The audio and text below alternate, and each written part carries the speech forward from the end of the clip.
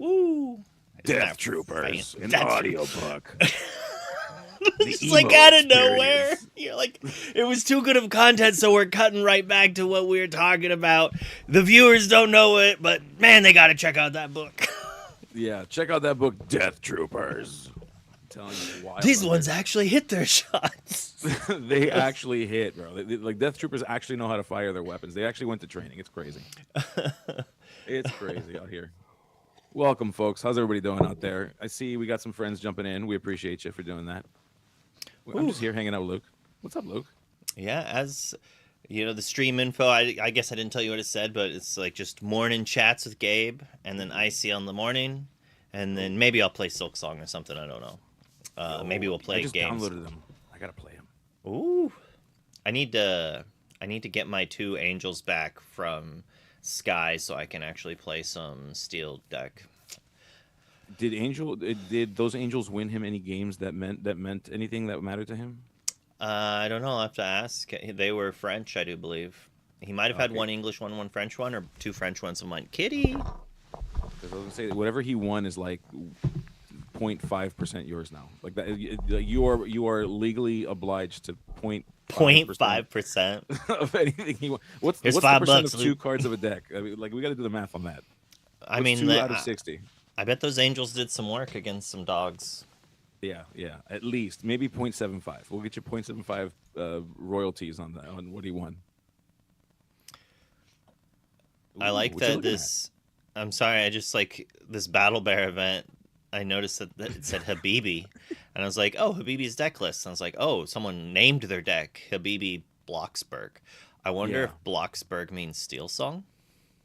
Oh, hey, what language is Battle Bear? This is German? German, I think. Okay, I have to know. The world has to know.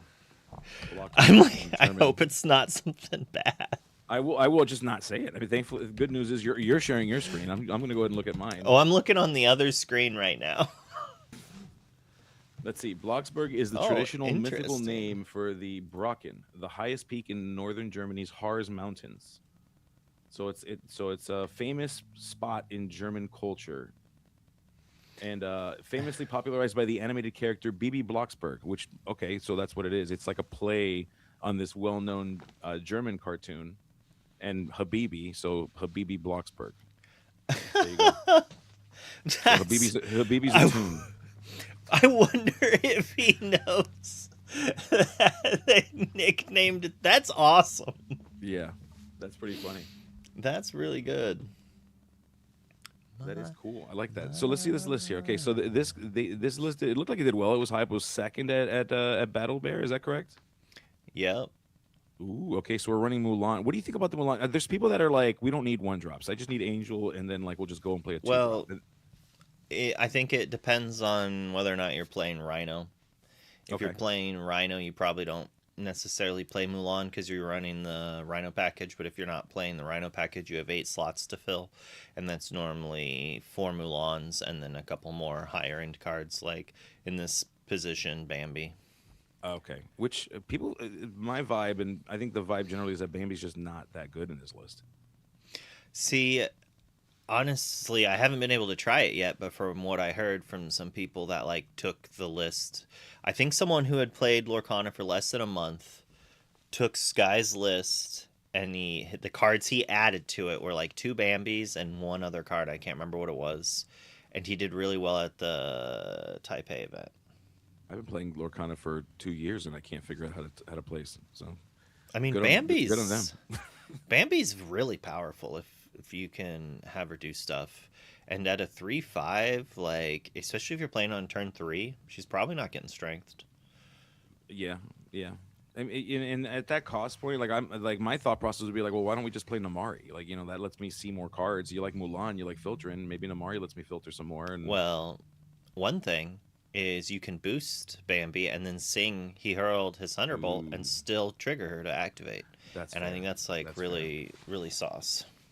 That is true. That is fair. Okay. All right. This is why you're smarter than I am. This is why you won a DLC, and I've never made day 2. I mean, I copied other people's lists. I guess it's just like my talent is understanding why they played the card. I feel like that's how you win these things, though. Like knowing the why.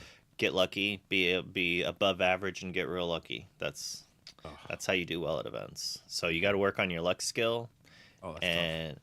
like, all right, so luck is very important, but skill is also important. You have to be skillful enough to take advantage of the luck you're given. You have to be skillful enough to put yourself in a position that getting lucky lets you still win. Yeah, yeah, But and that's it's true. it's an equalish. There's a mix, right? Like there's a reason that some of the same players constantly are doing well, you know? And it's a sprinkle of luck and then being able to capitalize it when they need to be lucky. Yeah, When otherwise and that skill also helps them not lose when they're getting unlucky that's a fair point. because you have to be skillful enough to think on your feet when all of a sudden you're in this crazy scenario that you've never like come across or thought of before. There's a lot of head games there because like I've met people and I can say myself when I see myself in a winning position, I get so excited about the fact that I might actually win this thing and might actually make a deep run that I like make a mistake and I throw. That happens to me more commonly than I'd like to admit. Where I'm like I become overconfident. I'm like, oh yeah, this guy's cooked. This lady, she was gonna wish she never sat across from me. And then, I'm there, and then I play the wrong card or something, or I just throw the game somehow, and I'm like, oh crap. I do it all the time. I hate to say it, but it's true. Yeah, I mean, so you should fear when you don't see the mistakes you make. When and that's like an issue if you get too confident because you're like, I'm not making any mistakes and I still lost. I just got unlucky. Where it's like if you can see where you made a mistake, then you can fix it. As you get better, you start to notice when you make those mistakes earlier and earlier to eventually the point where you stop yourself before you make the mistake. That's yeah. That's something I've gotten a lot better at. I think that's the like when so I haven't Lorcana is the first TCG that I've played since I was a teenager. I hadn't played What'd you play back since then? um 50, 60 years ago? yeah, back when the dinosaurs, we were playing on stone tablets. It was crazy. Like shuffling the deck was nuts with The papyrus. Like it's hard to texture, do. though, the texture would be amazing. The shuffling, Yeah, nightmare. But being yeah, able to just like slam a rock onto the table. yeah. The world would shake when you would like get real excited to slam the card. No, I summon but Grok, defeater of raptors. oh yeah, that was my neighbor, Grok. He's a good dude. So I played Pokemon first. Like that was like the first card game I played. Because that card game came out when I was like 11. That was like the very first card game. And then I went on to play a bunch of like obscure games. I say obscure, but like All so right. like WWE stuff like that. I want to try to one up you because I Go feel ahead. like I've played one of the most obscure card games Oh, ever for a yeah, very no. short amount of time. Yours is gonna be more And not obscure than mine. competitively, like as a child. Because my brother had gotten into Magic and my family wasn't about it, I played Revelation What the for a hell is that? very small amount of time. I'll let you Google Revelation. that.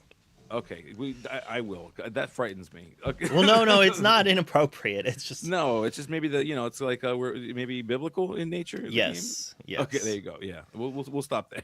But I don't know. I don't know how they feel about that kind of I garbage. can't remember what the name of the other one was with dragons. Dragons. Do you like dragons? Who doesn't like dragons? People love dragons. I'm telling you. Um, By the way, just for reference, I'm not doing it because we're live. But if anybody ever asks you if you like dragons, you should never answer that question because you can follow that up with one of those stupid jokes. So just be careful. I won't do it because I love you. was it But Wyvern? I think Wyvern was the name. Oh, yep, Wyvern. Wyvern card game. I loved the back of these cards too. Wow. That- wow. Look at the whoever ran this through testing must have been like, yeah, Bruh, this is the visual. I just realized where I got my double V logo from. It had been sitting in the back of my head since I was a child. I never realized. This is for This was it. Funderland. Oh my gosh.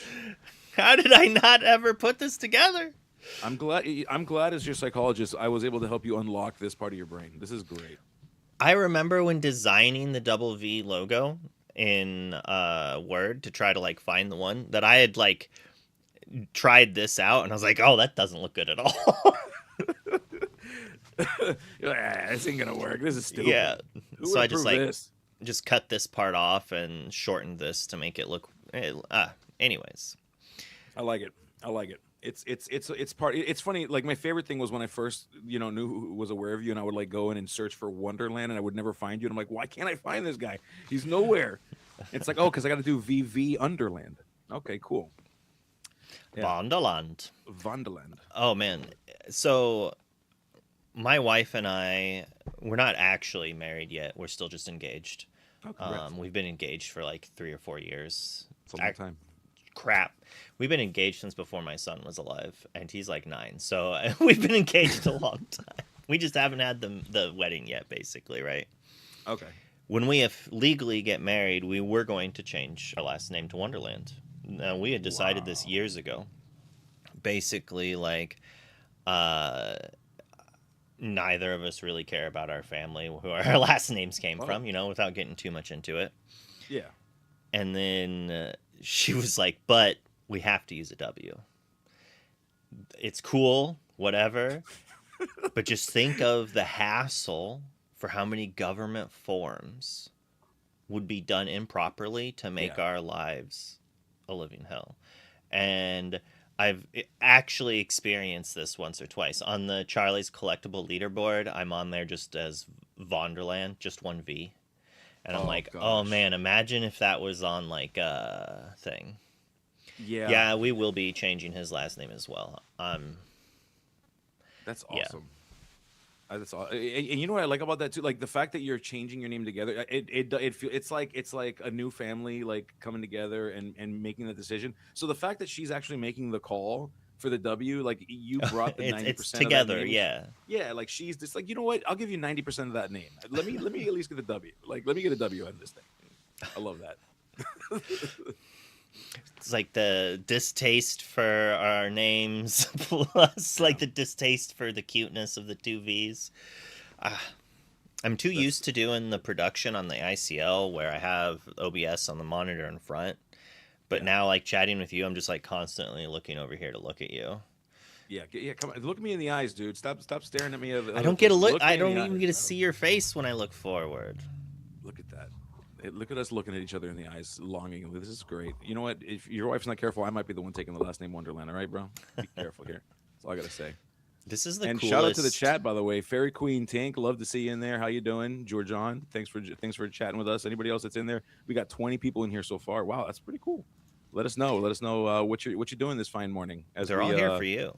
They're all here for you. No way. They're here for you, dude. They don't even know who I am. Like I'm just a dude talking about people playing cards, bro. They're here for Lorcana, realistically. Yeah, fair enough. We'll talk about it eventually, I swear. Eventually, but I'm living through nostalgia land here with the Wyvern.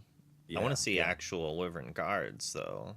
I'm surprised that there's not like in the Wikipedia just like a couple of examples of these cards, because like the art, the back of that card indicates to me that the art of the front of the card is going to be just something. Oh, here we go, something to behold. Inquest magazine, baby. Oh, okay, that art is actually kind of sick if you're into like 80s Dungeons and Dragons style stuff. Like this came out this does it better than 1994. Okay, yeah. This is immediately outside of like the 80s grunge era. Like this is perfect. This is prime. D&D is a cult. It's strength 2. I love it. So we don't have power toughness anywhere. It's just strength 2. Pay an additional 1 gold piece in battle to increase strength by 2. As Garguli gets help from the gargoyles he controls. Who's Okay, there's so much lore. Who's Dragon Garguli? If that's how you pronounce it. Oh, it's that's his name. Yeah, it's the character's name. I'm gonna go with Gargoyle. Well, they have gargoyles too. Oh no, I changed the page. This is actually I actually really like the vibe. This looks like the third. This looks like the 3rd edition handbook for D&D. This is what this looks like right now. How many? Oh man, I need to refresh. I lost it. Oh no! Like huge deep cut there for my 3rd edition D&D players. Oh, here's one more card. Sorry to hear it. I don't want to make you relive it if you don't want to, but whatever it is, we're with you. Okay. Man. Well, they had Jason and the Argonauts in it. I liked it. It was a fun thing. Okay. Yeah, that's cool. The Golden Fleece and whatnot. The Golden Fleece is crazy. That's crazy. Yeah, I played WWE card game. It was called Raw Deal. It had one of the coolest resource systems that I'd ever seen in a game. I think to this day, it's like my favorite resource system of any card game. So basically, every attack or maneuver, so like a kick or like a stunner, there's like a cost, and then it applies a certain amount of damage. Your life was your deck. When you decked out, you lost. That was the only way to win the game was to mill your opponent. And you milled your opponent by playing cards that have damage on them. So you start with zero cost. They were called it fortitude. So if I played a kick that had 0 fortitude, which I'm allowed to because I have no fortitude, the kick does 5 damage. You would reveal the top cards of your opponent's deck until you reveal the reversal, or the kick would not even stick if you could play the reversal from hand. Now that I've played the kick, I now have 5 fortitude.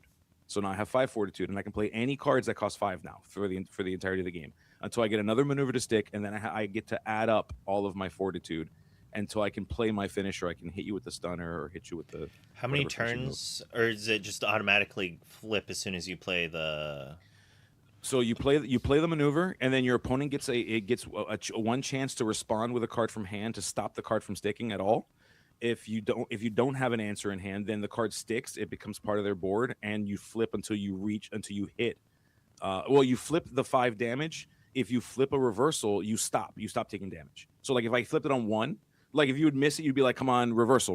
You like want to flip the reversal on 1 to minimize your damage. Huh. Yeah, it was really cool. Cookie Run's a little like that in a weird way. It's kind of like the flip. Yeah, it's a lot like the flip system in Cookie Run. Do you remember the card A Witty Retort? Witty Retort. I'm pretty sure that's what it's called. From Magic? No, from Raw. From Raw, Witty Retort. I don't remember that one. Let me see. Oh, Witty! Isn't Witty one of the champions? Can you believe the Witty Retort? Yes, I do remember that card. Yes. Witty was like Magic with him. He lived in Lincoln. Yeah, because he won a world championship. So like the world champion was allowed to like design a card. Yeah. Yes. Yeah, cool and that was actually a really good card. Yeah. I heard it was broken. I don't actually know what it does. Let me see if I can find it. Raw deal. Oh, yeah. It was no Fairy Queen. They have not posted the Glimmer deck list yet, unfortunately. We were looking for that. Unfortunately, you have to do a sad thing later. Reginald made it out of the Glimmer Games unscathed. What do you mean unscathed? Did you win? No, post Glimmer Games con crud. Oh no, people getting sick. Oh no. Okay, so here's what the card did, by the way, just so you know. Like cards that entered your board, there was ways to remove them. Like there was a lot of ways to like reduce your fortitude or to reduce your opponent's fortitude. So as an action, you can play it as an action. So in Raw Deal, the other thing that it did that was really unique is, well, I guess it's not that unique now, but there was like a secondary deck.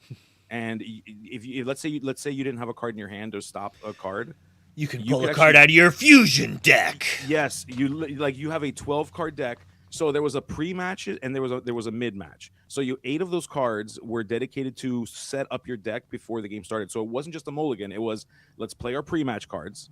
Then we draw our hand, and then we do the pre-match phase to like set our hands up a little bit. So it was like a super mulligan. And then there was 8 we cards. Had like a pile of cards. Yes. That was like a sideboard. Yes. That depending on who we were playing against, we could pre-sideboard our starting hand. Yes, it would help you to. So like, I assume your sideboard was permanent. Like you could modify it. Very impactful beginning game. Yes, is extremely impactful. Like there was cards that would say like when this card's in your ring area, because obviously it's a wrestling match. When this card's in your ring, you can draw an additional card. Or if your opponent has this much superstar value, which is how you determine who went first, then your opponent has to start the game with like 5 cards off the top of their deck in the discard pile. There was like a bunch of cards like that. So he had a card that could be played from that area in the middle of the game. It costs 0, so you could do it for free. And as an action, you choose any one of the cards in your ring area, and you can make it permanent. So it cannot be affected. It cannot be touched by anything. It couldn't be moved. As a reversal, so like even back in the 90s, they knew Ward was too good. Yes. So it says, as a reversal, can only be played when your opponent discards any number of cards. So like, if you played a card that said discard a card, obviously that meant the card was even more powerful because that was like the cost of it. When an opponent's card causes him to discard any number of cards that are not heat cards, that are not, and I'll describe what heat means, that are not heat cards, or cards with the word dynamic in the title, they are removed from the game instead of put into the ringside pile. So whenever anybody tried to play one of these two mechanics, and this card would stop it and say, okay, get out, you'll never play it ever again because it's being exiled from your game. Heat was a mechanic that allowed you to pull, if you had 5 heat cards in your discard pile, you can now play every heat card from your discard pile if you wanted to, assuming you can afford to play it. And dynamic was an effect that whenever you would play a dynamic maneuver, you could dig through your deck to find another dynamic maneuver to string them up. So it basically stopped like the 2 most powerful mechanics in the game. It was pretty cracked. Huh. Yeah, Raw Deal was an awesome game. I miss it. I miss it a lot. Unfortunately, the game suffered a very sad ending. It kind of like they kind of jumped a shark. One of the sets, it lost a little bit of sales, and at the same time, the creator of the game, Baron Vangertoth, he got stricken with cancer, and unfortunately, he passed. He didn't make it, unfortunately, and so the game kind of went away with his death. That is unfortunate. Although there's a huge online community playing it, like doing print and play cards, so like it's surprising that the game is like alive in spirit. That sounds like something that could really benefit from a program like Pixelborn. You would think so, yeah. Yo, look at this chat going crazy right now. Holy moly, love to see it. Make Wonderland sign a jumbo card for me. Jumbo? Which one? Where are you getting jumbo cards from? Yeah, for real. What are you, like a distributor, dude? Like what? Hey, can I get one signed by Wonderland? I want a jumbo card. I sign cards for people all the time. You just have to ask. I'm just so scared. You intimidate me, dude. Like you're so scary, and like you say hi to me every time. Don't even. I go in for a hug and I don't even ask you for permission. Not everyone's allowed to do that. Yeah, don't do that. Like Wonderland wears a mask at events for a reason, dude. Like he's trying to make sure he doesn't get sick. No offense to you. We're not saying you're diseased or anything, but like you never know. You might have something on his sleeve or something, you know? No. Yeah. How do you mail that? Yeah, that's a great. I'm sure you can find. I mean, those cards aren't that big. Like you probably can find a flat mailer. I wonder what they would do at my PO box. My PO box is like this big, but I think they have a bigger one that they would put it in and then put a key in my PO box to go open. I was gonna say, yeah, probably for sure. Yeah, Queen Tink redeem something. DM me and I can give you the PO box address and then I'll sign it if that's what you want and send it back. Nice. Look at that. Or you can wait for Indy if you're gonna make it to that. Oof.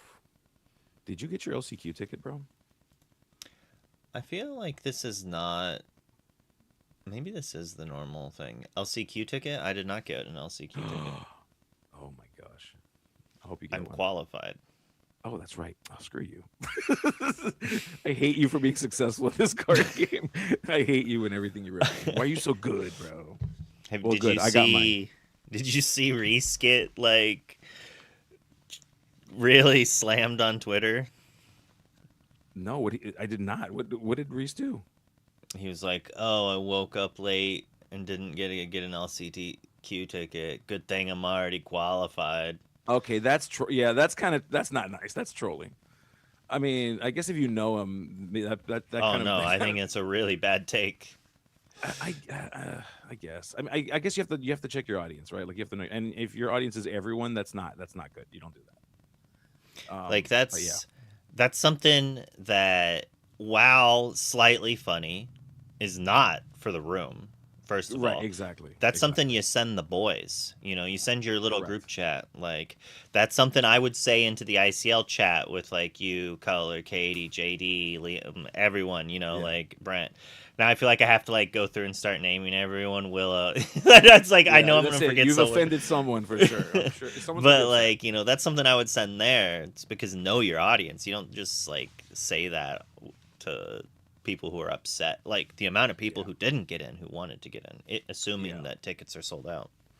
Yeah, I gotta say, and maybe but the Fanfinity experience was awesome. Like the experience of purchasing the ticket, real smooth. I didn't feel any pressure at all. It felt good. I think R&B said something similar as well on X about how smooth of a process it was, and I have to agree. It was. I had no like I didn't feel the same kind of pressure I did as like getting it through. I think I've only dealt with Fanfinity with Worlds. And from my perspective, everything that I dealt with them, even if there was a hiccup here or there, they seemed to pick up the ball and not let that hiccup like make anything bad. And I feel like any of the hiccups that I'm thinking of were not in their control at all. Yeah. So like I'm glad all the LCQs worked out. Hopefully it sets the standard for future. Yeah, you know what was interesting too? The attendees were sold out before the LCQ tickets were, which I thought was really weird. I'm like, okay. I mean, I guess people just. I mean, maybe the people playing in the LCQ have like 4 or 5 friends that want to join because it's Disneyland and they want to just like go in and see the experience, maybe. But I thought that was interesting. But I got mine. If you got yours, let us know in the chat. If you got your ticket, whether it's attendee or LCQ or the actual event. I want to know. You said you got yours, right? I did, yeah. I'm able to play in the actual event. I'm stoked for it. Hopefully I don't bomb out. That'll be great. Or maybe you know what, better yet, I'm just gonna win Indianapolis and I won't even have to I can try to return my ticket. So that'll be it. I'll just be amongst the champions of lore. I have to because so my problem is one of my buddies, some of you might know him, Freddie Rivera. He member of the team. He made top 16 in Richmond and secured his national invite. And now he won't shut up about how he's going to be the only member of the team going to play at nationals.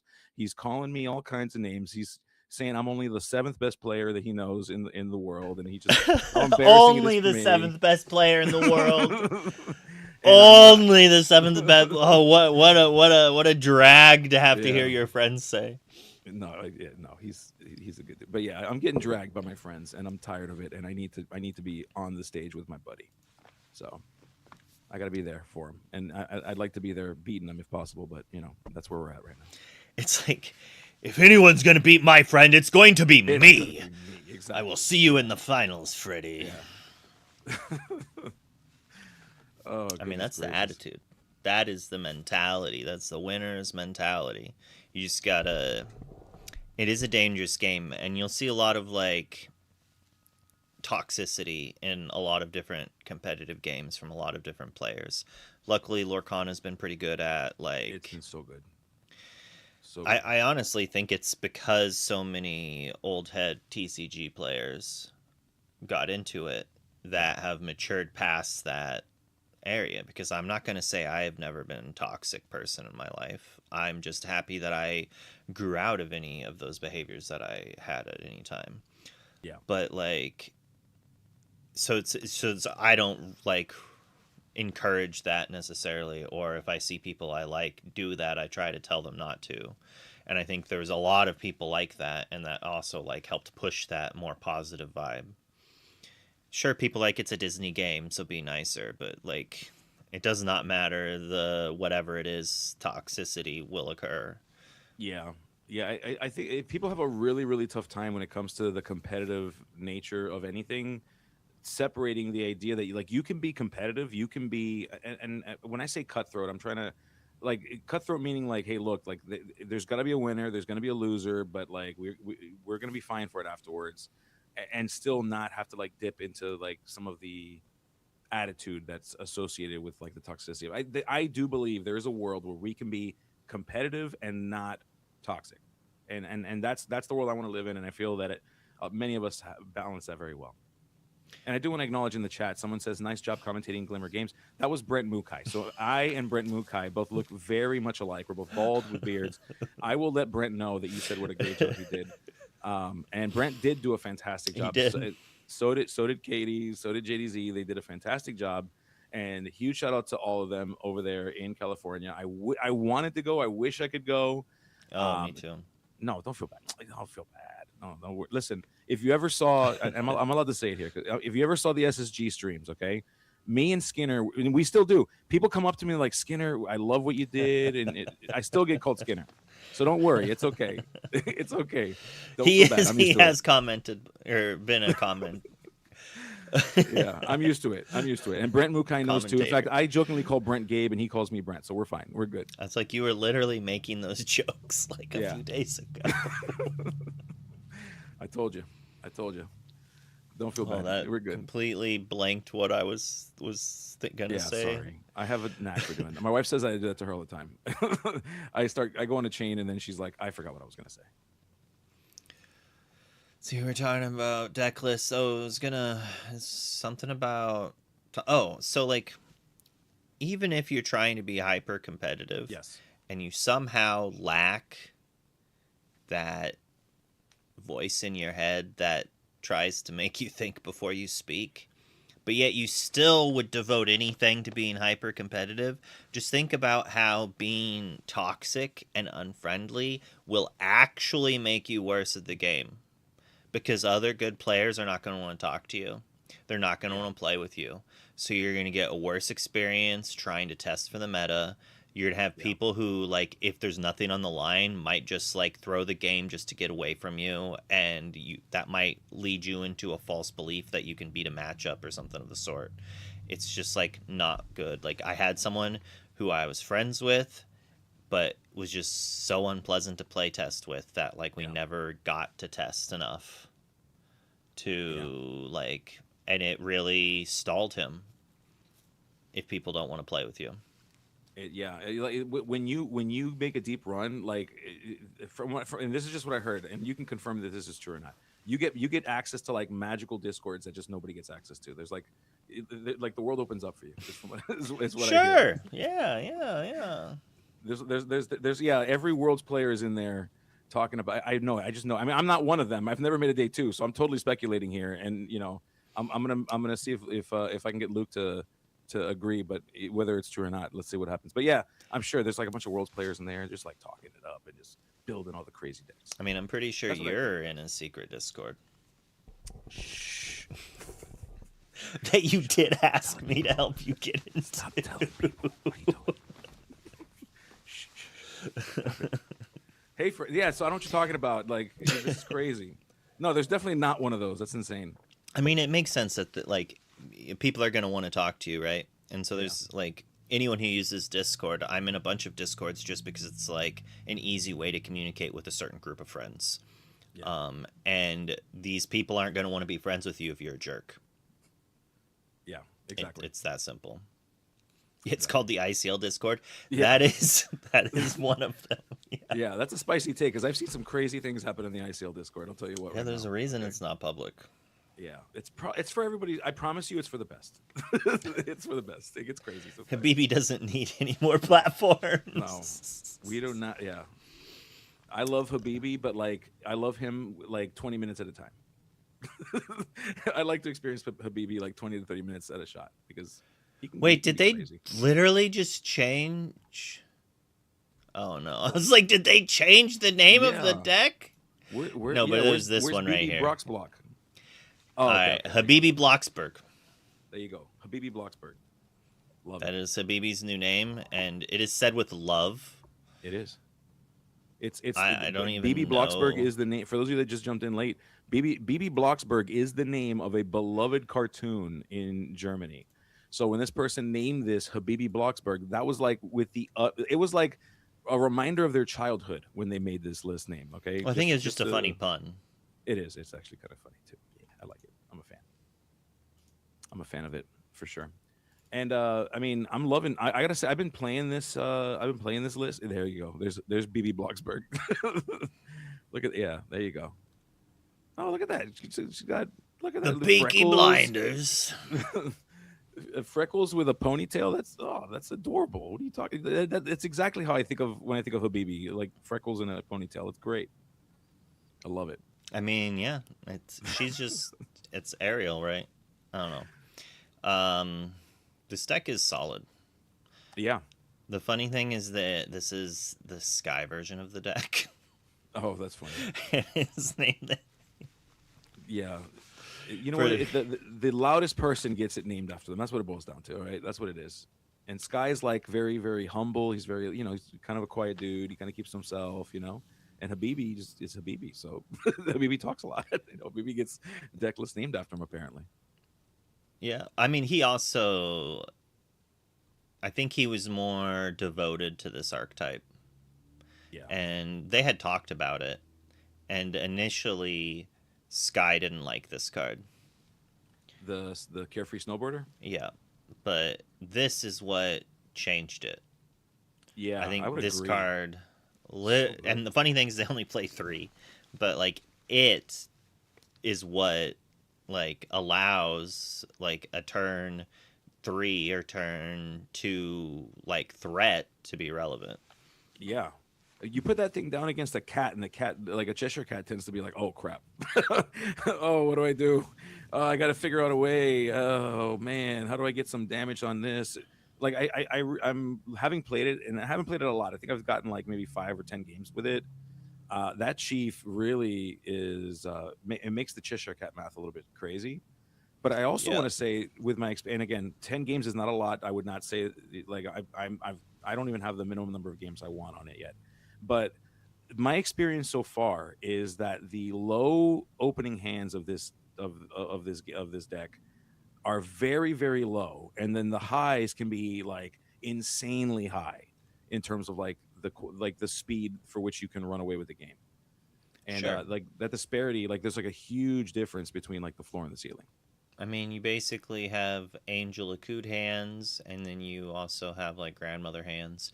You have hands that you can play like a turn 3 Nani, and turn 4 Akud out, something big. I think that's kind of what was one of the reasons that led Habibi and Diego to play the Goliath. It's because it gave you a really good 6-drop to play on turn 4 if you only had a Nani opening. But you have 4 angels and 4 troubadours, so you're Yep. more likely to have the turn 3 5-drop, and so that's why we're maxing out on the stitches. And then he's playing Angel. The reason Sky liked Angel, and then we ran a few more songs, was to just draw an extra card each turn. Where Goliath, while very good against the ramp decks, can like be really rough against decks like dogs. Yeah. Yeah. And the reason to play this deck is to crush dogs, and then secondly, have game against other decks. And Ariel drawing an extra card every other turn against a deck like Blurple is pretty solid. And since you're going to be interacting with your opponents with angels and troubadours before your Amber Steel opponent is singing songs, you're able to limit the amount of characters they have, so they're not able to take out your angel easily with a strength, because they'll rarely have a singer. More than likely, they're going to have to develop a bunch of 1s and 2s and then maybe play it for 3 in that one turn, or have a Thunderbolt, but not all of them are playing Thunderbolt.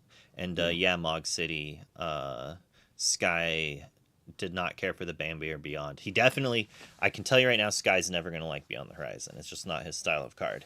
I think you could convince him to play Bambi since she's inkable and a house and a good card to play on turn 3 off of Grandmother Willow that can also sing songs and is hard to remove.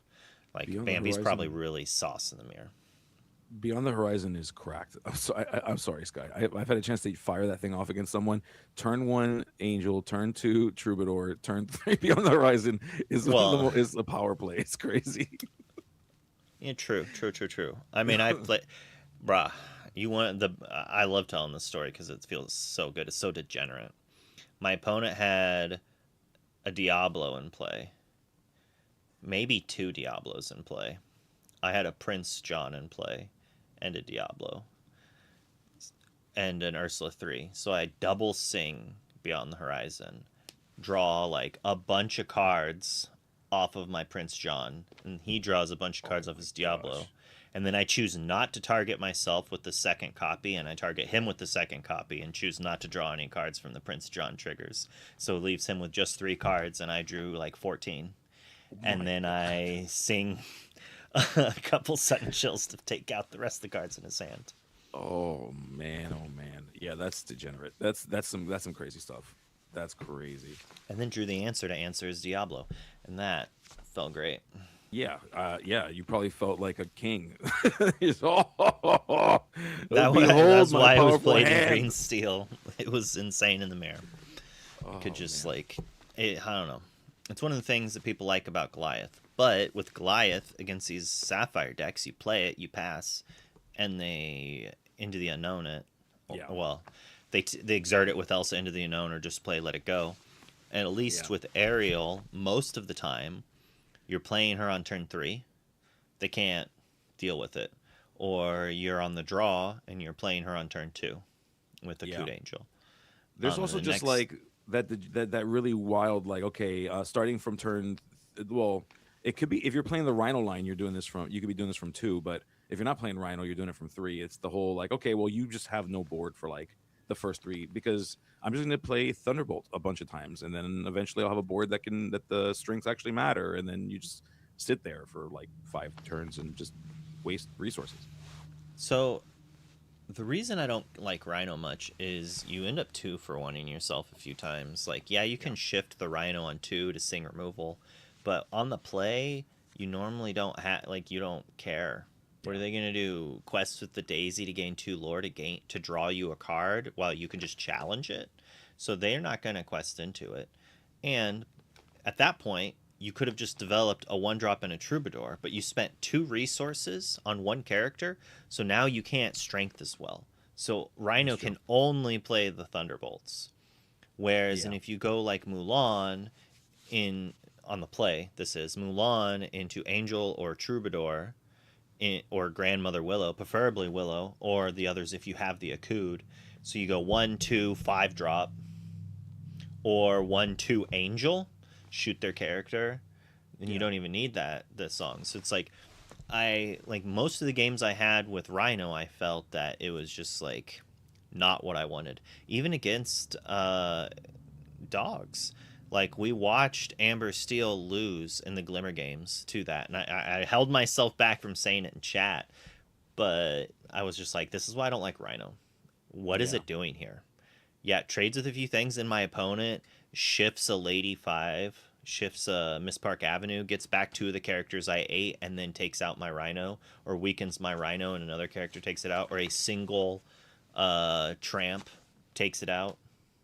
Like, Yeah, that's the I've been it's in my list for these first 10 games that I've played. It is on the top of my chopping block right now. Like it is the thing I hate the most about it. In fact, I will say that with it in my list, I actually prefer to go second. Is the vibe. Like I rather go second and hope that I like grab an angel. Like my games are better without I mean, turn the 1, yeah. Cindy is missed greatly. Yeah. Yeah. Yeah. Which I found Yeah. weird. I'm like, why do I want to go second? This is not what this game is supposed to make me do, but I'm glad that this card is doing that, I guess. I need to find, I'm going to have to go to Twitter to look up Katie's infograph for like the 1000th time. For the I which one? even saved it at one point. The one with the events on it? Yeah. Yeah, that was that. She did a good job with that. She did such a good job with that. Yeah, look at that. You had it just on reserve right there. Look at that. Beautiful. Shout out to Katie. Shout out to the work that she does to make sure that everyone stays not just informed, but like look beautifully done with Come on, Canva. Katie. You're slacking. Why doesn't it say what format it is? Come on, you Oh, here see. we go. You got to keep your friends' egos in check. Wow. You Wow. can't just keep your friends up top. You got to knock them down sometimes. I could just see Katie like, well, why? Leave me alone. I'm just trying my best here. Katie's amazing. She's so good. She's awesome. Yeah, where are we at now? Where we just did the Glimmer. Wow, she even started the Glimmer games. These are all. I was expecting this to be like partway through, but that's the release. Yeah. Oof. Yeah, we are. It's currently the 23rd of March. So we see the. Yeah, so we are through. We basically it's just that first week that's done. We've got Randolph next week in Montreal. That's the CCQ. In a couple of weeks, we have round 13 in Calgary with the CCQ. Yeah, we got CCQs galore coming. I Oh, love to see it. CCS. It's gonna let be me good. It's check gonna be a the good sequence of. Randolph one. There's got to be. Yeah. Is no one going to that one? Is there a list that with like is the number of people public on that list if we were to go to the site? I'm just looking at other things to. For sure, yeah. World Class Cards coming up in June. That's a cool one. We got DLC Indianapolis. Hopefully we can get our tickets to that. We get to see everybody there. It's my favorite thing to do is to see everyone at a DLC. Love DLCs. Can't wait for there to be more of them. It's gonna be great when that's a thing. It'll be so good. Dang, I can't. And for those of you that are joining us, I want to know. We're asking everyone. Did you get a ticket? Well, first of all, yeah. Where are you going? Look at this list. Which one of these are you going to, and why aren't you going to all of them? And no, money is not an allowable answer. I don't care if you don't have enough money. Show up. Go. No, I'm kidding. No, obviously don't do that. But go to the ones you can afford to. Don't let your money. Don't hurt yourself to do it. We love Lorcana, but we also love to eat and to feed our families and to like do things with our families. So do that too. Yeah, it's a very important part about competing is not overextending yourself and not spending money that you shouldn't be spending. For sure. Let's see here. Oh no, we've got people in the chat that have been affected by the shutdown, and that's terrible. Sorry. A lot of crazy things happen in the world out there. Yeah. A lot of crazy things happen in the world, unfortunately. I'm in the same boat, Coed. I understand. You know, you gotta be conscientious, and good on you for doing that. We're proud of you. Your family loves you. We love you. Thank you for doing that. The Citrus Clash is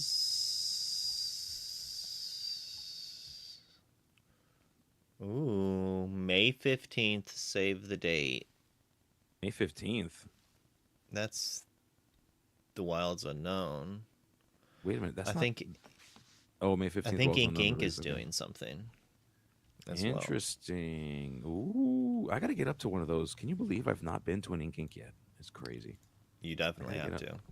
They're so much fun. Look at this. Look at this lineup. Look at what, dude. This is crazy. This is like a who's who of casters, dude. Look, I'm on there. Look at that, right in between Rebecca and JDZ. That's nuts. I didn't even realize I own those pair of sunglasses. This is crazy. Can someone clip that for me? Brent's gonna hate me. I'm gonna make this a thing, and Brent's gonna be like, "Dude, you ruined my life. Why does everybody keep calling me Gabe? Leave me alone." Gabe Mukai. Gabe Mukai. Yeah, that's right. You know, the Mukai brothers. Yeah, well-known twins in the voice acting community. We wouldn't look any different. We would do the fusion dance, and we'd look exactly the same. It'd be crazy.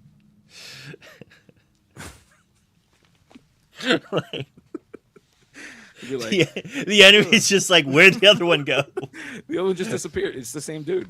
And we have all the same memories. It's just crazy. All the strength in one body compounds our muscles. We can take you out in one punch. One punch, Mukai. There you go. Bingo. I love to see it.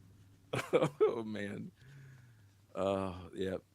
Loving seeing everybody in the chat. We got 30 people hanging out with us this morning. This is crazy. Look, you got some people hanging out with you. This is great. They're here for you, baby. I need to go start my.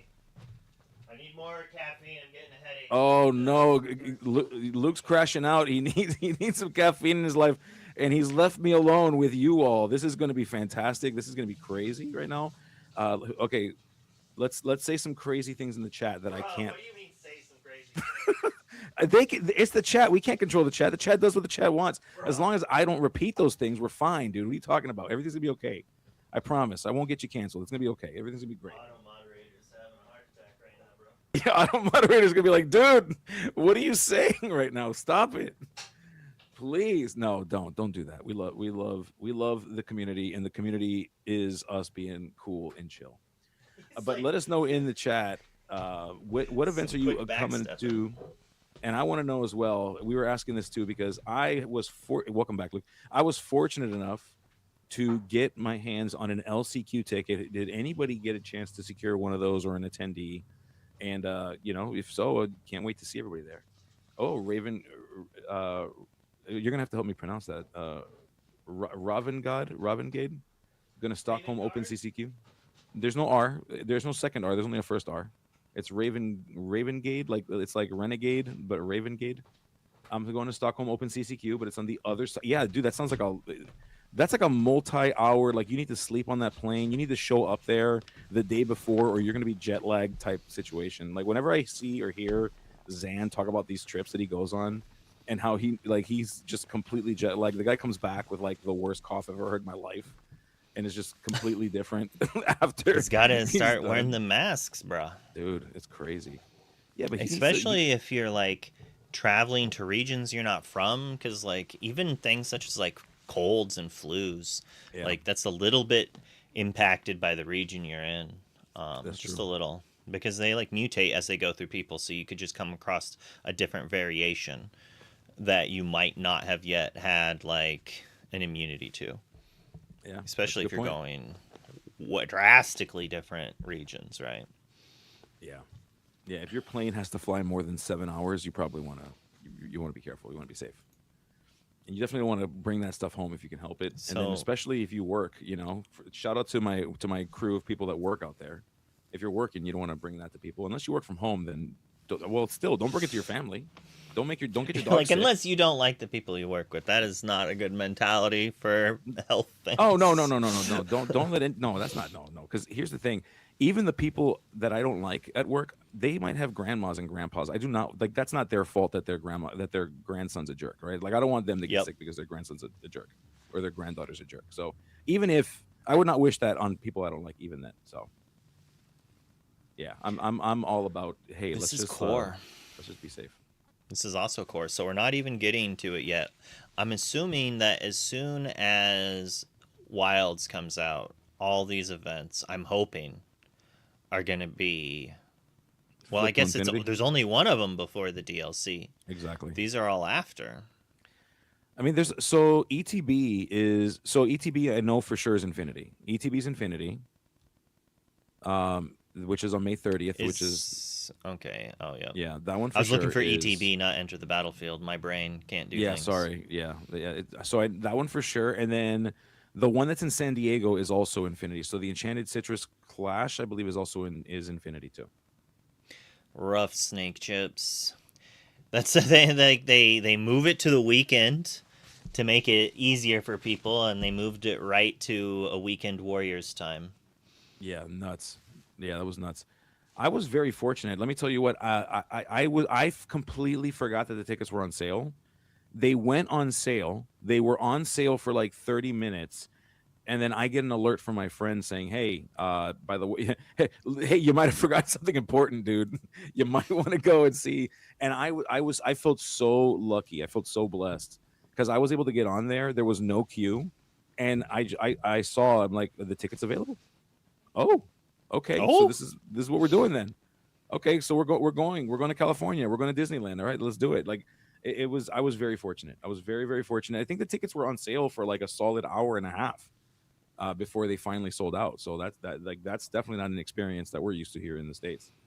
I did actually freak out for a few moments because we did decide, because I'm not qualified for Worlds, and it is a slightly tall order to just expect to automatically qualify. But since I am blessed enough to be qualified for this, that my wife and son are going to join, so we're going to Nice. then go to at least one day at the park. And I was like, crap, I forgot to get an attendee ticket. And Ryan was like, you get a +1, and kids under 12 are free. And I'm like, oh, all right. Let's go. I was a little worried. I mean, to be fair, my wife and kid aren't going to want to be there anyways. They're going to want to be chilling in California. Like, they're Yeah, I not was gonna like, say. I mean, when, we're going to say when and not if, because we're going to Yeah, visualize that. I'm sure they'll show up if I'm like playing on top 16 or something crazy yeah, of like that. course. But Yeah, for sure. my son does not like to lose games. Okay. Does not like to watch people lose if that's the player he's rooting for. Oh no. So like he would take me losing probably worse than anything else, because he'd be upset, and he'd like, as soon as it looked like I would be losing a video game, he'll like run into the other room. Like Oh he'll start no. losing a game of Mario Tennis, and he'll turn the system off. And luckily not against people yet. I like, because that's like some. It's a behavior I'm working on trying to improve. because it's not. Oh my It's gosh. not how you get good at things. No, that's like the opposite of what you want to. Yeah, it's like you're literally making yourself worse. Yeah, you got to embrace it. You got to be like, you know what? I'm losing and I'm learning from it, dude. Like, I love losing. Forget it. I want to lose more so that I win more. Yeah, Michael Jordan. I think you said it in ICL one time that the best players have lost more than like all of the games you've ever played. That's a Michael Jordan quote. Yeah. Actually, that's what I was gonna bring up. It's like, yeah, the players who have won the most have lost more than anyone else has tried. Like, yeah. Yep. Shout out to the GOAT as we see. Look at all these friends here. Look at this. You should have called in sick, Snake Chips. Come on. Dude, come on. You get your priorities straight, dude. Who needs money? Like, come on. Who needs to live, in this place with like, you just need Lorcana cards, dude. That's crazy. That's It made me like, it always throws me off. My wife's like, I'm gonna call in sick, and I'm just like, we need money, baby. Like, what are you doing? She's like, you need to calm down. I don't work in a kitchen like you did. Like, we actually get paid for 6 days. It's like, if I don't take them, we don't get anything. Like, yeah. Whereas in my mentality is like, I have to get a doctor's note or I get fired if I have a sick day. So wait, hold on. We have to unpack this. I did not know that you were a chef. I did actually go to culinary school, but I dropped out.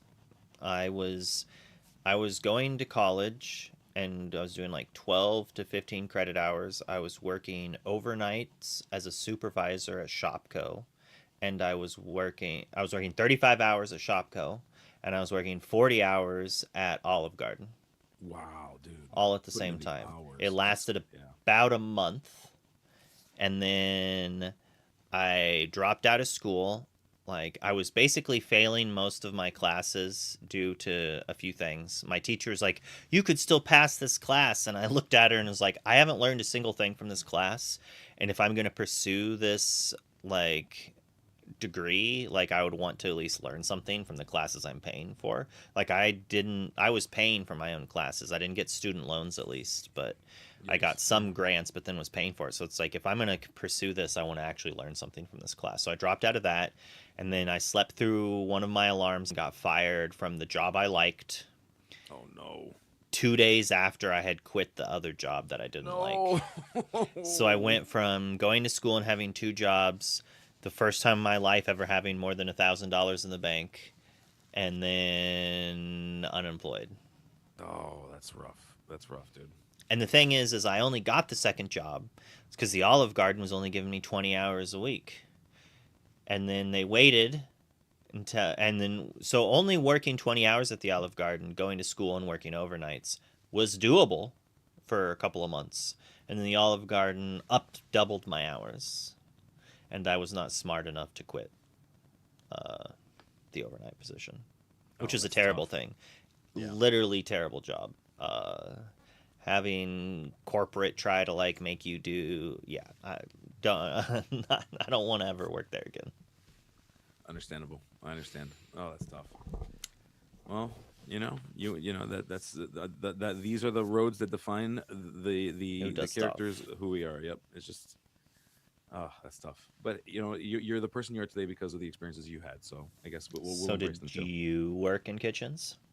I did not work in kitchens. The reason why it was interesting to me is because my wife actually used to work in kitchens. She got her culinary degree, and then she did that for like a year and a half, and decided that she was done. Because we wanted to start a family. She's like, I don't want to work in a place where I'm expected to, like, the things that normally you want to do with kids. I'm going to be here in a kitchen, and she's like, I kind of want to like enjoy the family. And I said, cool, I'll carry us on her back, and we'll figure it out. So she opted out. She loves cooking to this day. Like, she is I'm her sous chef. She always says I'm her sous chef.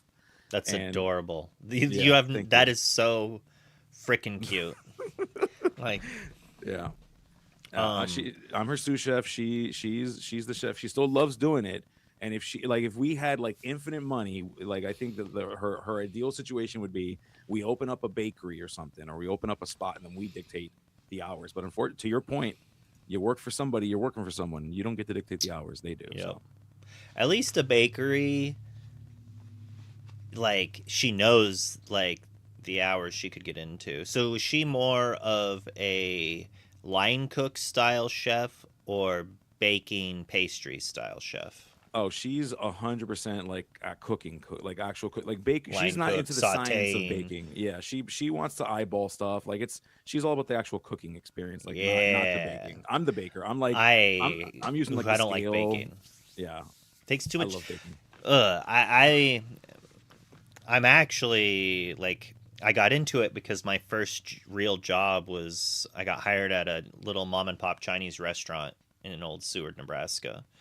And initially it was just like as a dishwasher, but then like eventually I was able to start cooking and I just fell in love cooking on an actual wok with all that. Oh man, it's great. Yeah. Like so much that like I have to stop myself from begging restaurants to let me go cook. Be like, can I go cook my own food, please? For the love of God, like let me go cook it. I just want to do it. I'm Like, sure they love that kind of request from a customer. oh, They're gonna be like, I dude. think I tried it once when I was a stupid teenager, and it stuck with me. That's not something you ask. Oh my god! I could just see you walking into like what are they? What's that? When you go to like a sushi spot, like there's like a certain style of like high grade sushi spot that you. I Just worked do at not... Hoo-Hot as well, Hoo-Hot, which was okay. like a flat top where you like go through and you put food into the bowl and they cook it in front of you. Okay, yeah, yeah. Was it is it called? Is it? I think it's called omakase. Is that the style where like Oh, you just we were trust the not chef? fancy enough to call it that. No, I don't know. Yeah. Oh, so so it's omakase, which what that means like in Japanese it translates to I'll leave it up to you. And the idea is like you just walk into like these sushi restaurants and you just trust the chef. You That's do not pretty ask for fire. modifications. You just they present you the meal and you're gonna pay for it at the end and it's gonna be expensive. Yeah, But I like was gonna say that's out of my pay yeah, grade. yeah, Like it's that's crazy. That's the downside of having a wife that's like really into culinary stuff is that like the way like the if I'm gonna gift her stuff, it's got she wants gifts and experiences and especially specifically culinary experiences like that. Like she loves culinary experiences. So we're always saving up to do crazy things like that. see, I have that poor child thing where I'm just like, I'll just make it. Yeah. I'll just Oh, make it I got a and question for you, Luke. hope it's as good. Like Uh, Did you you, grow up in a snack house or in an ingredient house? ingredient house, I Yeah, think, same. Yeah. and it was Th- terrible. Yeah, I same, ate same. like I grew up very poor. bologna, a slice of bologna, some shredded cheese, and some salsa, and you rolled it up. Like that's like it was terrible. That's like a Tuesday morning breakfast for me. What are you talking? That's so crazy. Yeah. I still to this day cannot stand bologna. I love salami. Bologna? Nah, How, get that out of wait, here. so then, what's your relationship with Lunchables? How do you feel about Lunchables? Bruh. All right.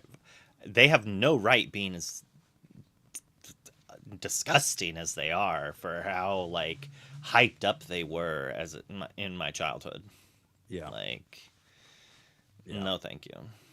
It's like a rich It's kid funny because you charcuterie say no board. bologna, right? I'm like a no, like I don't mind. There, I think there are good Lunchables and there are bad Lunchables, and I think bologna is definitely in the bad category of Lunchable. I I didn't would even not know be they eating had it. a bologna lunchable. I would have Yeah, never. yeah. It's gross. It's absolutely disgusting. And then there's like this whole new like avenue of like upgraded lunch. They're like adult Lunchables where their package is like organic and sliced directly from the deli. Oh, shout out to the Fumbles and the Fumbles. raid of 17. Hey friends, welcome in. Yeah, we're here talking about the nuances of Lunchables Fumbles. Were you And winning, the son? Yeah, where you went? How'd you do? How'd you do today? We caught a little bit of your games there, Fumbles. How'd you do? Let's see. The only good Lunchable is the nacho chips.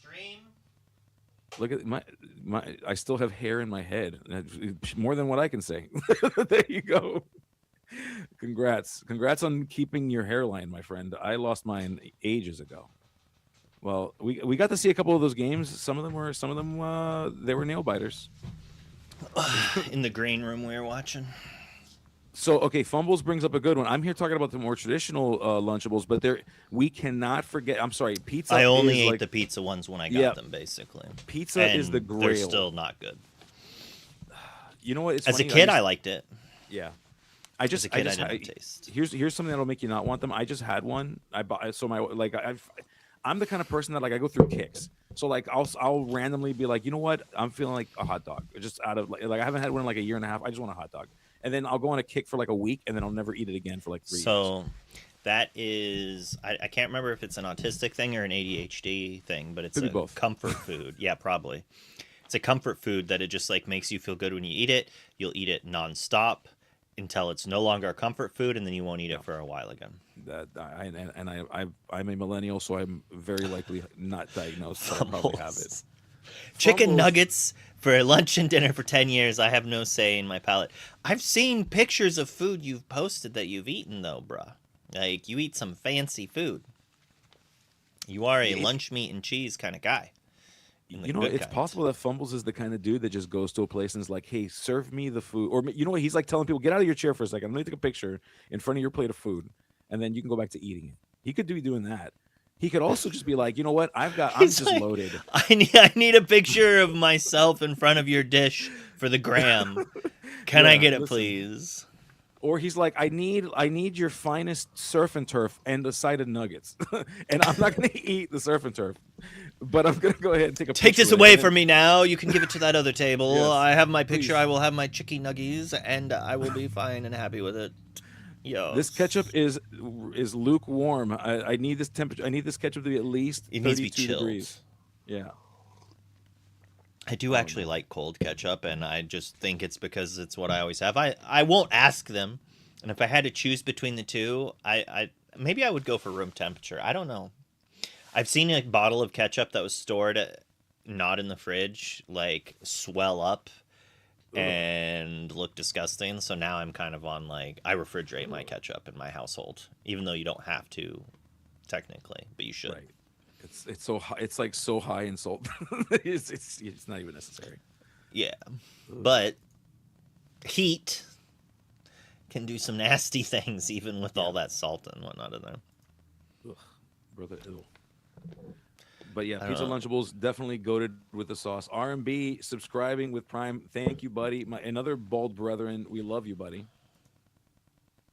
What's up, R&B? Hey. I forget. I need to figure out how to make it that you can listen to the music with me, Gabe. Because you don't want to just watch the stream, because then you have to hear us as well. Oh, that'd be terrible if you had to like listen to the people talking on the stream that you decided to go watch. That'd be crazy. Some people listen to their own voice in their headset. Like, because you can monitor your output in OBS, and some people just do that. Okay. Yeah, you got to teach me. I listen, the reason why I don't make content is because I'm not good at that stuff. Like the camera, talking to the camera, I have no issue with that. That's the easiest part. For most people, that's the hard part. You and me. This is the easy thing. You're telling me you want me to sit down for 8 hours at a time to look at the same 30-minute clip over and over again while I slowly take parts out? Yeah, that's crazy. No. Yeah, you know, I'm just going to, and it's dangerous because like I could just do like one take stuff, but then it's like, I don't know, it just feels Oh, the moment I'm trying to read a script is the moment I mess it up each time. Like, we film these deck list videos for the page every set for the team. Yeah. I didn't do it this last one because I was I love those videos. They're some of my favorites. Quite sickly during that time. Yeah. But my take, it's like 2 minutes, but it probably takes me like 30 minutes to do because I just mess it up. But I try to do it in one get-go. Wowza. R&B is on a streak. Dude, R&B's over here on a streak. He's streaking, folks. R&B streaking is not that surprising to me, actually. And with the Prime subscription, what a hero, dude. Oh, I thought Blurple beat him, but no, it was a Steel Finals. Yeah, like, which is interesting because everyone is convinced that Amethyst Steel is like off the rails. Like, that's it. I thought we were putting Amethyst Steel away. I thought we were unsleeving those cards. We thought we were playing Amber Steel. I thought Amethyst Steel was cooked. I guess not. Let's see what Lila or Dennis, I guess. I don't know what this means. Lila Stahl. Let's see. If it's anything bad, I won't repeat it, but let's find out. This is what I love about these events that are happening everywhere. Oh, in German it refers to the colors purple steel, lilac Oh, steel, oh, okay, that makes lilac perfect steel. sense. That's fire. That's good. That's it. If I All have a right, daughter, I'm naming her Lila Stahl. That's it. Lila steel. That's a beautiful name. True. And then what do we got? Two angels helps Okay. against Yeah. dogs. We also have the Pocahontas to help against the slow deck, but we're cutting back on Christopher Robin because you can't have four of them because you can Yeah. get trounced by dogs. But then they help occasionally against other matchups. Yeah, this is looking like a what I like to call a Frank Karsten special here. It's just a little bit of everything, a toolbox as we like to call it in the TCG world. Yeah, a little sprinkling of cards that are really powerful in one matchup or another. Like, and you hope to hit those ones. You hope to see that Pocahontas or Christopher Robin and a Pocahontas on the draw against some archetypes, especially with Emerald Sapphire seeing more play. Yeah, yeah. It's. I mean, I don't know if this is still true. I know that something that Tiago said about this list, at least early on in rotation. Like the idea that so for example, Pete is not considered good in in a deck like this because you don't really dictate whether or not you find that Pete. You kind of are opening the game and you're kind of playing it with what you got. So like how is that not good? But then like these toolbox style decks still make sense when you're just kind of hoping you draw into these things. That was always like my conundrum with like that thought process. It's like, well, wait, if Pete's not good in this deck, then why is it okay to play two ups? Why is it okay to like just try to hope you draw stuff? I don't know. Yeah, you just gotta Yzma it in. You just gotta just get Yzma out there and just start drawing cards, dude. I don't know what to tell you. Just figure it out. And apparently, Dennis here figured it out, making first place, beating out Amber Steel, the what might be, if we're not careful, the next big bad here. A fantastic deck. Love him playing that deck. And beat this the round before. Which I see. Amethyst Steel, I think, has the chops to do it in this set, especially if they drew the sequence that they needed. If they drew those Christopher Robins and Pocahontas, it's not that hard to beat Blurple with Amethyst Steel anymore. Cutting Genie is so crazy, but you gotta do what you gotta do to fit these anti-dogs cards in. I'm knowing people cutting Genie entirely and putting in like Isis, yeah. Which I totally understand, and I don't actually hate that personally. I think it's a valid. I mean, I think while it got people into the finals, at the same time, isn't that why we saw Green Blue win or do well at the events? Is because they're running a bunch of Isis and it wasn't enough to stop them. Correct. Yeah, yeah. Well, I think Green Blue right now is benefiting from the fact that no one's really playing it because with the dogs was in that position for so long where it's like, yeah, dogs will be there, but dogs is going to be sub 10%. Like, do you really tech for dogs when you're lucky to see it won in your entire run? Like, is that really worth, or do you just take that loss and then hope that you don't lose? Wait, I feel like Green Blue's in that spot now. Was he really playing two challenger or two sword plays in his deck? Yo, spicy. What? Okay. I mean, I guess that's one way to get your problem solved.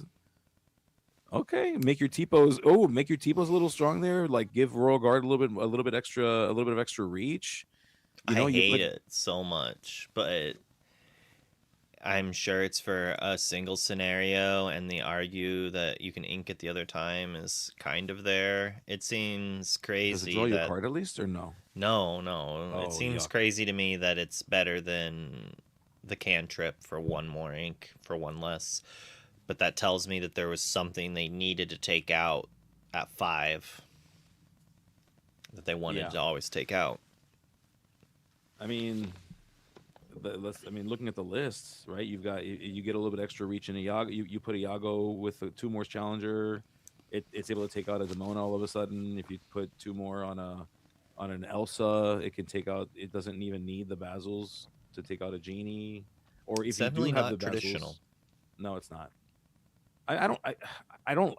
I guess maybe it's like bias, but if for me, if it doesn't draw you a card, I immediately say it's terrible. But I mean, I hate 5-drop Hades too, but this is one of the few decks that it's good in.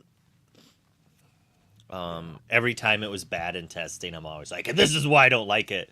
And then whenever it's good, I'm like, this is the best I've ever seen this garbage car. Yeah. It's so frustrating, but it is not bad. But if you are losing, it's rarely what you want. But while you're winning, it's a good velocity.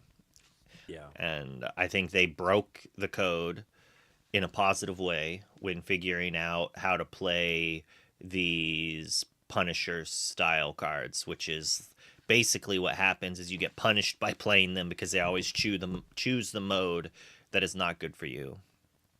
Yeah. Theoretically. But which is why it's not great at catching up, but fantastic at pushing tempo and is arguably playable when the board is equalized. Yeah, and opting to play the Challenger Demona over the Leaping Reindeer Sven, that's okay. I mean, I like that card. Don't get me wrong. I love a 6/6. I'm assuming for Demona reasons. Plus, with this new Amber Steel playing Chief, it could be a nod to having a character that can take out Chief and survive to move damage with a Cheshire or a Bell. Like That's going fair, turn yeah. 4 Demona, hit their Chief, play Bell, move damage off Demona, take out their other characters, like sauce. Yeah, yeah. It definitely feels like an answer to Amber Steel for sure. Yeah. I guess you would expect. See, this is the kind of decision making I like. Thinking about the meta, realizing that it's evolving, and then making decisions to evolve your deck to play the colors you like, to play the colors you're used to, but still be able to be competitive. And speaking of competitive, Amber Ruby, everyone, competitive. Top 8. Top 8 at Battle Bear, kind of wild. I mean, Ghostly Tail is hilarious with Shark. Yeah. Your dog's opponent's trying to keep everything right up, and you're just like, nah, fam. Yeah. Yeah, sorry, dude. This Sisu's even going to take out a character from challenging. Isn't that crazy? This is going to be nuts, dude. You don't even need to like use it with Maui either. You just use it on turn 4 after curving like Liquidator into Scourge into Aladdin, right? Like, and you wipe their board. Yep. And leave them with challenges. Like they could clean up your board, but you basically every character is a 2-for-1 then. Yeah. And that Scrooge McDuck, I hate that thing. I was at local. We were playing at locals yesterday, and I just finished my match, and I was just walking around and seeing what everybody else was playing, and I see that stupid Scrooge McDuck with 5 cards boosted under it. I'm like, this is why haven't you scooped yet? What are you doing, dude? This thing's a freaking 8/8. What are we doing?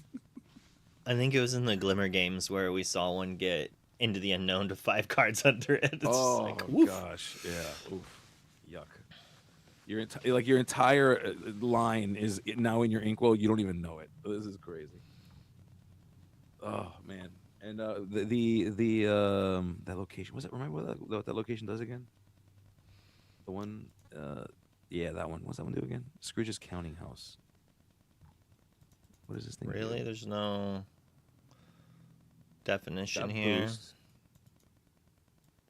Yeah, they're gonna make me read it sideways. This is my neck is gonna hurt. Let's see. It says boost 2, and then it says this location gets +1 willpower and +1 lore for each card under it. Okay. Yeah. Okay. So I've saw some combos with this in Infinity that there's like a location or there's something that says like whenever you move a character put a card under it or something, and then you have the item that makes movement cost less, and you move it between, and you can put them all on there, and then you get them on under this somehow, and then you can use Winter Spell to make it not able to be targeted, and then you win on your next turn. Oh, nuts. Okay. Yeah, that's crazy. I don't know how you move it, but yeah, I mean, maybe you can't move it and they win a different way, but it's funny. I do appreciate that we're entering the phase now of Lorcana where like combo decks actually are a thing that can be viable competitively, and it's not just a bunch. It's not just like 60 of the best cards just crammed together to win games. You know. And I like that we have enough hand discard to maybe interact with that if need be. Like you could maybe, actually maybe not. Mowgli's not good enough, and Ursula doesn't target it. Maybe Timon's the secret sauce. I'm telling you, nobody wants to play with their promo Timons. Get them out there, folks. They're beautiful. They got that beautiful border. Play with them. I don't know what you're doing, but I'm going turn 1 Cindy, or on the draw, Angel Cindy. Turn 2 Akud, play Prince Naveen, sing Whole New World. Yo, why are you toxic though? Why are you the worst person in the world right now, dude? That's crazy. That's what I thought we were friends until you do that. You do that to me, we're not friends, dude. Dude, actually, I probably Akud in the Naveen. Shoot your character with the Zeus, and then next turn, Ink play an Ariel, grab a Whole New World, sing Whole New World. Because you obviously played an Ursula or a Mowgli on your 2, but I had no songs. I played it, but I had double Ariel to grab one. Holy moly, this is crazy. I'm loving how I do appreciate that the meta is shifting in real time here. This is good. I was worried a little bit about where we were going when the start of the set was like the same 3 decks that we were playing from last set, and then it's like, just kidding. Here's Amber Steel, and actually Amber Ruby's not bad either. Here's Amber Ruby. Check it out. I'm surprised this deck is doing well. Hey, these are my colors, dude. Leave them alone, man. I missed this color pairing. I played so many Chromacon decks and Inkcaster decks when I first saw this archetype like spoiled a while ago. Yeah. And you know how bad it feels to play Show Me More and your opponent's like, 1 drop, 1 drop, 1 drop. That's how Dogs is, all right? It's a nightmare. Yeah. How is this deck beating Dogs? It's not. Well, that's the thing. It's not. Like, it wants to live in a world where Dogs is still like 8% of the field. That's what it wants. It wants Dogs to not be the best deck in the format. If Dogs is like, if you're seeing Dogs 1 in every 10 rounds, this can make a deep run if it wants to. But if you're facing Dogs all the time, by this. Do you though? I mean, you can be faster than this. Any deck that plays Angel, how are you beating an Amethyst Chromacon? No. Yeah, you're not. Yeah, you're probably not. At least not. I mean, not. You have to do the thing where you're like, please, I'm gonna wish evil voodoo on you, and I hope that you draw just a real terrible hand. Like that's what I need to just wish evil on you for me to get a nice a nice win on you. Yeah, that could be tough. Yeah, but if Amethyst Steel has fallen off, which I guess it's not anymore, it was, but it isn't. Timu Manners.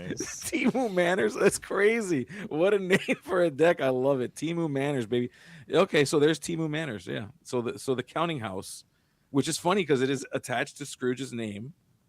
That is really funny that it's hey, well, this is not blue. It's not blue. It's red, but it's still Scrooge. This Webby's Diary is kind of interesting. Everyone's trying to make this a thing, dude. Everyone wants this to be a thing. I mean, draw a card, pay 1, draw a card. The problem is it's like turn 4 you play it. Yeah. No, not even. You have to do it on turn Workshop. 5. You play it, then you boost, then you draw 1. Yeah. I mean, it was good as Workshop, and this is. That's what I'm saying. I liked it when it was Workshop. I don't like this. You don't like it when it Workshop. Only works. I mean, I guess they've got 4, 12, 16 boosties. I do like Ohana, but we don't have the dragon. Like, I want it with dragon. I want to, or not dragon, shark. I want to hit something with shark and then Ohana heal it. Oh, that's so violent. That's so savage. But this is a more. This is like Sisu on Ice style. I mean, it's just a big Raging Storm deck, right? Yeah, it is. I mean, you're not really getting to the. I mean, you're not really ramping though. Like, so you're playing a pretty fair game here. I don't see any ramp. I mean, that's what Copper's for. I guess. Yeah. The lack of ramp though is concerning. Yeah, and then you're playing 4 Raging Storms with no ramp. Is crazy. How are we beating Dogs? I mean, I think it can still because it's running things like the Horseman Strikes and like. So how does Horseman Strikes do anything against Dogs? I mean, you're plucking things off their table. Like you're Dogs plays no evasives except for Go-Go. I'm sorry, I meant to say headless Horseman. My apologies. I meant the headless Horseman. But you're not getting him till turn 5. That's the issue. It's like I was more about this when you played Grandmother Willow. Yeah, that's the more I look at the deck, the more I'm like, why are you here? How did you do this? And I'm proud of you, but like, what are we doing? What placement did it get? Bruh. 25th. 25th, which is, I mean, in a field of 365, that's respectable. That's not bad at all. That's respectable. Congratulations for figuring that out. I mean, shoot. Yeah, Scrooge, Liquidator, and Aladdin clears dogs if they quest into it. Yeah. That's my thing, is like they're just not going to quest until it's too late. It does. I mean, if the deck is designed to like not let you under the sea, because that's the thing about dogs. Dogs needs to under the sea you to win, right? So like, if they don't under the sea you, and they can't because they just don't have the reach. If they don't have enough rhinos and other ways to shrink your characters, then you're basically just under the seeing to just get blown out. And I guess, yeah, you probably can only hit one of their cards, so maybe Under the Sea is not as good. But it gets you need to like string. The only way you get out from underneath this is you need to string up Chromicons. That's the only way. So you need to have, I would think, more than one Chromicon in order to like try to create something here. Because now you're trying to like pluck their characters off the table some that way. So yeah, I can see this being a pain in the butt for dogs. It's not what dogs wants to see. It's not like I just immediately wipe your board or anything, but it's still like, oh well, crap, like you're gonna have all these things. I can't under the sea you easily, and the second I'm gonna get one good quest in, and then I'm cooked.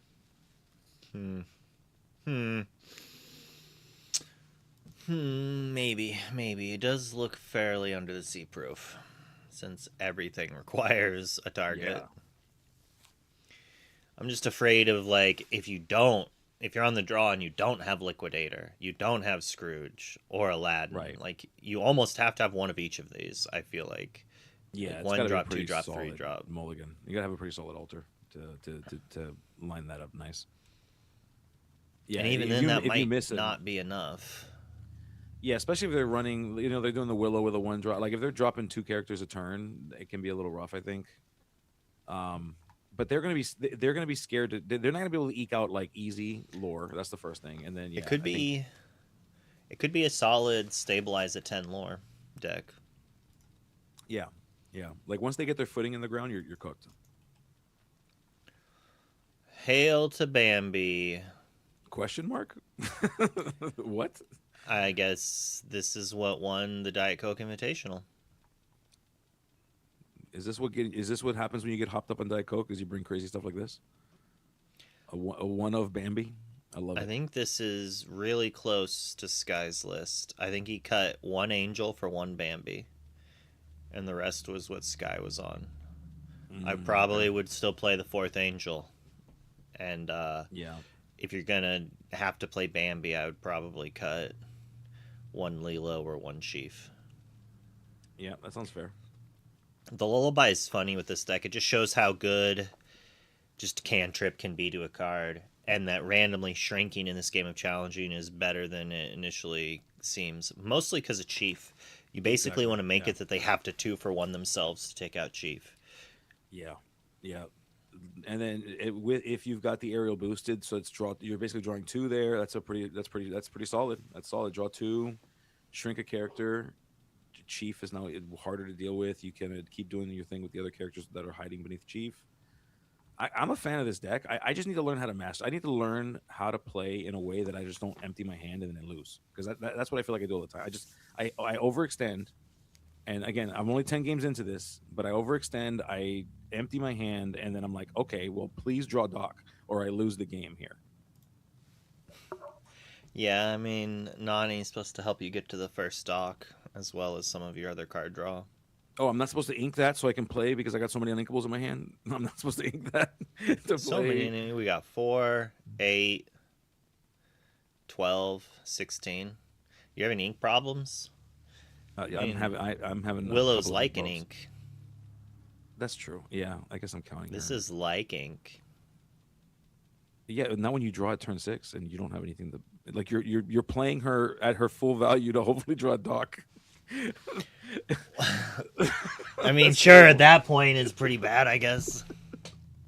I'm like, please, I want to play a 3-cost dock now. Please let me draw a dock. Oh gosh. Please. Yeah. This is definitely a deck that you need to have the foundations of it. If you like, you can perform extremely well with it, but it is by no means like an easy deck to pilot. I think people they like to like identify decks as being easy to play or hard to play. I'd put this like in the medium range because there are opening lines that you just mess yourself up and you ink the wrong thing and then you have no hand and you're cooked. And it happens in these first 10 games. That's been my experience a little bit. I think I'm getting the hang of it, and I'm going to be practicing more tonight. But because I really want, like, I really love the idea of this. I like the idea of singing songs and removal spells and like not letting you have a board for like 3 turns. That's like funny to me. It's fairly toxic, but it feels great. It's definitely a good feel. Yeah. Who was I playing? I was playing against, I think, Royce last night, and yeah, I was like giggling because I'm like removal.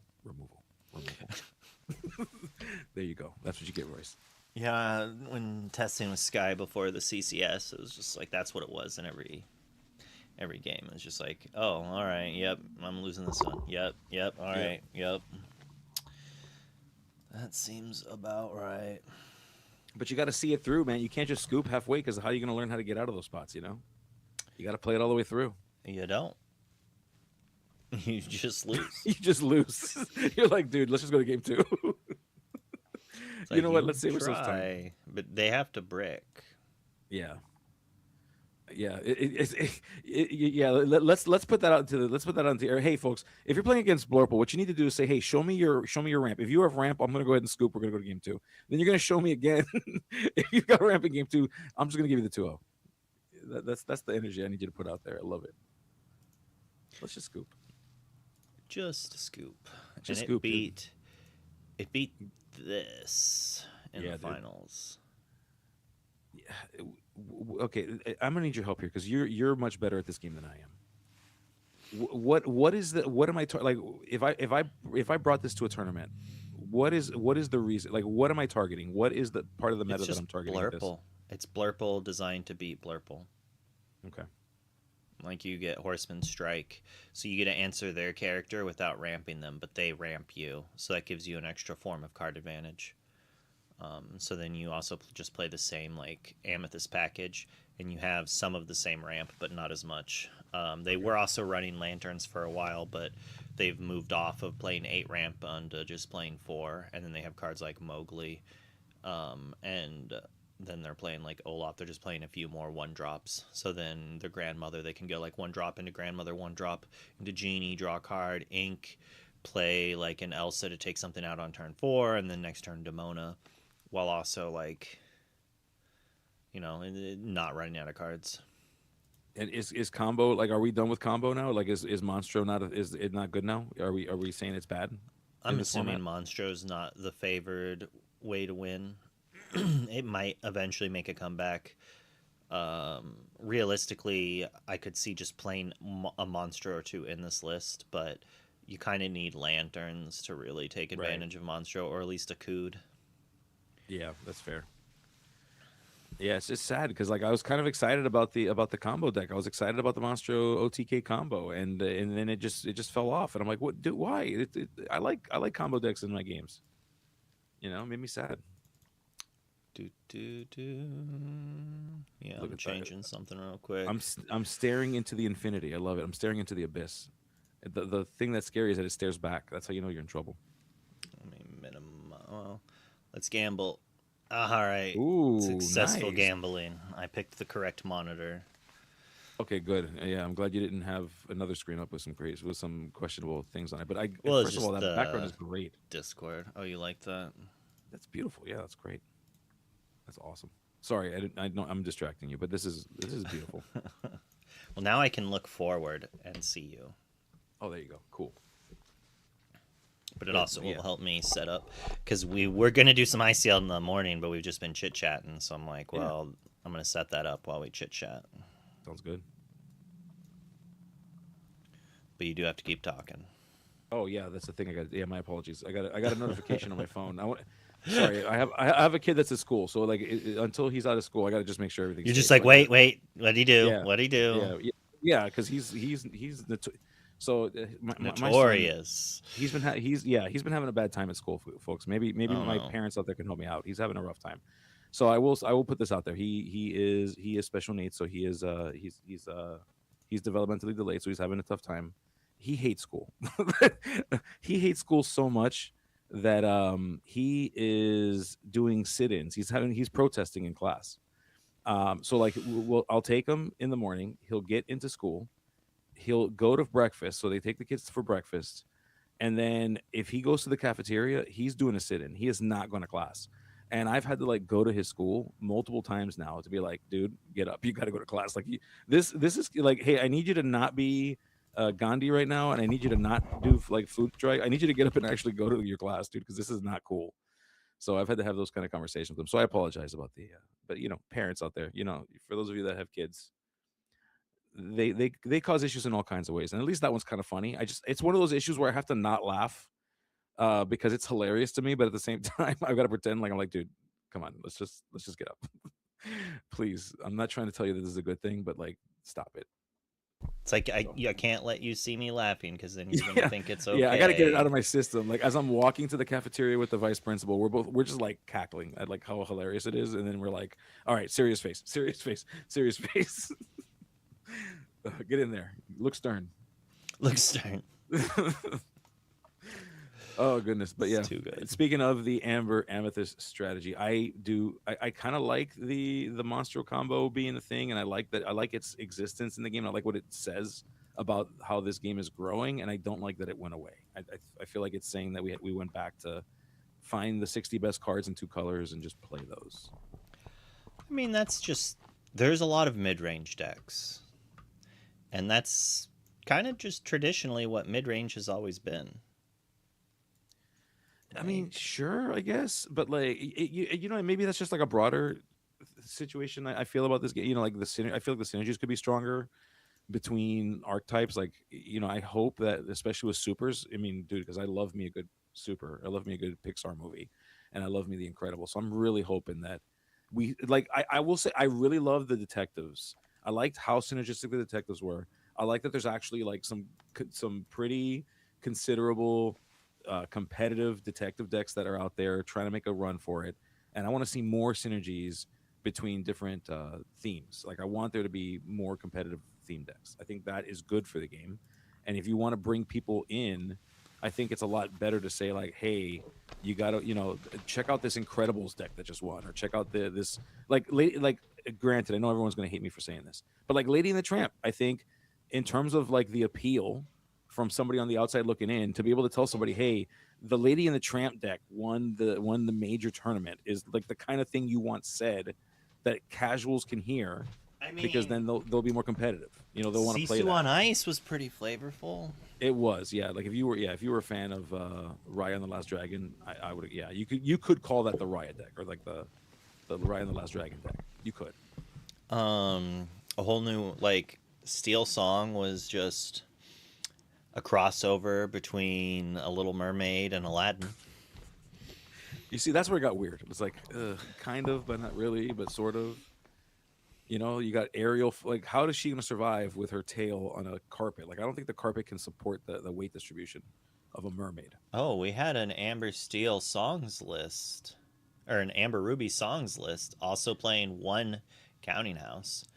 What was this play? What they play? It looked like it placed pretty high. What was the placement on that thing? Third or fourth. Yo, okay. Yeah, I mean, I'm not surprised by this, and I'm kind of sad that it took so long. How are we going to have the 2 color pairings, or the 2 colors that have Singer in them, only now, finally, 3 sets after Fabled, after we got Powerline, figure this out? Like, what's going on here? The best songs were in Steel, and the best singers were in Amber. Yeah. And Ruby was kind of like in the middle of both and not being good enough. Yeah, that's fair. Really, it was all in the back of A Whole New World. I mean, and strength. To prove that point even more, I mean, let's look at the song package, shall we? Amber, Amber, Amber, Amber, Amber, Amber. It's just all Amber songs, dude. It's not. There's not a red song to be seen. There's not a Pirate's Life. There's yeah, not even the one that is like the grab your sword replacement, the grab your bow. I think it was called grab your bow. Yeah. Yeah, where's grab your bow? Like, what are we doing here? Where's grab your bow? Well, the reason Grab Your Bow doesn't see play is that you need Singer 5. But That's a lot of singer. there's no other good songs at that point. And there's not good Singer 5s. We have a 3-cost Singer 5 that has a body on it, but that's all it Right. does. That's sadly not good enough. Maybe we're just spoiled. We're spoiled little aerial players, and we want to grab a song out of the top 4 cards of our deck when we play our Singer 5s. Yeah. But there's just not enough to do with it. Like, it's impressive that we found this enough songs to make Angel playable. I've just been playing her with 4 Coods and calling it good.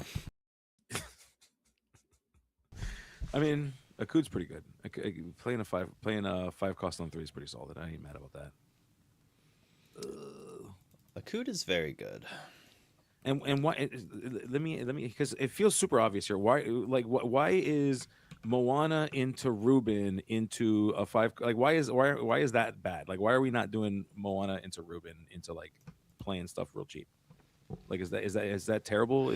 Ruben requires a damaged character, so Moana or not Moana? I'm sorry, Mulan. so you Mulan, have to Mulan. have the Mulan. Yeah.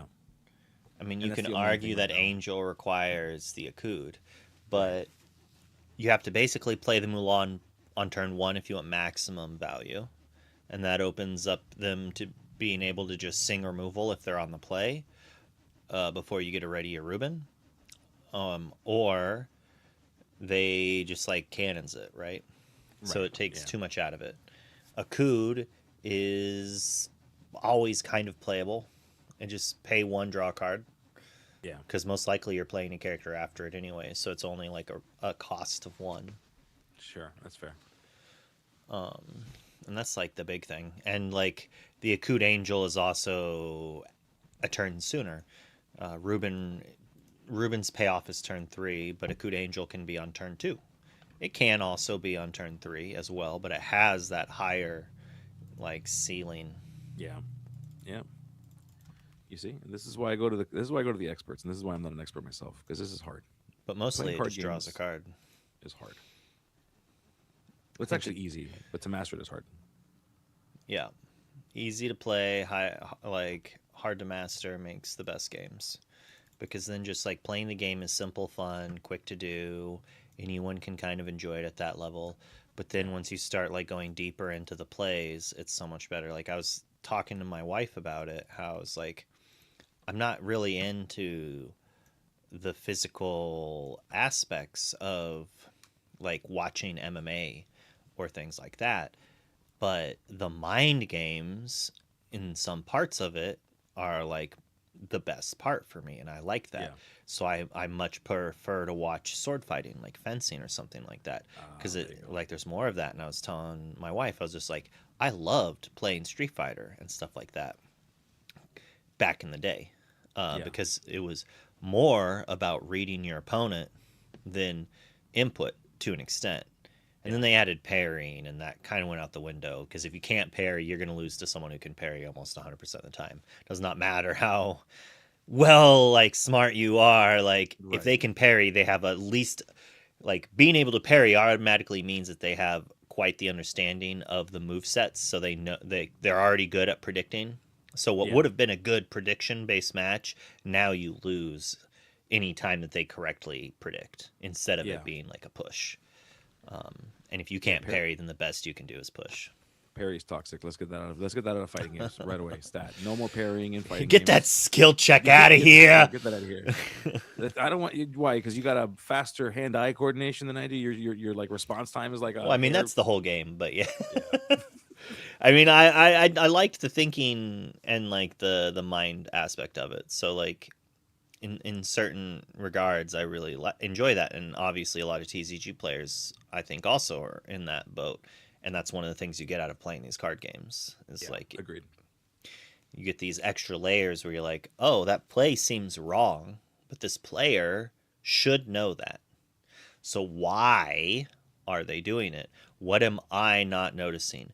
what did they learn in testing to allow to punish the Yeah. normal like lines?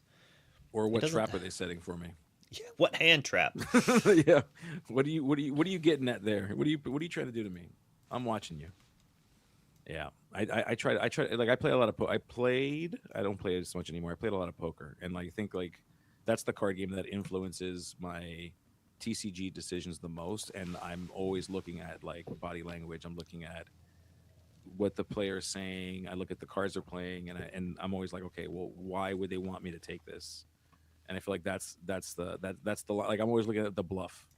It's like if So they want this, why do they yeah, want it? yeah, like what? Why is this suddenly valuable to you when like convention says that this is a bad decision? Yeah, that's always a fun part. I Then do love that. I love that like everybody from like different gaming backgrounds, like people like especially like chess players. I find that that anybody that loves playing dogs, not anyone, a large number of people that I've spoken to that play dogs generally come from a chess background. So like they'll talk because they talk about the dogs like they're pawns. Like, hey, look, you got to give. I'm gonna expose these dogs. They're gonna be put into danger because I got to exert them. But if I can exert these pawns, then I'm gonna win the game because I'm gonna take advantage of this moment. So and I always ask them like, what's your gaming background? And they're like, yeah, I've played TCGs. And then they'll say, but like I played chess. I played chess. I always found that very interesting. Dogs players tend to be chess players. Actually, yeah, at a pretty high rate. that's interesting. Yeah, yeah. Is this just like the good dogs players? The good ones I've asked, like a good number of them, not all of them. I'd say like I think I've asked that question like 30 times. So like take that for what it's worth too. It's It's still I a would call lot. it, I would say of the 30 times, just slightly above half, like 16 of them or 17 of them, like yeah, I play chess. Maybe it's just a high crossover between TCG players and chess in general. Sure, but like when I ask the same question of like any like if you're playing Amethyst Steel or if you're playing like a control deck, I usually don't like it. Like some might, but I would not say it's like more than half. It's like 25%. Okay. Yeah. So like there's something about like a dog strategy that calls people. You know what I think it is too. I think it's because dogs require you to think ahead like way more turns than like a normal card game, like a normal deck would. Because like when you think about Amethyst Steel, we know 1, 2, 3, 4, sing strength, and then you're just kind of like now you're on like okay, play the best card for the moment in the moment that it calls for it.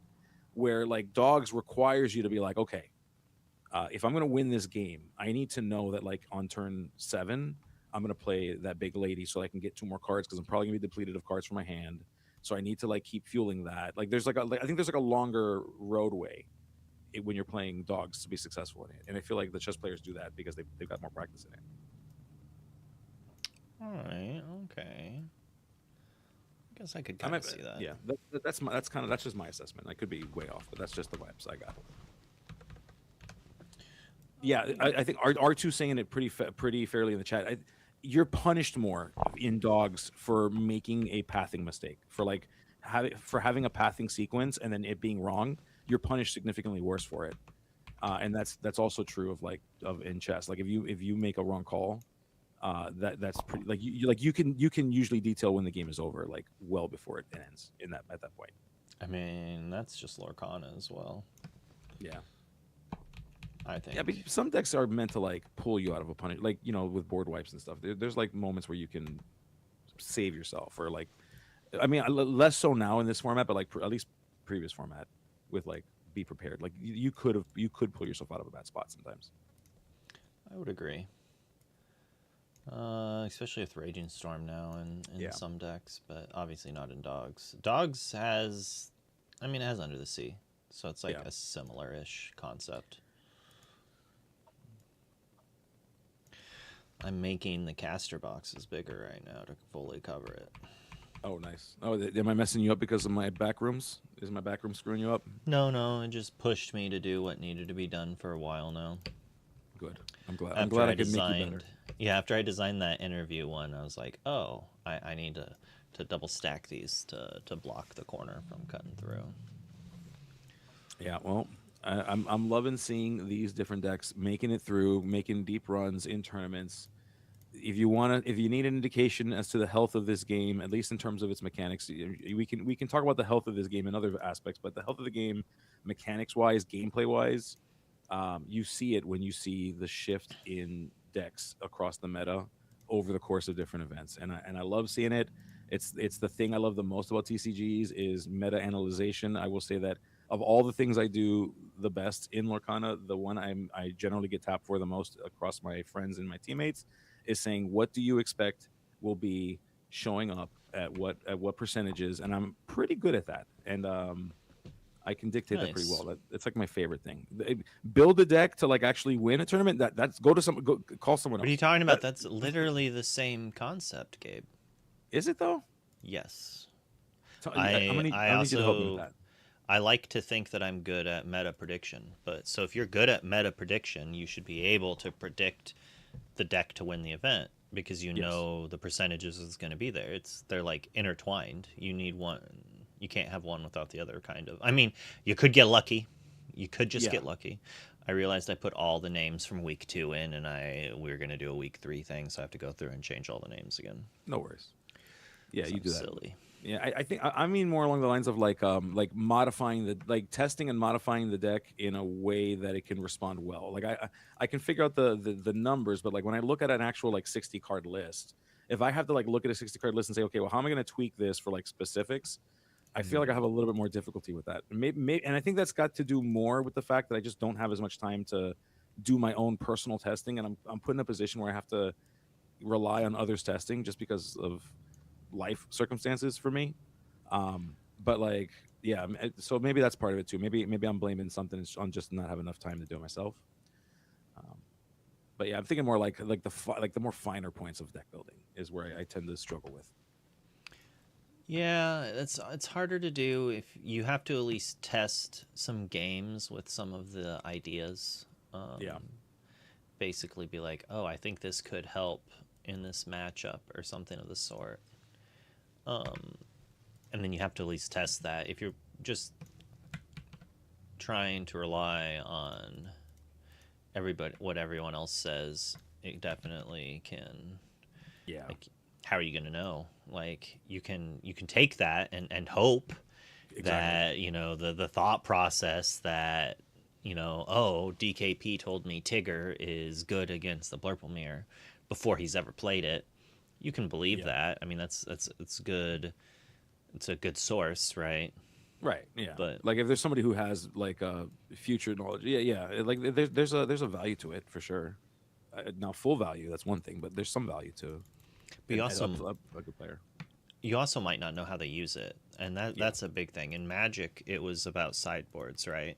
yeah, And it's funny is because the guides for Lorcana are way different than they are for Magic. Because a Magic guide is basically how do you mulligan. yeah. Rarely does it actually tell you what to do in the game. But in Lorcana guides, they're like, this is how you alter. Right. Here's turns one through And six. yeah, yeah. And here's turns 1 through 6. This is what your game plan is, right? Yeah. And like in Magic, it was so much different because of like counter magic and responses that the first turns can drastically look different in a lot of matchups. Some matchups, it's the same each time, but the play patterns are much more apparent Yeah. and important in Lorcana, especially with how forgiving our altar system is. That's true. Yeah, it's a little bit more reliable. You get a little closer to a reliable opening every single time. I'll be right back. I gotta use Yeah. the bathroom. Yeah, do it. Do it, dude. You do what you got to do. Understand. Just don't tell me what you're doing, but that's cool. Now we see here that Luke has left us with an Amber Ruby deck on screen. So I gotta say, of the songs that are here, let's see, Delamoon's Lullaby. I did not know what that song was until it came out as a card. That one I don't know. Akud. I still don't know what that song sounds like. I actually tried looking up that song. I don't. Who's heard this song and how can I find it? Let me know in the chat if you've actually heard the song that Akud et Amudi is from. Please regale me with how I can find it on YouTube or something because I am not able to find it and I don't know what it's supposed to sound like. Except that I'm guessing it's got alien language in it, which is pretty cool. The other ones, though, yeah, I mean, come on now, be our guest. That's a classic, right? We got Rewrite History. That's a classic. I think Akuda's from the show, so it's a small portion. Yeah. Yeah. I also heard that like Space Cows is like a single mention, or is it's just like a thing that Darkwing Duck says, and that like I think one episode there was a payoff of like actual Space Cows. Okay, so we got to watch the show. Yeah, but like, is there like an episode? Can you put me to an episode with it, or is it like the opening theme song? So like, if I turned on Lilo and Stitch the show, is that like the opening theme song, or is it like a song that happened one time ever? I need to know that. These are things I need to know because I'm so far behind on the lore here of that song, and such a good song. But yeah, thanks all of you for joining us. Almost 30 people. We got 28 people hanging out with us here on a potential possible I see Luke is dressed in his ICL finest while eating some off-brand Fritos. Oh, let's go. Oh, nice. Illuminate. You doing the work. Doing the work. Posting the link for me direct. I don't know if you heard what I was asking. I've never heard the song for Akud Edamudi. I don't know. I don't even know. And I tried looking it up. Like I tried Googling that term and I'm like, that's nothing's happening. And so Illuminate, the real hero here, the MVP of the chat right now. Like if there's a way to offer like bits or something like that's who I'd be giving. Like I'd like to nominate Illuminate to get bits for that. So I will. I don't want to get. I don't want to get. I will be saving. Thank you.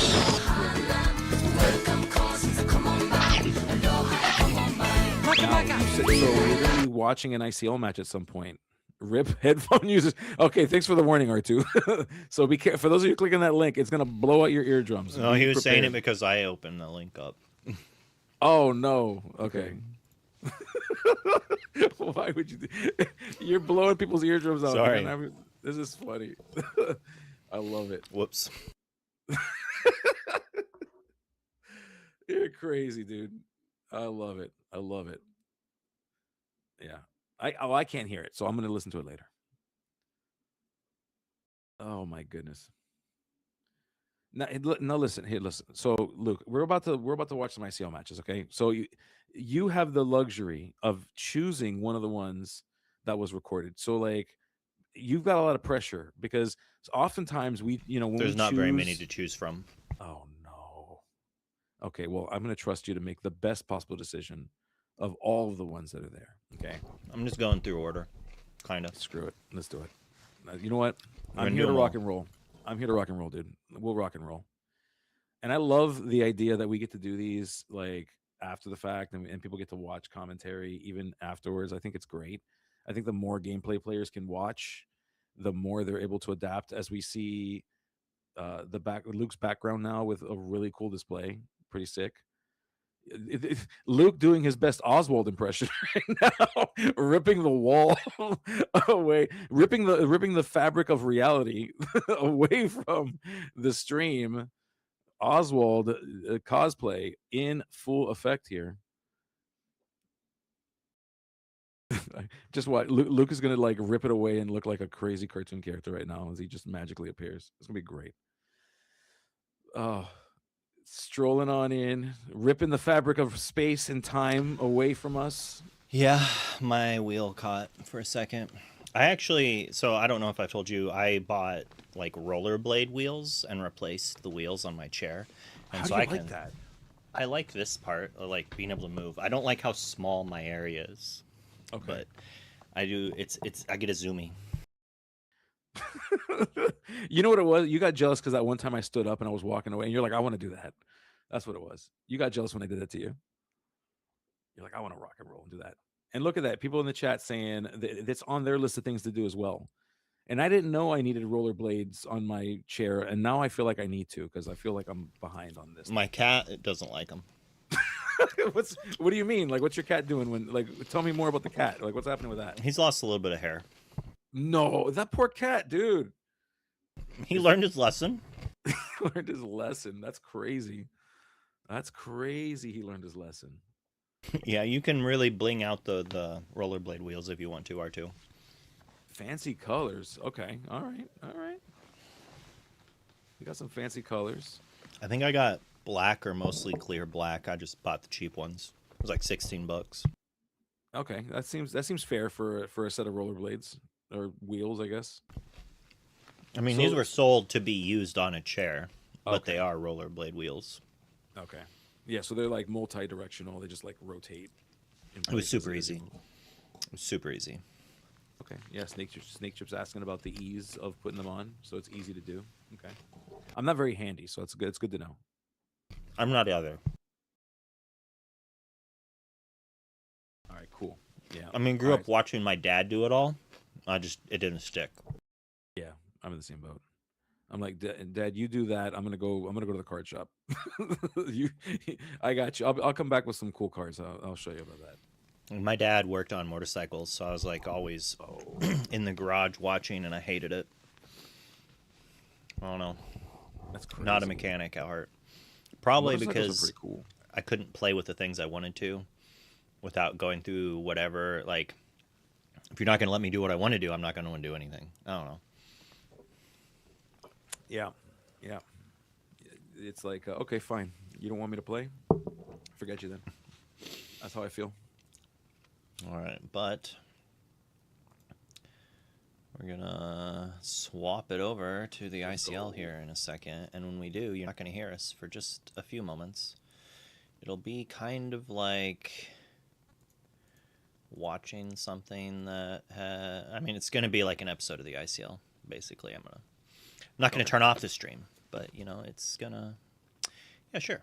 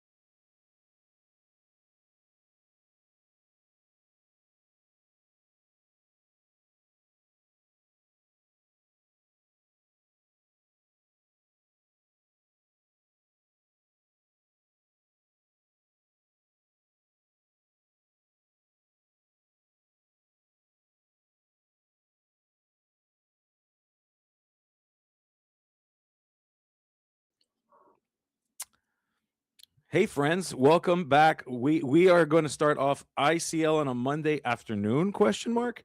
That's what we're doing here, folks. So you are going to be watching some gameplay from last week. Going to get a chance to watch some more of the footage. We got so much of it, and we're happy to share it with you. Welcome back. We took a little bit of a small break there. Thanks for those of you that are hanging out as we do this cute countdown. Look at this triangle with the one. Isn't it just so adorable? Yeah, I found it on Oh, Canva. Isn't it pretty?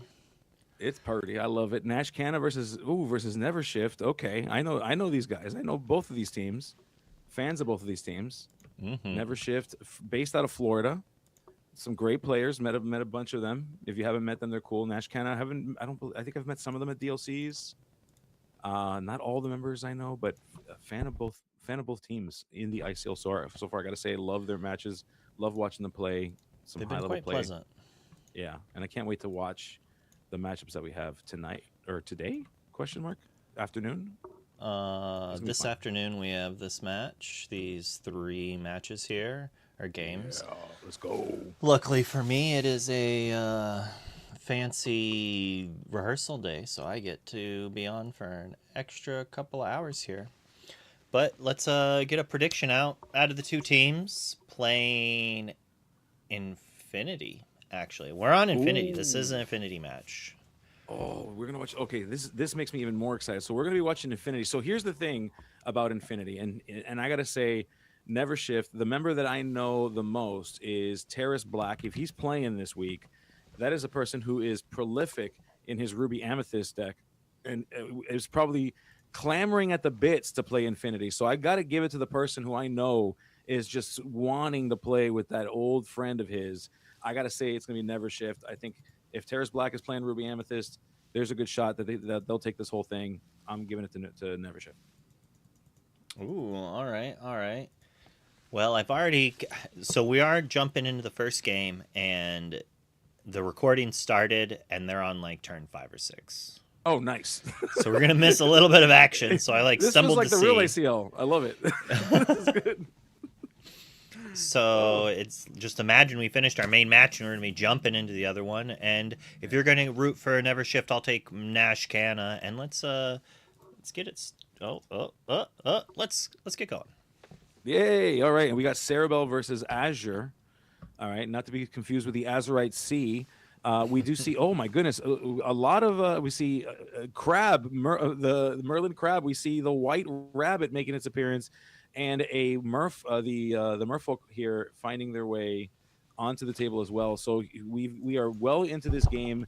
Azure already halfway through the place of 10. Currently sitting at 10, looking to get to 20 lore here as we see a Cogsworth finding its way into the table. So, and I see Alice in the discard pile, which tells me that this is one of those crazy kind of lower to the ground. I believe is this was this what Kiwi used to be with the Cogsworth? Is that what it is? All right, Kiwi, back in the day, Kiwi with the Cogsworth and Alice package. Yeah, quite the aggressive deck, as we can see already at 10 lore. But Sarah here with quite the impactful amount of lore in play as well. And does Azura want to have to discard cards to be able to slow Sarah down from catching back up on this race? Or are we just going to be questing for 5? And with that crab in play, this Cogsworth does not really want to exert itself.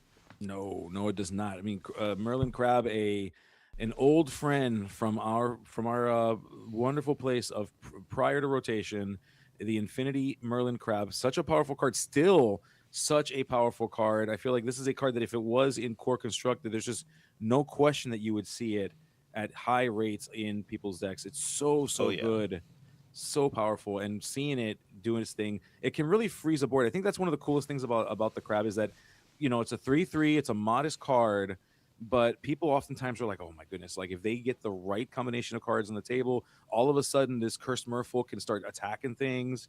Things can get real crazy, can get real dicey here, as we see Azure making some decisions, choosing to exert and play. Oh my goodness, is that a Headless Horseman? I believe that is a Headless Horseman.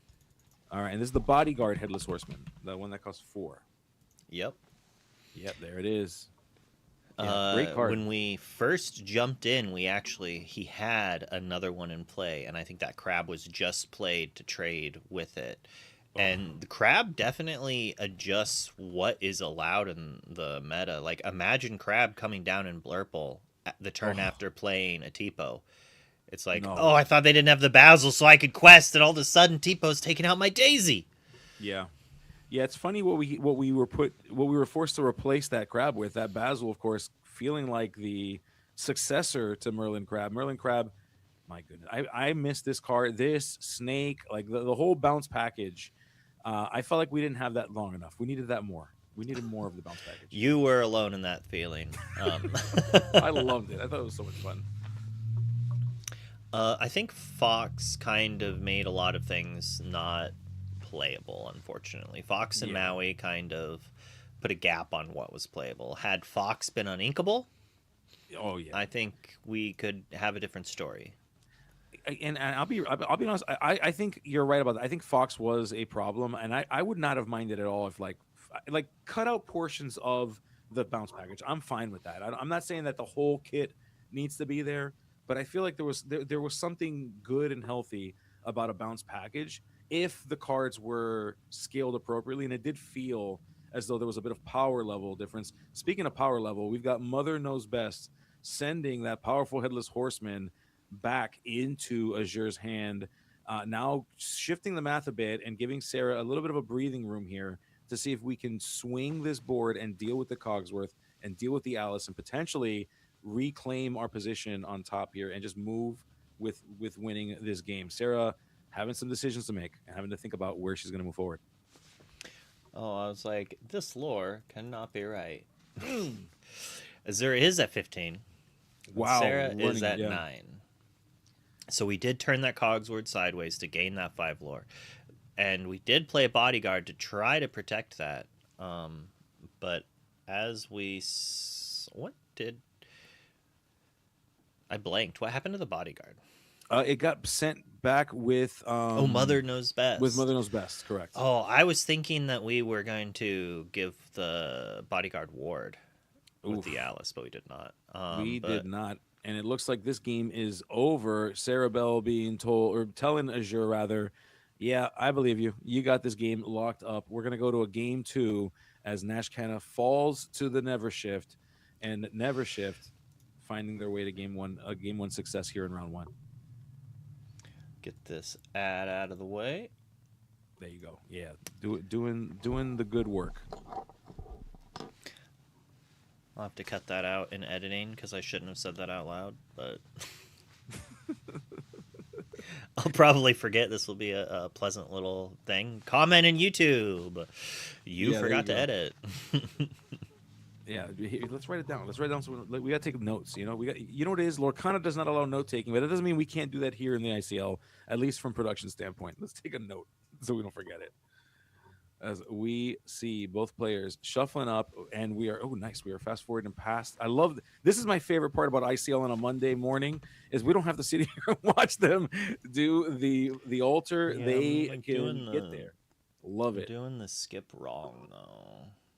I know there's like an easy way to do it, a keyboard shortcut, you might say. Probably, I would imagine it's like I don't know. It's not just arrow forward for like 10 seconds. I guess I just wasn't on it fully. There you go. But look at that. So ink away the Ursula 2 to deploy that pesky Cursed Merfolk. Yeah, Cursed Merfolk still around, still here in core. It was reprinted in Fabled, and man, oh man, that card is a problem, especially when you've got the help of things like a Merlin Crab. Speaking of problems, we see Popsicle finding its way onto the table here for Never Shift, as we then send it away to play Bell, a 3-for-3 on turn 1. If you want a problem to solve your Merfolk, Alice will do it for you.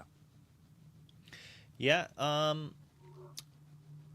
Bell here is quite good, being able to play her on turn 1 and draw a card off Popsicle. This is like the power level of the format, right?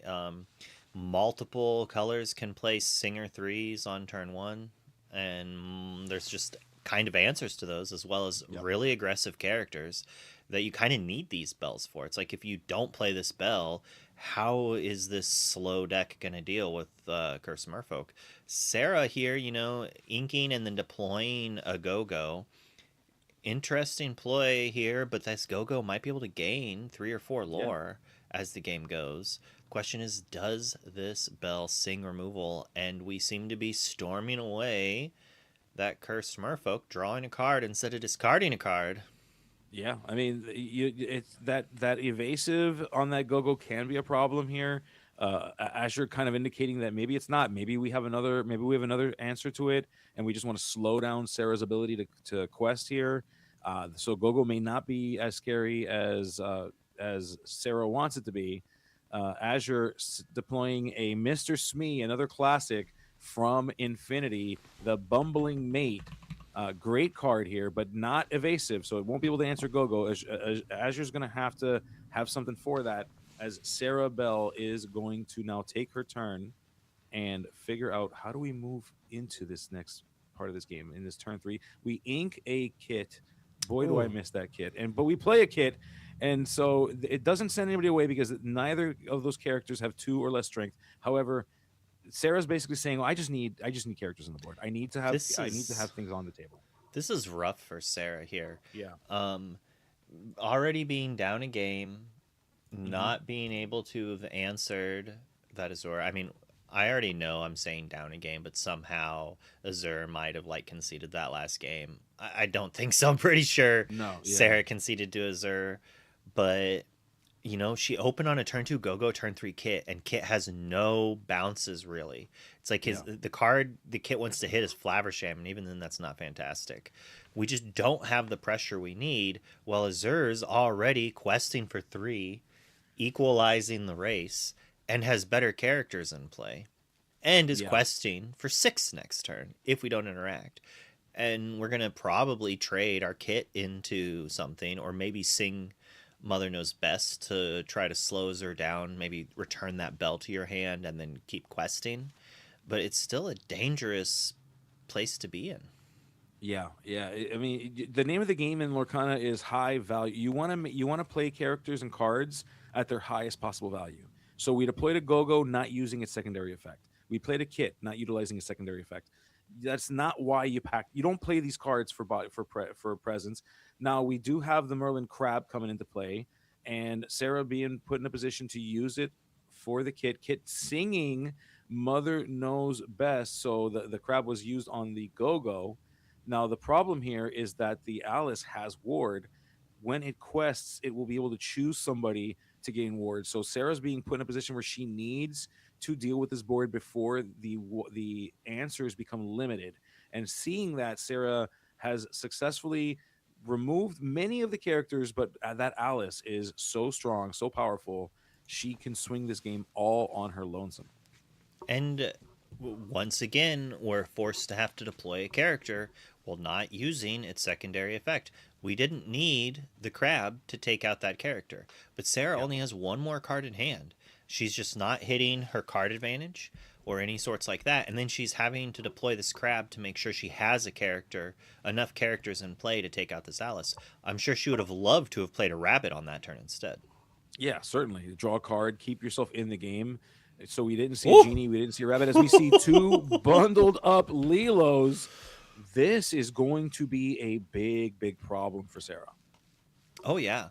Um, how is she supposed to deal that extra damage? Her color combination does not really have an answer to that, and I'm pretty sure even if she was playing mean, malicious, and scary, it wouldn't do much. Oh well, that's kind of an answer. That's one way. Yep. That's one way to do it. We've got the Elsa, so we can get rid of one of these Lilos here before they get a chance to kind of run away with the lore, before they get to run away with questing here. So, you know, Elsa being the first one in the line to kind of take the damage and not deal it back. And then Sarah saying, well, I'm going to go ahead and send in the crab to finish that off as we quest with the kit to try to get ourselves above on lore count right now. Yeah, and we inked to play that Elsa, so we're out of cards now. Yeah. So we are in the range of needing to top deck something relevant. Cogsworth is a That's a little irritating, but doesn't actually fully protect either of our characters. If we quest with the Lilo and the Alice, sure, we go up to 9. But the three characters all tag team together to take out this Alice. And yeah. through the resist, we still get there. Go a fantastic character to get here. It's going to gain us a little bit of lore, put us up to 5. It's got a big enough body that Cogsworth can't quest. It plus one of the smaller bodies is able to take out the Alice still. And we just Yeah. commit another quest with the Elsa. Yeah, I'm sure what Asher's looking for here is maybe a secondary Cogsworth to kind of insulate the first Cogsworth. That'd be pretty big right now. So if you can stack those Cogsworth, that'd be a big problem for Sarah. The one Cogsworth, though, exactly to your point, Luke, it kind of has to protect itself. It needs to not exert itself because there's a lot of benefit right now to the insulation that it is providing, as we see lots of insulation that it takes to build a house like the McDuck Manor and a Mr. Smee finding its way. Just these characters with 2 lore pips just coming down, telling Sarah, "Hey, I'm going to 20. You either catch me or you stop me, but we are running to 20 as fast as we possibly can right now." The funny thing is, he might have to just turn everything sideways here and represent too many threats to be taken down.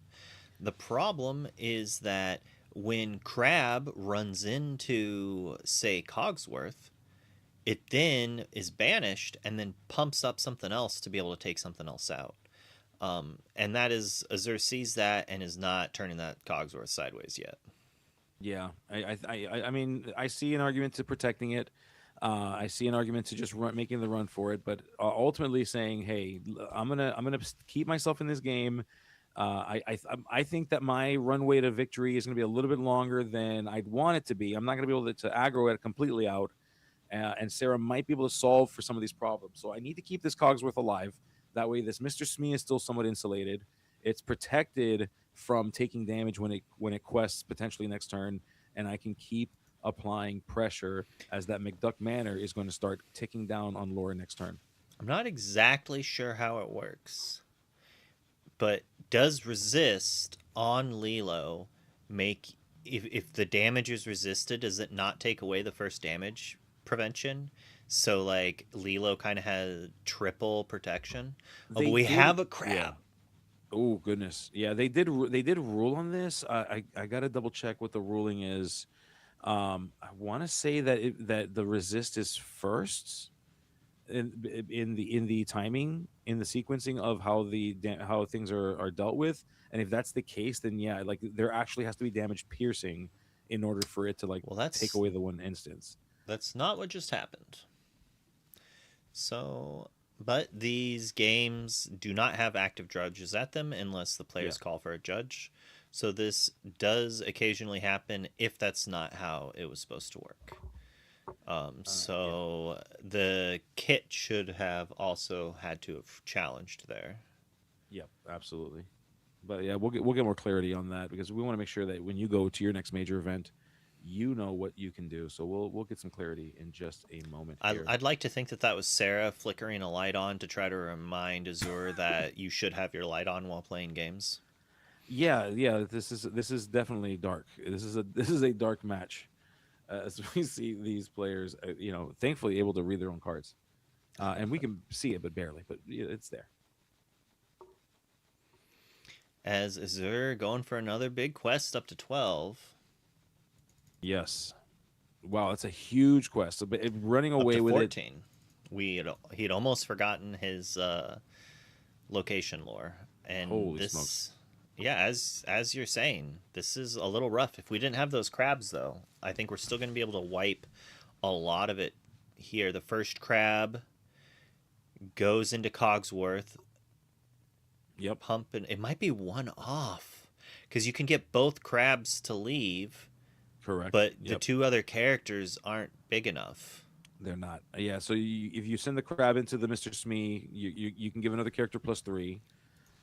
Which could make either Elsa 5 or give the other crab 6. So you can get rid of some of these things here. The resist is what's creating some weirdness. So you want to deal with that Cogsworth first, or we can sing Friends on the other side. There is a dice on that manor actually, so the manor had taken damage already. It looks like it's 1. That is actually enough. So a crab jumps into the Cogsworth, pumps up the Elsa. The other crab doesn't have... Okay. Yes, pumps up the fresh Elsa. The old Elsa takes out the Cogsworth, which then allows the the full health crab to trade with the Smee, also pumping the same Elsa, and then that Elsa can deal 8 to the manor. So we can do a full board sweep, leaving us with an Elsa, and Kit. Yeah, and Sarah, of course, going through, looking at the cards, doing the math, as you see, players do oftentimes, kind of touching just to like visualize what this process needs to look like to be successful. We see an aggressive flinging of the crab towards. What's that? Uh-oh. What just happened? She challenged the Smee. Yes, which the Smee does have resist, so the Smee wouldn't go away yet because Cogsworth is still on the table. You would need to deal with the Cogsworth first, but it does give the Elsa +3 strength, it appears. Yep, which will deal with the Cogsworth, sending in the second Elsa now to go ahead and challenge that Mr. Smee, and then with the remaining character with the crab going ahead and put 3 more damage onto this, which I believe I can't tell if that's a 5. I think that's a 5. I believe it's a 5. Yeah. So there was 2 damage on it already. Yeah. So we just need 4 more. But the problem here is that it's that 4 or 5 rather is not 9, and that's what you need to remove this thing. And so Azure is going to go ahead and gain 2 more lore at the start of this turn, 4 away with I can't see the character on the bottom there on Azure's side. So but the we way do see. Sarah is doing this is basically Yeah. letting Azur gain 2 more lore to keep her crab. And the Yes. question is if that's going to be enough to get her where she needs to be when it is 7 to 16 in lore. We do need characters to do it, but how do we deal with this Cogsworth? We don't. And It's that's the tough. scary Yeah. thing. I I do. mean, the Oh, ways around it is with bounce, but there's 2 merfolk. If you're looking for it speeding up your clock, you can certainly do that. But can we slow down? Speeding up is one thing. We've got to slow Azure down. Azure running for the fences here. You having to do the math with the 4 characters. How do we solve for this? Because we've got a Fortisphere, we've got a Cogsworth, we've got that manor, which we no longer have the manor. So Cogsworth is going to represent 2 lore. Sarah all the way at 9, but now we've got 2, 4, 5, 6, 7, 8 lore on Sarah's side it's of the board.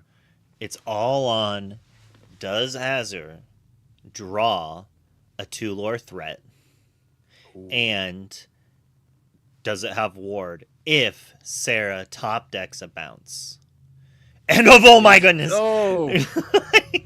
Oh. Woo! We don't even have to quest right now if we don't want to. And No. we're not, which is a little surprising. I think I would have taken the quest to maybe see if Sarah wants to do something. It still takes a lot of resources to banish that Cogsworth, and a couple of those characters would also be banished on the way.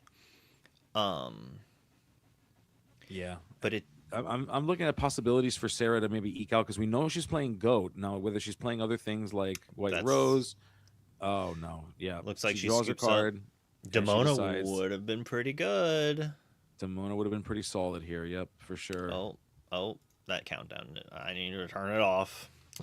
It's kind of cool though. That really surprised me. I love a good countdown. He's just like, yes, let's count it down again. So Never Shift taking round 1.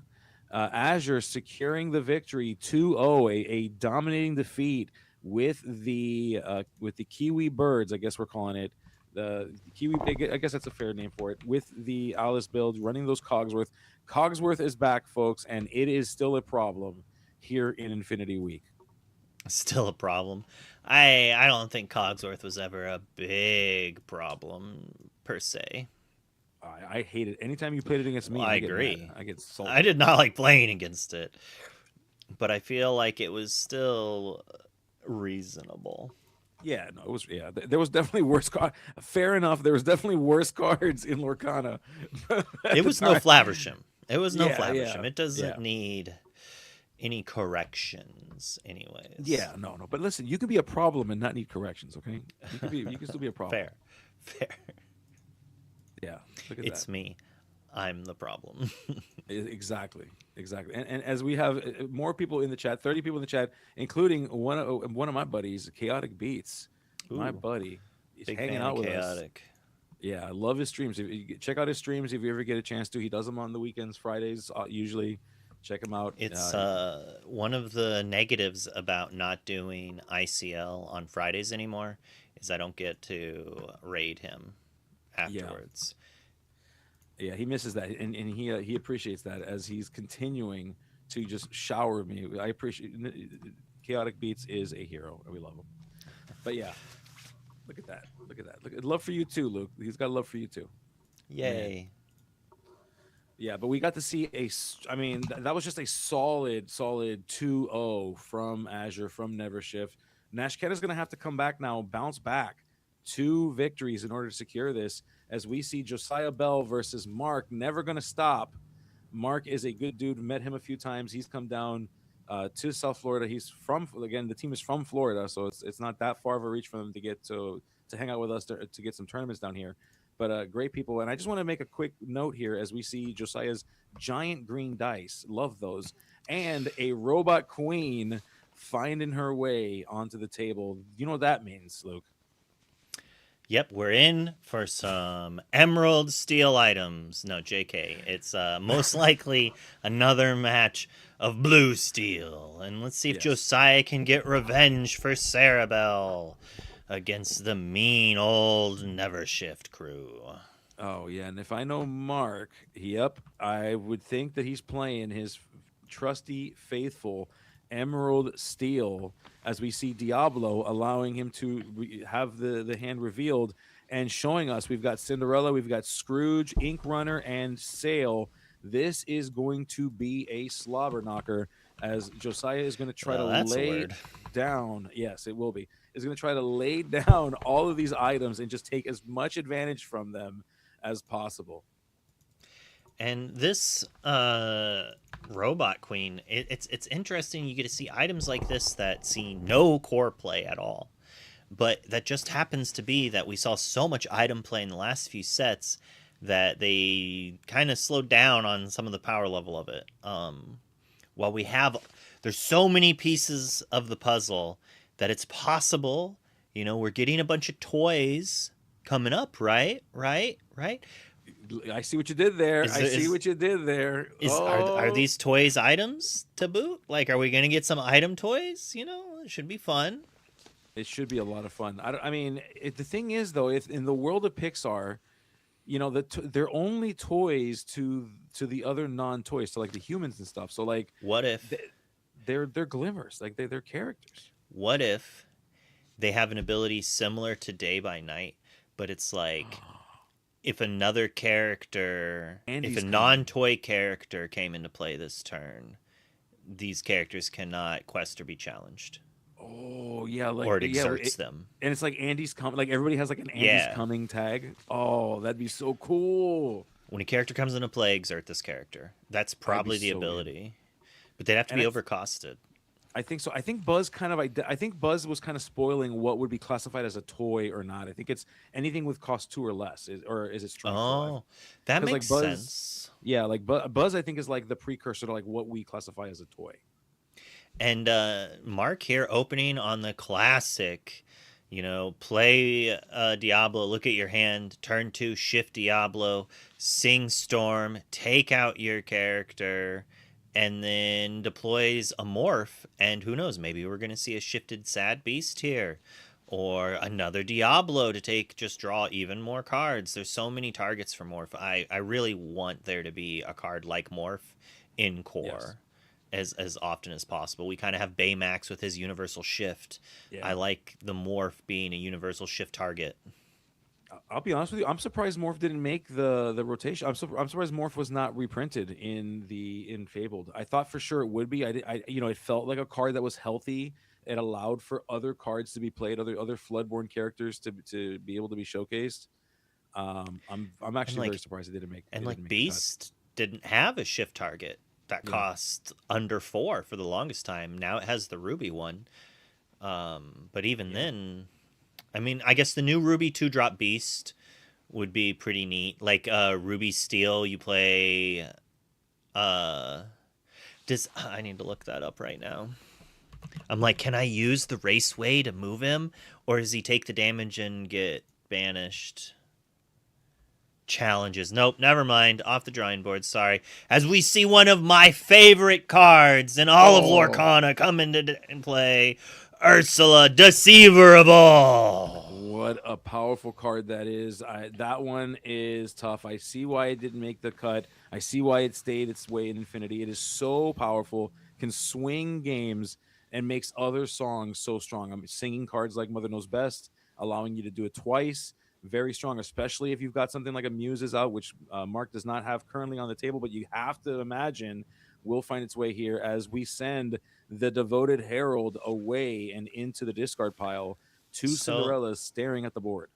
So we saw an interesting play here. Josiah did not actually ramp off his first Cindy, but then his second Cindy he did ramp off of because he was able to trigger that Robot Queen to answer that pesky bird. Imagine it though, had Mark had a second Diablo shift, that play, he kind of would have gotten punished a little bit there. Yep. And does Mark have a double strength for both Cindys on this turn or something like that? The gameplay is in a weird spot where Mark doesn't have any lore. He's saying for value, right? But Josiah could easily come back here, honestly. With just a few cards, we're just like a Flaversham away, or Popsicle Flaversham. The question is, can Mark answer things? That's a good way to get rid of the singing. Yep. That'll slow down the singing for sure. That Space Pirate Pete, when it is exerted, gives other pirates, and guess what? It itself is a pirate, +1 resist, and your opponent cannot sing cards. Yeah, it doesn't give other pirates. It just gives your pirate characters. So as Yep. Gabe was saying, it does protect himself. And we're singing one of the new tech pieces, another card that just like does not see core play, but is just like a powerhouse in these older formats. And I do believe it is called The Keep ancient the ones. Ancient Keep the Ways. ancient ways. Keep the ancient ways. Another way to stop items from being played. A great card in Infinity, especially if you're anticipating facing this color pairing that is notorious for this item build. Slow down the item play, slow down actions. Speaking of slowing down actions, there's Pete, there's Flaversham. So sending it back over to Mark, not going to be able to play actions this turn. That Ursula, Deceiver of All, a little bit voiceless at the moment with this card. Yeah, this is kind of rough for Mark. He wanted to do that again. If Josiah has an item, which let's be honest, I'm assuming a third of his deck is items. He could like imagine he's just like Popsicle, draw a card, Flaversham, draw 2 cards, Tamatoa, return Popsicle, return Yep. Robot Queen, Ink, Oof. play Robot Queen, pass the turn. As we get to see what that last card is. Oh, it is the Of we course it have is. one piece of the puzzle. It is a Fortisphere. It is a strong card. It's going to feed that Hiram to be able to draw additional cards, start the engines as Josiah draws for turn, and is going to go ahead and get his ink situated. To, yeah, of course, naturally, you want to see, do we draw first? We always draw first. Do all the things you can to draw. You're going to go ahead and quest with the Hiram. Going to pop that Fortisphere. Going to draw some additional cards. It's no surprise why Hiram was a problem. To draw multiple cards like that is problematic. We went from 1 card start of the turn up to 4 right now for Josiah, as we see him now deciding, hey, what else can I do with my suddenly new refreshed hand? Yeah, we saw Mark hope that that last card was removal with that Ursula, and we might have had a game if Josiah then also bricked on his draw for turn, but he did not. He had one of the best outs. Yep. You can't take this from my hand, and it's going to dig me deeper and draw me 3 more cards. As we most likely will see some removal this turn on that Ursula, but Josiah's starting off with kind of an okayish character. I'm thinking we're just spamming 2 characters and then strengthening away this Pirate Pete. So I Yep. guess we're gonna deal 4 to it, and then Probably send something in. Yep. Saying, Cinderella, there's enough of you on this table. We only need one of you. Going ahead and send the space pirate away. All right. Yeah. So that was a pretty strong turn. I mean, it went from having a rock to removal of a giant character to additional to setting up your draw engine and having a bell, even paying for that bell at full price. Not terrible. It's a 3/3. Still a pretty fair, pretty fair card there. As we see oof. revealing a Tamatoa. Do we Ooh, okay. have the discard? We have the Prince John. We got to get rid of it. You got to figure out a way to get rid of this card to keep yourself in this game, because Josiah is going to run away with this thing if we're not too Oh, careful. And no, Josiah going to go ahead. We know Tamatoa is in hand with one additional card, one additional unknown card. What is it here? Let's see if Josiah will regale us with a 1 cost item to draw a card to then quest with so the dirty. hero to then draw 2 more cards. This is rough, folks. As we see Josiah going to go ahead and use that Hiram again. Not able to get rid of that here. Oh, wait. We're changing our mind a little bit. Hold on. Maybe not. Ooh, Josiah thinking about it, saying, no, you know what? Let me lay down an ingenious device because, yeah, why not? Why not blow you up Might as well first? take out that pesky Ursula Deceiver Ball. Oh, So this no. does give Mark a world to maybe get all the cards out of hand, but Josiah is up to 3 cards still. Yes. So I don't know if we're gonna be able to get. Uh, this is Gabe. I love it. I love it. Brent is gonna love it when Brent is on, folks. Please make sure you say the same thing. Say, hey, remind me again. Are you Gabe? Or are you Mukai? Gabe Mukai? Do it. Which He's gonna lovely love it. bald fellow are you? Yes. Which lovely bearded bald gentleman with glasses are you? There's dozens of us. The worst part is I can keep describing us, and it would still be you still couldn't deviate which one it is. I can keep going. I just went with the first three obvious things. So, for those who do not know much about the Infinity metagame, these are two of the most powerful decks in the meta, but this matchup is fairly favored into Sapphire Steel. Yeah, yeah. It turns out when your strategy is to make somebody discard, drawing 4 cards a turn is the problem. Like that doesn't really and they help. play removal for you, Diablo. Yeah, that's an issue. Turns out not a good place to be as Emerald Steel. Speaking of removal, we've got the Robot Queen finding its way onto this table yet again. Oh goodness. It's to the point that I actually think you should be playing with Cove again. I have played 0 games, but I've watched Robot Queen and Fire the Cannons just decimate Diablos on turn 2 over and over again. Yes. And speaking it's like, of decimate, yeah, that's exactly maybe just a dismantling of the board, a complete. It wouldn't have done anything right there. No. But it would have been very important earlier in this game to protect the first Diablo we had. Oh, goodness. As we're going to go ahead and we are going to send all of these beautiful characters on a quest. Oh, wait. I've not been up on lore. Let's update the lore so we know where we are. Actually, good call. I think they might be using the wrong side. They might be switched, I think. Yeah, they are switched because Mark said, yes. Nah, I believe you. Let's go to game 2. They swapped on me. Yeah, they Fetty swapped on you. I understand. I get it. As we see more people in the chat. We're up to 36 folks hanging out with us. I love to see it. And thank you all for joining us. We see Emerald Weapon in there hanging out with us. That's Stefan, by the way, for those of you who don't know. Stefan, who you get to hear a lot of. He's production in a lot of things. So Emerald Weapon hanging out with us. We've got Chaotic Beats hanging out with us. I've been saying Coet, but are those 3s supposed to represent S's? Is it Cosette? It's Cobb. It's Cobbette. Those are bees. Those are bees. See, you know what? I deserve to be called Brent Mukai because I did not even properly know your name. That's my fault. You don't deserve to be called by a real name. Yeah, if I can't even respect your real name, then I just need to be okay with not having my name respected, and that's fine. As we see, and people are asking. This is a good question for you as they're doing this, Luke. I'm curious. What are your vibes? So, Dogs in Infinity. Is it viable? Is it not viable? Like, what do you? Well, I've seen 1 or 2 games with it, and I'll tell you, if Tramp is really bad when your opponent has either a Diablo or a Prince John in play. Okay. But you could still try to go wide. You do have Ursula 2 and Mowgli. So if you double up on those, you might be able to take enough removal out of their hand to get going. Grandmother Willow is still very powerful.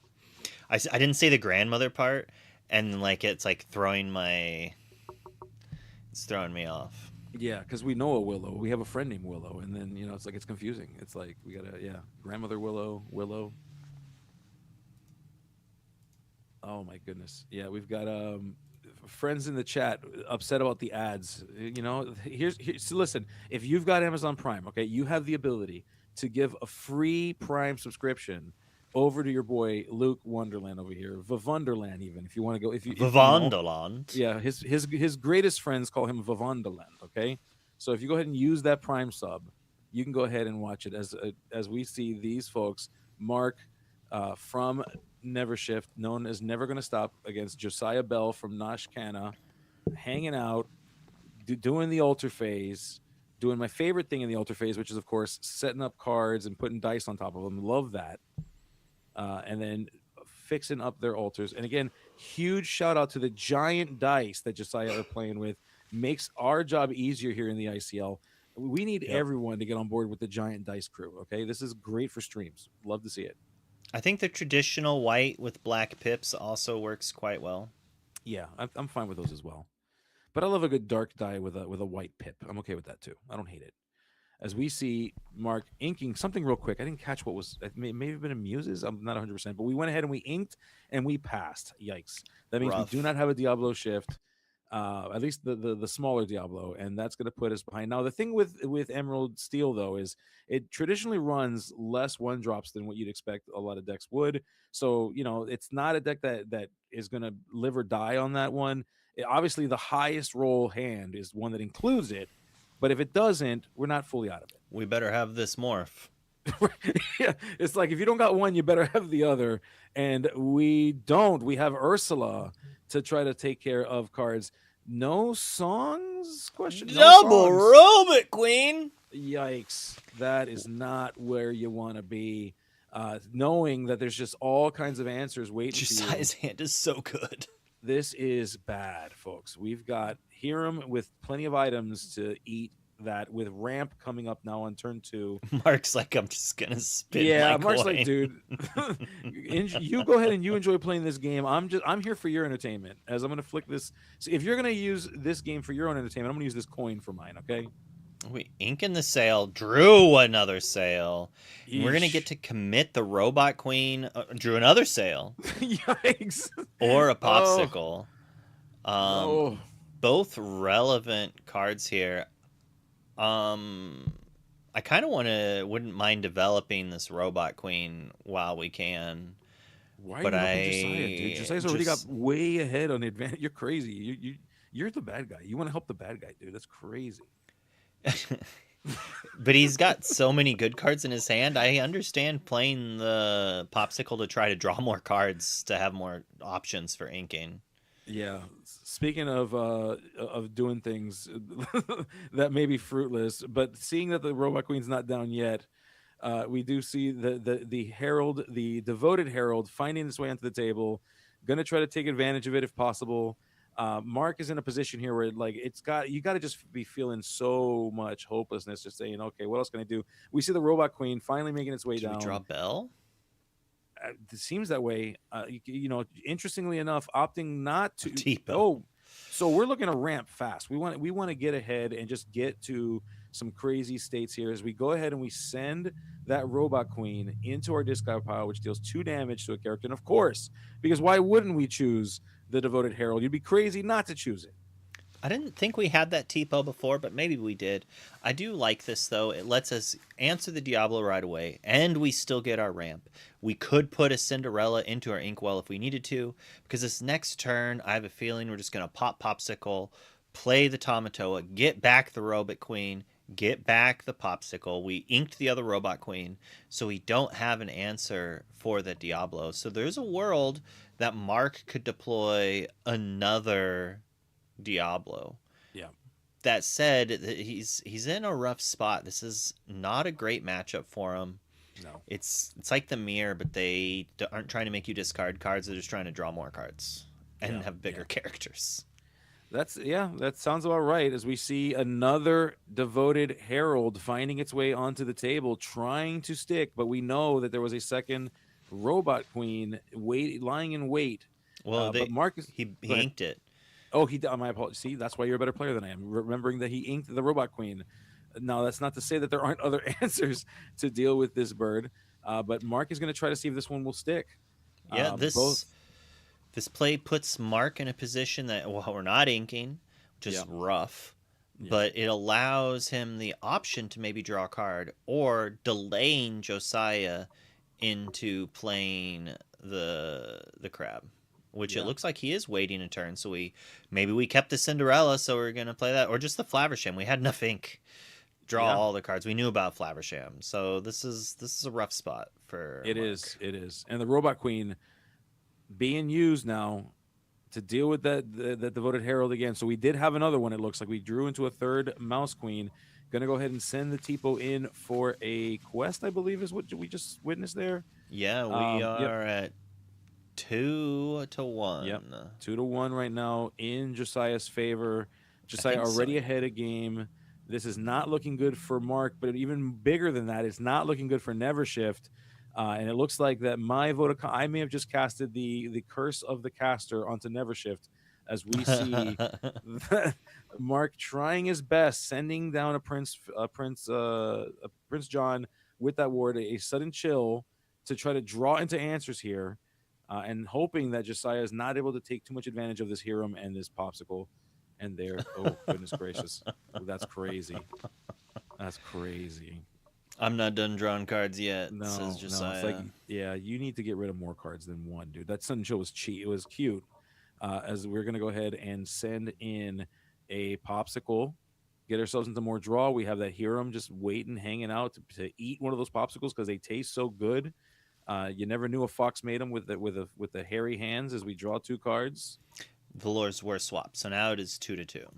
nice. Okay, so we are tied up.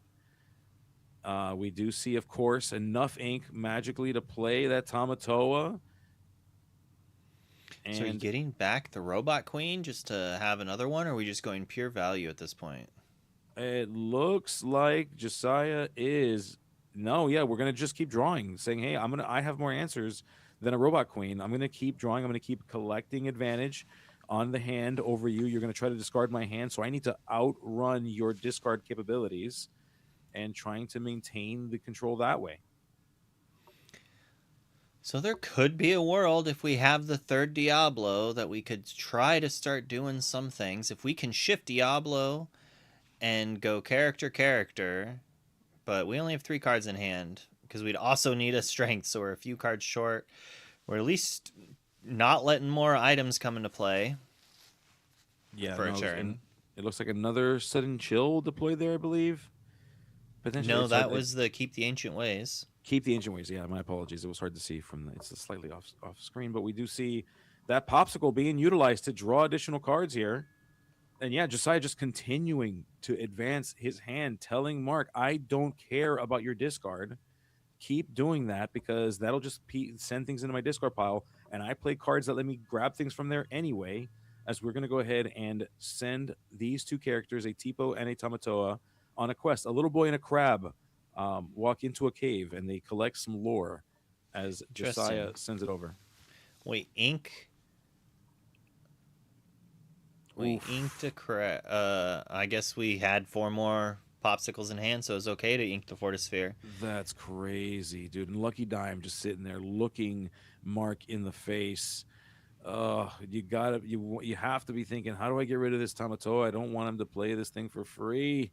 This is going to be tough. I almost think I take the Zeus over the strength, but maybe he's planning on getting a Pete in a bit and wants to make sure that we can't get it. All right, so if Mark can complete the Genjutsu, can he go next turn, play Goof, activate, return to hand, sing it?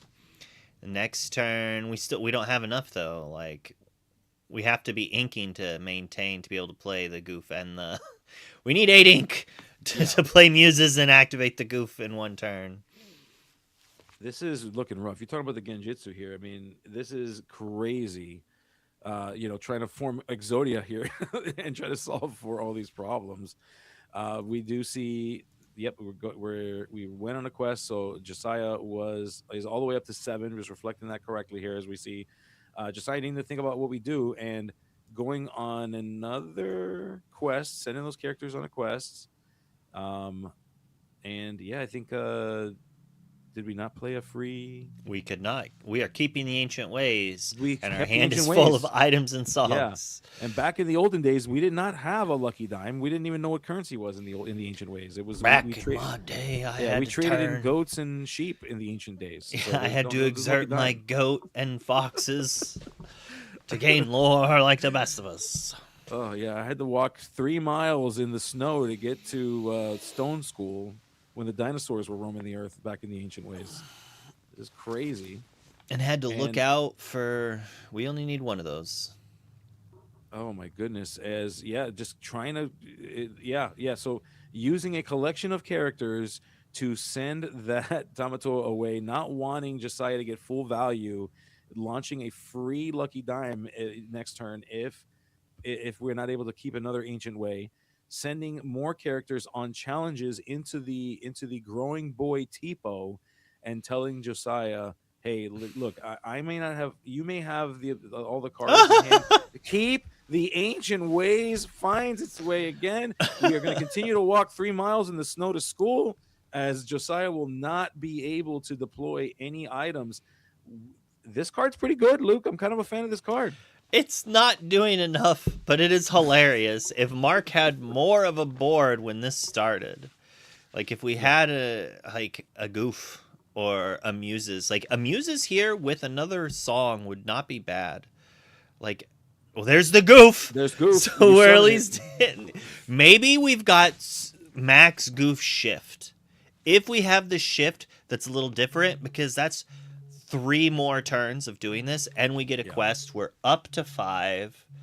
Flaversham isn't able to challenge this pesky Prince John. As we see, the Angel Experiment 624 finding its way onto the table. Tons of cards. There goes to deploy. Deploying the Lucky Dime as a snowball to send the max goof into the discard pile. So the max loop, as I like to call it, not going to be able to happen here. The constant looping of actions just put a stop to it immediately, as we see a Diablo finding its way here and just showing them a bunch of items, saying, hey, look, these are all the things you won't let me play. 2 Zeuses. And 2 Zeuses because, that's what I need. I need Zeuses and rocks and popsicles in my life. This Angel was very good. Yeah. That max looping situation would have been a huge problem. We have a strength. Not so anymore. So we're up to 9 to 10, and the lore threat on Mark's side, like, you don't want to be sending Zeuses at these 1 and 2 cost questers, right? This is the turn that Josiah needs to draw things that are relevant. Well, good news is when you got 4 cards that say draw a card on them, and then a character on the board that says draw 2 cards when you eat one of these cards, going to be able to draw a ton of cards. May want to save the hero for potentially singing a song if he feels the need to, but I don't know. Oh, need a goodness. Scrooge. This is crazy right now what's happening. He very well could play Scrooge McDuck. Yes, that is correct.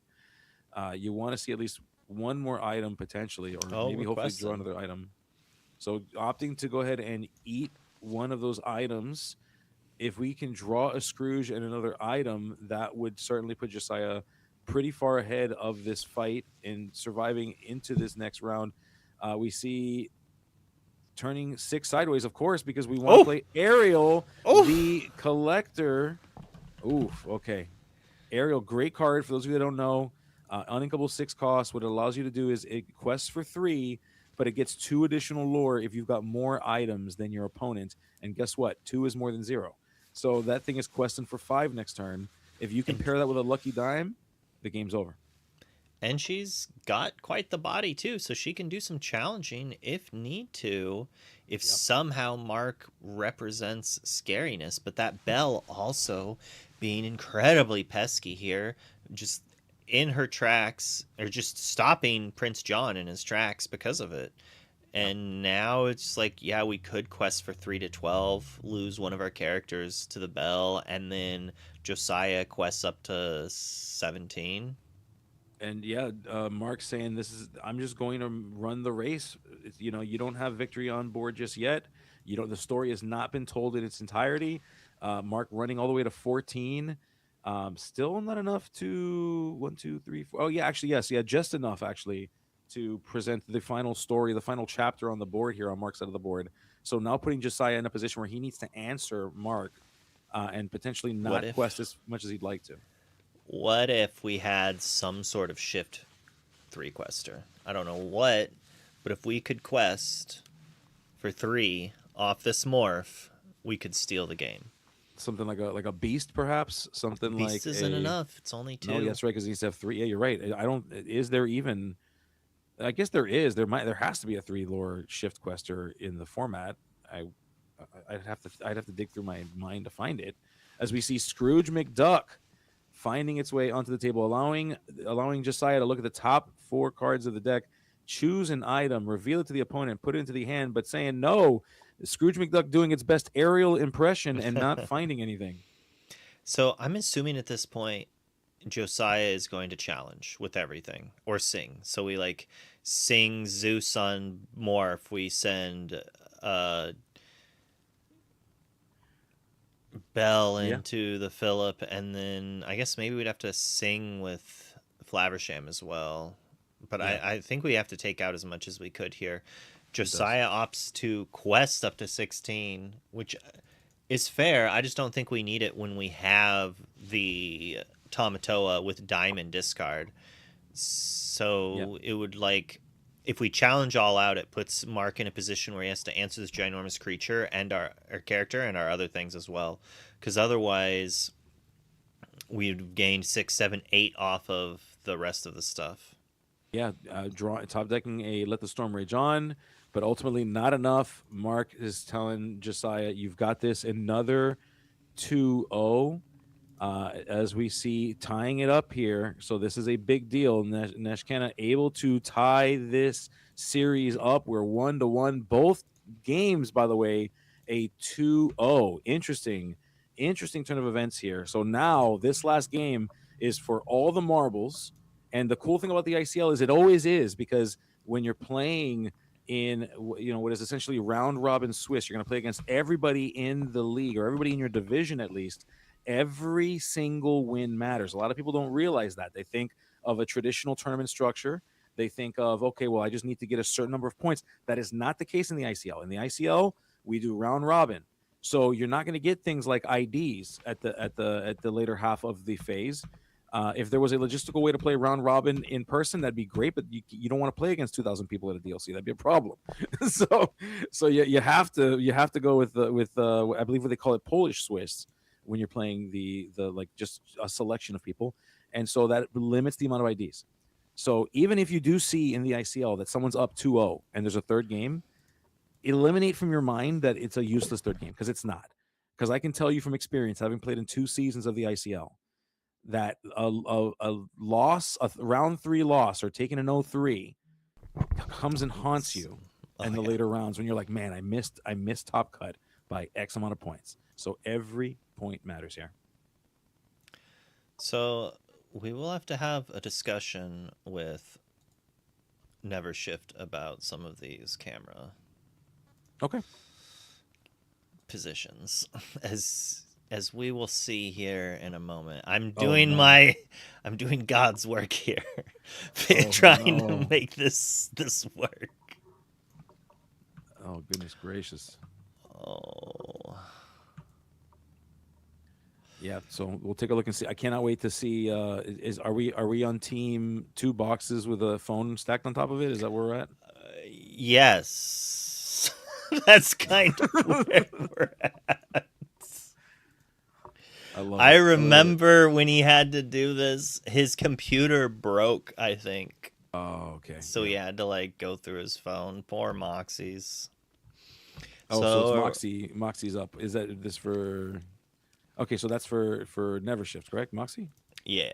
Okay, so you're telling me that Terrace Black did not get a chance to play Infinity, did not get a chance to play Ruby Amethyst. That's a shame. Apparently, I mean, he's been playing a lot of it in Constructed. Yeah, but it's not the same. Come on, let's be real. It's not the same. And because of the camera angles adjusting multiple times, we were going to be starting once again a little bit into the game. Okay. Not just 2 minutes in. Easy peasy. And here we go. Yes. Wow. Okay. All righty. Well, you really are doing the Lord's work here, as we see. I mean, it's not great on both sides. Oh my goodness. Yeah, folks, please invest in something stronger than a potato. This is crazy. We're using it looks like we're recording this on our Atari 64 here. I do know that's a Genie. I can tell it's a Genie, and I do see we're playing. That was a Diablo in the Inkwell, and a Diablo and Prince John in play. Yes, and a Genie next to it, I believe. Yes.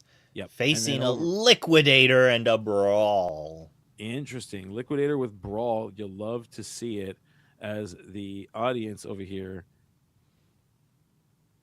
our fans over here, listen, guys, let's I love potatoes. I eat way too many tater tots. Yeah.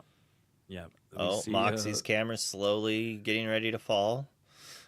Yeah, this looks like a very precarious situation for both Moxie and his phone carrier because someone's going to have to put in a claim if they're not careful Are here. we casting the ICL, or are we just roasting people's No, cameras?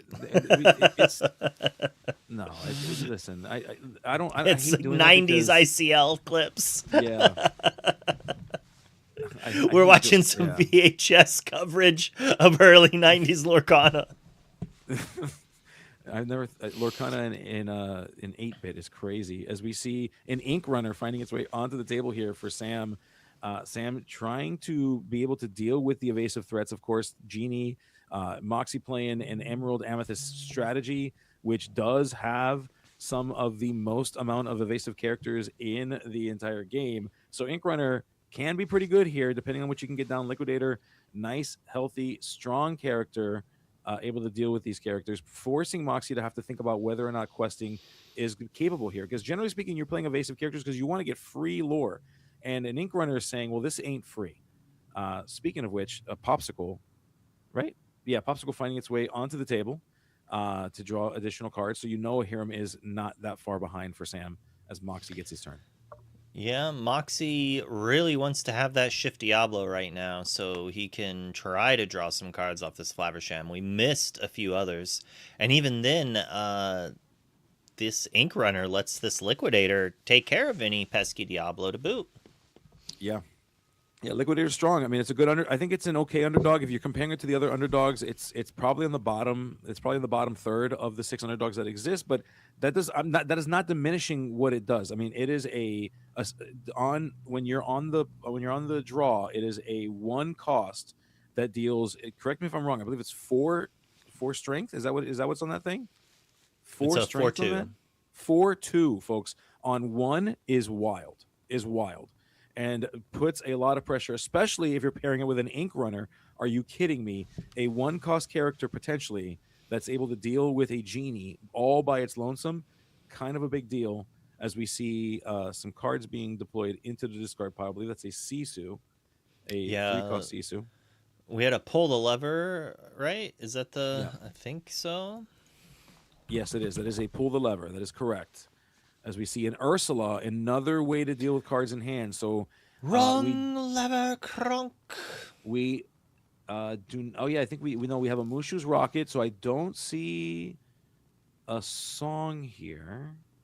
I see the emboldened sibling Sisu, that large Sisu that caused a lot of problems, a lot of stomach aches for people. That was a terror on the back half of our pre-rotation world. And seeing Samuel revealing that hand, and we do see that Hiram as well. Hiram and a Scrooge. So if we can draw one more item, we can play that Scrooge for free. If we don't draw another item, then we can just eat one of those items and draw 2 cards with Hiram. Samuel in a pretty good way with the cards in hand. Interesting that we're choosing to quest with their Diablo into the Liquidator, since Liquidator does have Reckless. So it gives us this thing that we're going to trade our Diablo and Ursula with Liquidator just to try to quest with our Genie. But this Scrooge that's coming down just completely stops that. Yep. Yeah, as we see all 4 items exerted in order to play that Scrooge for free. Samuel getting a chance to look at the top 4 cards. Did find a Sapphire Coil. That is a big card here to be able to reduce the strength of characters on the table in case they get too big. No one right now really a problem. So the Sisu that is impending on that 8 ink turn is going to deal with every character on the board. But for right now, we're seeing characters finding their way onto the table, establishing a board, while Moxie is waiting helplessly in the wings for a Sisu emboldened sibling to find its way here and send everyone away from into the discard pile. The Sisu. I don't miss it. No. I'm glad it's gone. It can go live with Fox. It can go to wherever Fox is hanging out at now. Whatever part of the forest they're at, that's where they can go. As Samuel here, just kind of having to decide how do we. There's a bit of a discussion here. I think they're probably discussing what cards are on each player's side of the board because they probably can't tell. We see Moxie, because you know that's exactly what's happening. By the way, that's the worst part. This genie came down like 3 turns ago. Still hasn't been able to quest. Yeah, this poor guy, this poor genie's like, dude, I listen. My role here is to just turn sideways and not worry. Why are you making me worry, dude? I don't like this at all. The funny thing is, like, Steel has the item removal, but, like, naturally, the item recursion that Sapphire has is resilient to item removal. And the only way to answer it is with Sapphire cards, which have the tuck mechanic, or whatever it's actually called, where we put it into their inkwell. I really feel like Steel's item removal should have been put it on the bottom of their deck. And then Green, which has like everyone's abilities but slightly worse. Emerald is like, oh, destroy it. Just destroy it. I do kind of like how Lorcana answers exiling or things like that. It's like there's 2 different ways even. Like a lot of other games, they just make a special zone. But like Lorcana, we have put into the inkwell and put onto the bottom of the deck. And each of them have their own positives and negatives. With cards like You're Welcome, there is some shuffle effects in the game. And, you know, sometimes, you know, putting it on the bottom, you're going to see it again later and it's pesky. But if you put in their inkwell and they play Ink Geyser, you get got. And Ink Geyser is also a funny answer to all the blurple. You know, if they're going to put all my good characters in my inkwell, I'm just going to return them. Yeah, I'll just play them again. You put my fill shift combo in there? Yeah, okay, I'll just do it again. Yeah. You know, I think my favorite thing about Ink Geyser is, like, you know, we generally will kind of auto default to ink the additional ramp answers that, you know, so like if we have multiple sales or a TPO, it's like, oh, well, we'll ink one of these, play one of these. So like doing the Ink Geyser gets you more of the ramp that you need to kind of get ahead of your opponent. It's crazy what kind of a self-fulfilling prophecy Ink Geyser allows you to kind of initiate here, as we see Moxie running all the way to 6. Still, and finally feeling safe enough to send that genie on a quest after just spending so much time hanging out and waiting to do something. We're just 2 turns away from that Sisu. We saw the small shift Sisu discarded. So if Samuel's able to play another one, slow Moxie down a little bit, while also making it that then the other Sisu gets to come down the next turn, that can be devastating. Moxie's going to try his darndest to top deck discard and chain, you know, sudden chill into sudden chill to try to get the last few cards out of Samuel's hand to try to make it more difficult to ink and get to Sisu. But with this active Flaversham in play, that's looking really difficult. Yeah, no, absolutely. I mean, and just like that impending doom feeling that Moxie has to be just knowing, just we're so close to it. I need to get as much value as I can from these characters while they're still here to receive or to give me that value, because I won't have them for very long. At the same time, I need to start figuring out ways to get out from underneath something like a Sapphire Coil. I need to get out from underneath this Sisu in order to keep playing this game. I can't just let only these characters exist here. This is going to be a problem as Samuel is exerting some of these items here to get, or specifically the Ink Runner, to give Scrooge that evasive trait, or rather alert, to be able to attack an evasive character and challenge that genie, sending genie away into the discard pile and giving a lot of value to Samuel and that Scrooge. It's looking rough for Moxies at the moment. This is also a matchup I hated playing, and it's very, very dependent on velocity. With any of these Diablo decks, you need an early Diablo, then you have to draw cards off of their card draw to be able to interact in a way. And Moxie's had like a decent start with an early Genie and had the Diablos, but didn't have the shift for it. And then we're only playing wrong lever on turn 4 or turn 5, like without answering the Liquidator. If we'd had we been able to answer Liquidator, maybe we could have shifted the Diablo and drawn cards. But we didn't have wrong lever. We had pull the lever, the wrong half of the 8-card combo. Yeah, as we see Moxie now having to, we're entering into this final turn, playing a... I do believe that's Chip. Chip, okay. Chip. I believe that has more than 2 strength. It does. It has 3 strength. So unless the Sapphire Coil is in play to try to reduce it, that chip will survive. That Sisu that is likely to be played coming up next turn. That Ursula will not, but Ursula will allow us to see what is in hand. Of course, we Crab see Vision of the Future, visions. Crab, and Sisu. So I'm just stating, I want to say it. Gabe, let me say it. He's got the visions. And that can't be taken, sadly. Ursula. Yep. Do you think Ursula should have only hit actions, or do you think it was a fair thing to make it only songs? Especially that Mowgli exists now and Timon exists now, I think songs is perfectly fair. I think it's fine where it is. I think it was fine then. It was overpowered pre-rotation because of how many songs existed Yep. and how prevalent it was. I think it's still fair now. I feel There was like people only deciding, songs then. yeah. I feel like people deciding between like for example, an Emerald Amethyst, or sorry, an Amber Oof. Emerald. Oh yeah, Sisu coming down, sending everyone away except for that poor Chip, who's now the sole survivor of that Sisu just dropping down onto its roost and sending everyone running scared. Yeah, we definitely quested with everything last turn to get some lore out. And then we had the Diablo exerted as well. So we drew a few of the cards from from the cards we had in our hand, right? We overplayed into the Sisu, Yeah. but the Prince John we did play a chip afterwards, so it replaced itself. The chip stayed around. The Diablo came into play, then it exerted, so we drew a card from the card Sam drew for his turn. So while we did play into the Sisu, we did not lose cards from our hand to do it. And we're just hoping that then the cards we drew off of that were better. And who knows, maybe the chip could have drawn us into a sudden chill had we been able to lead with that instead of double chip action here. Had that other chip been a sudden chill, we'd have two more cards in our hand to keep deploying threats. And this is how the Emerald decks can try to hope to get there, is they outgrind this discard on discard. And that card, I do not know what that is. I think that's a that Diablo. Third chip or a Diablo? Yeah, I believe it is a Diablo. It's difficult to tell, folks. As we see Samuel, of course, maintaining. That's exactly the one. That is I'm very good the Spiteful at Raven. The Spiteful Raven.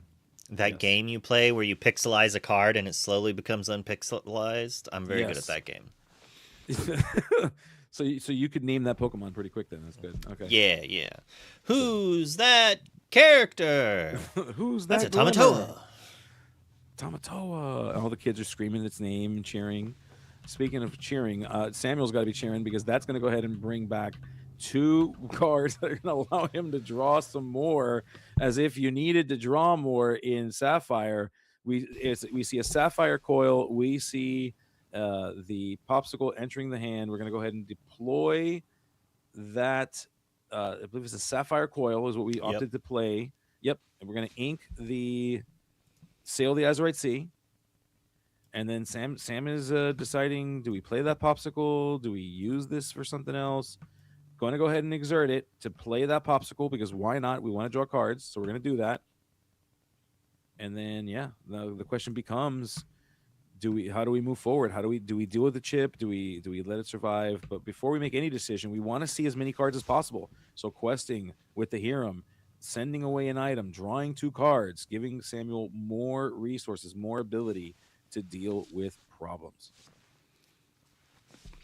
Yeah, it's quite a bit in play here, and while we don't have very much lore yet, we're about to be able to have quite a bit. Sisu gaining 3 a turn. Quite good. Yeah. See, that's the real issue. Is if Sisu was a one quester, I don't think the ability is as bad. Right? I think the problem was the combination of, hey, I'm going to quasi board wipe you, and then now I'm also the reason why I can get to 20 in like 3 turns. Oh, and it works so well with Dime. This is terrible. Yeah, that was the issue. It was all of that together. If it was any one of those things, it'd be strong enough and would probably still be played at the same rate. Dime plus Sisu is a 4-turn clock. Yeah, certainly. Not counting any like Flaversham chip damage or like the occasional Grandmother Tala or Scrooge that got a quest once or twice. Yep. It was the fact that, the Sisu plus Dime gets you there, or just one activation or two with a Dime on Big Tamatoa. is just like there. And yeah, no, sometimes Tipo gets in for 3 or 4. People don't like challenging Tipos. Yeah, it feels like a waste sometimes. Or you're like giving up a character, you're exerting a character and like risking a character because you wanted to deal with something that feels very low value to just see your character go away. As we see friends on the other side, allowing Moxie to do a little bit of what Sam's been doing all game, which is draw some cards. That is A card. That is a card that lets you look for other cards. That's a wrong Oh, lever, I do wrong believe. lever. Yes, it is a wrong lever. We did pull the find the lever from the discard pile. About to place it underneath the deck, which will allow Moxie to choose a character that is on Samuel's side of the board here, and is going to place that character underneath his deck.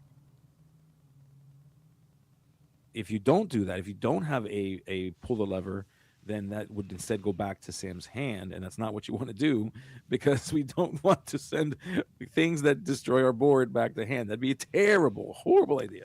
Would you like this Sisu back to play again to take out more of my characters? Yeah. Do you need more Sisu for your Sisu? No, I don't actually. I'm going to go ahead and go on a quest instead. Figure if I'm already ahead in the race, maybe I'll run you out of this game and try to get all the way to 20 before you can do anything too crazy. Sam not that far behind and can probably deal with these characters pretty easily though. So Moxie might be punished for this decision here. So Moxie's has to basically play characters and get them to turn, like, exert sideways once each character. But Samuel does have a bit of lore to be able to gain at the same time. I guess one of those is a liquidator, so it is on challenge duty, so it's probably going to trade with this chip. And then we're questing for 4 up to 11. We could alert our Bell, assuming that is, or Scrooge, to take out the Diablo, leaving Moxie's with nothing. Yeah. And 2 or 3 cards in hand. Yeah, and the Spiteful Raven, that Diablo is, of course, evasive, so going to need to use something like an Ink Runner to deal with that, put Samuel in a place to use additional resources. But, having an Ink Runner makes it easy to deal with here as Sam draws more cards, because that's what we do when we play Sapphire. We just draw more cards over and over again to continue to collect advantage. Playing a question mark Robot Queen. No, Hiram Flaversham. That's not even close. It looks steel for a second. Isn't that the Sapphire card looks steel for a second? That's wild. As we go ahead and we ink a Tipo. Sam having so much ink, so much to do, so many cards in hand. Probably has a ton of answers here. Choosing to kind of dig through and think about what we're going to do here. You want to be careful with the decisions you make because it could cost you. But Samuel's still in a very while has the board presence, is still behind on lore and needs to be cautious about the plays here because could mess things up if not careful. So Sam, of course, thinking through these decisions. And I believe so. We looked at 4 cards. So did we play Scrooge? Did I miss a Scrooge played somewhere? The more every card he plays, like, pixelates it a little more. Oh, and then we lose light. This is amazing. Lights turn off, turn back on. All of a sudden, it's like I have 3 Sisus. Quest for 9. and like the blink is like in an instant. So time wise, it wouldn't make any sense that was possible, but somehow he figured it out. He passes the turn. Yep. Camera unpixelates. Now Moxie's board completely decimated, just challenged into oblivion with characters. And Moxie now left all alone by himself with no glimmers to help him, only his hand, 14 lore, and a amount of ink that I cannot discern entirely. I do want to shout out Moxie's. I remember that he wasn't actually... he didn't even work this day. He was not initially going to play for his squad. His computer broke, and he's playing on his phone while, so he's looking at the top of his phone to watch Sam's board on his phone while it's hanging over a stack of troves recording his board. So he it's not fantastic, but he found a way to make it work in a last second ditch effort. And that's the kind of Moxie you need here in the ICL in order to be successful. That's the kind of gumption that it takes to be a winner here. Now, can Moxie translate it into an actual victory, that's a different question. Samuel right now is saying, I don't think so, dude. But Yeah. we have A pair of crabs. a pair of yeah. Listen, if there's something that'll get you out of problem, 2 crabs it'll solve a lot of issues. Whether it's going to solve this one is yet to be seen. But usually 2 crabs is where you want to be. If we have a fox, I mean, it's going to let us take down some of these pesky questers, maybe take this Flaversham out a little late. But we're up to 13 to 14. The lore is pretty close, but one of us has a bunch of characters, and the world is our oyster for Samuel here. I think It is. things have to go drastically wrong for him to not win from here. But we're like 1 lore from Go-Go. Yes. That's so frustrating for Moxie. He could put 3 on the crab and then quest for 1 to 15. I guess we're 2 lore away. So close, but so far. Yeah, I think best case scenario would be quest with the crabs, put Sam in a position to challenge into the crabs, or at least the 1 crab, and then say, okay, cool. Now that you've went ahead and you voluntarily took the 3 damage, I can use this Go-Go to potentially close the deal here. But just a tough spot to be in, because even if you just quest with 1, and then you would still need some more questing. Like, you're not all the way there yet. This is a bad spot for Moxie. So 14 to 14, we could send 1 crab into the Scrooge, stack 3 damage on it, pump the other crab, take out the opposing Tamatoa shiny crab, which then could lower Sam's lore count just enough not to win. That then we could play 1 Go-Go, gain 3 lore. Sisu, never mind. With a sapphire coil, makes those crabs teeny tiny, eensy weensy, all the way into the discard pile. JK, Moxie loses. JK next game. JK, no, is what Sam told Moxie and Luke. That was rough going, dude. That was crazy. Yikes.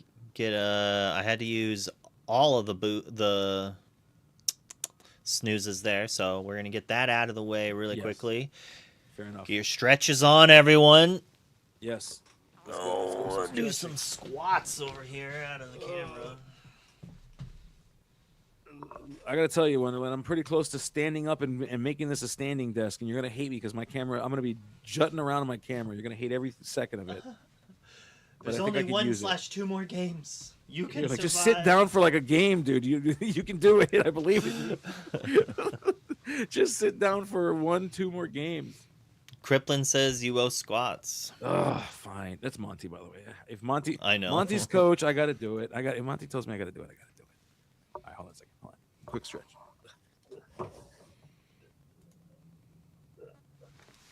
Okay. All right. We're back. He's like, squats. No, I'll stretch. Yeah, I'll go stretch. No, there's not. No. I'm like in a very confined. I'm in the back rooms, folks. I'm in a very confined space. So there's no. If I squat, I'm gonna get eaten by an eldritch horror. I can't do that back here. I'll do my green screen 5-pound weights. Oh, those are green weights. Kitty. That is hilarious. You got a cat on your lap. You got an assistant. I love that. You got a gym assistant right now, dude. I almost like jacked him with the weight. Dude, you can't do that on stream, okay? Like, people can cancel for that kind of stuff. Stop it. Poor kitty. Poor cat. He jumped. All right. Fun story time. My cat was. This is a previous kitty cat I no longer have. I loved him. No longer with us. Very long time ago, like 15 years ago, maybe 13 years ago. He's got the zoomies. It's like 8 a.m. I'm trying to sleep. I yell at the cat to be quiet. I take my shoe, and my cat's over on the left side of the room. And I throw my shoe on the right side of the room to make noise and to get him to be quiet, but I don't want to hit him. And he thinks I threw the shoe at him. So he's like, I'm going to dodge this. Runs to the other side of the room. The shoe just hits him, which quadruples the amount of yowling he does, because he's also just like, how did he do this? As Moxie plays a Diablo to see the hand. And then so I take the other shoe and I do the same thing, and he runs into the other shoe as well, Gabe. Oh my god, dude, that cat was asking for it. Either that or you're like the greatest sniper of all time, or both. He was He was not happy. He's just like, what is going on? Oh, How do you do this? Oh my goodness! Listen, as a Hispanic, as a son of a Hispanic family, I know what it's like to trail a shoe. Like my mother could launch a shoe, trace my trajectory, and nail me perfectly. Okay, it was LaChoncla's just getting you from a mile dude. away. Yeah, like, and it's swirling at maximum velocity. Insane. You just it see looks this like clip a disc. where it's Gabe just like, It's nuts, dude. just like, You might want to check your lineage, but you might be Hispanic, dude. Like like that's the only way to explain. Yeah, exactly. Yeah, exactly. You might be Hispanic. Like you might be like there might be like a large percentage of this Hispanic. maybe. We see Liquidator come down.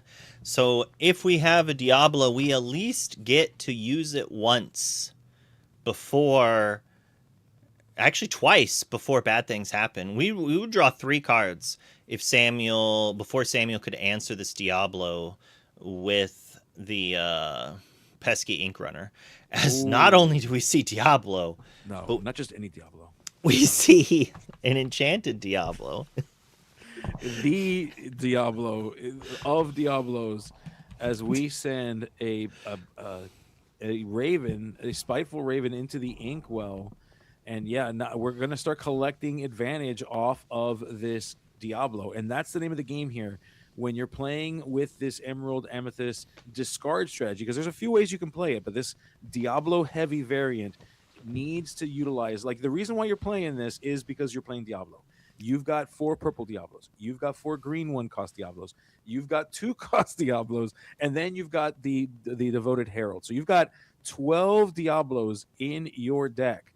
You're here because you want to have a good time with a Devoted Herald. So Moxie getting that thing fired up and starting to get those draw engines going is where you want to be. As Samuel is going to try to figure out how do we collect it. We see Ice Block. Wow, a classic, a card that was used very heavily prior to the creation of Sapphire Coil, finding its way onto the table. Interesting card, interesting choice. As we're going to go ahead and play a card.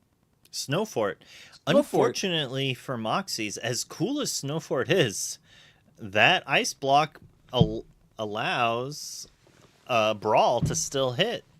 Yes. So it does stop the Sisu, which is relevant. Yes, it does. Now, if Samuel does play a Brawl here, that is going to create a little bit of a down tempo turn for him, because that's not necessarily what you want doing here on this turn. On this turn 3. In fact, I believe we missed ramp. I think that's important to note here. As we go ahead and we are turning the 2 side. We play Hideaway. We're playing Hideaway to send the Snowfort into the Inkwell. Okay, interesting choice here.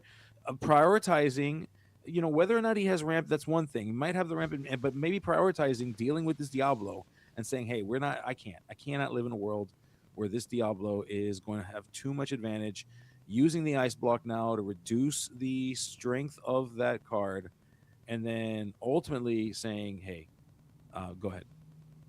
Yeah, it's like, I'm going to undo that Ice Block, pass the turn. Yeah, JK, your turn. Just kidding.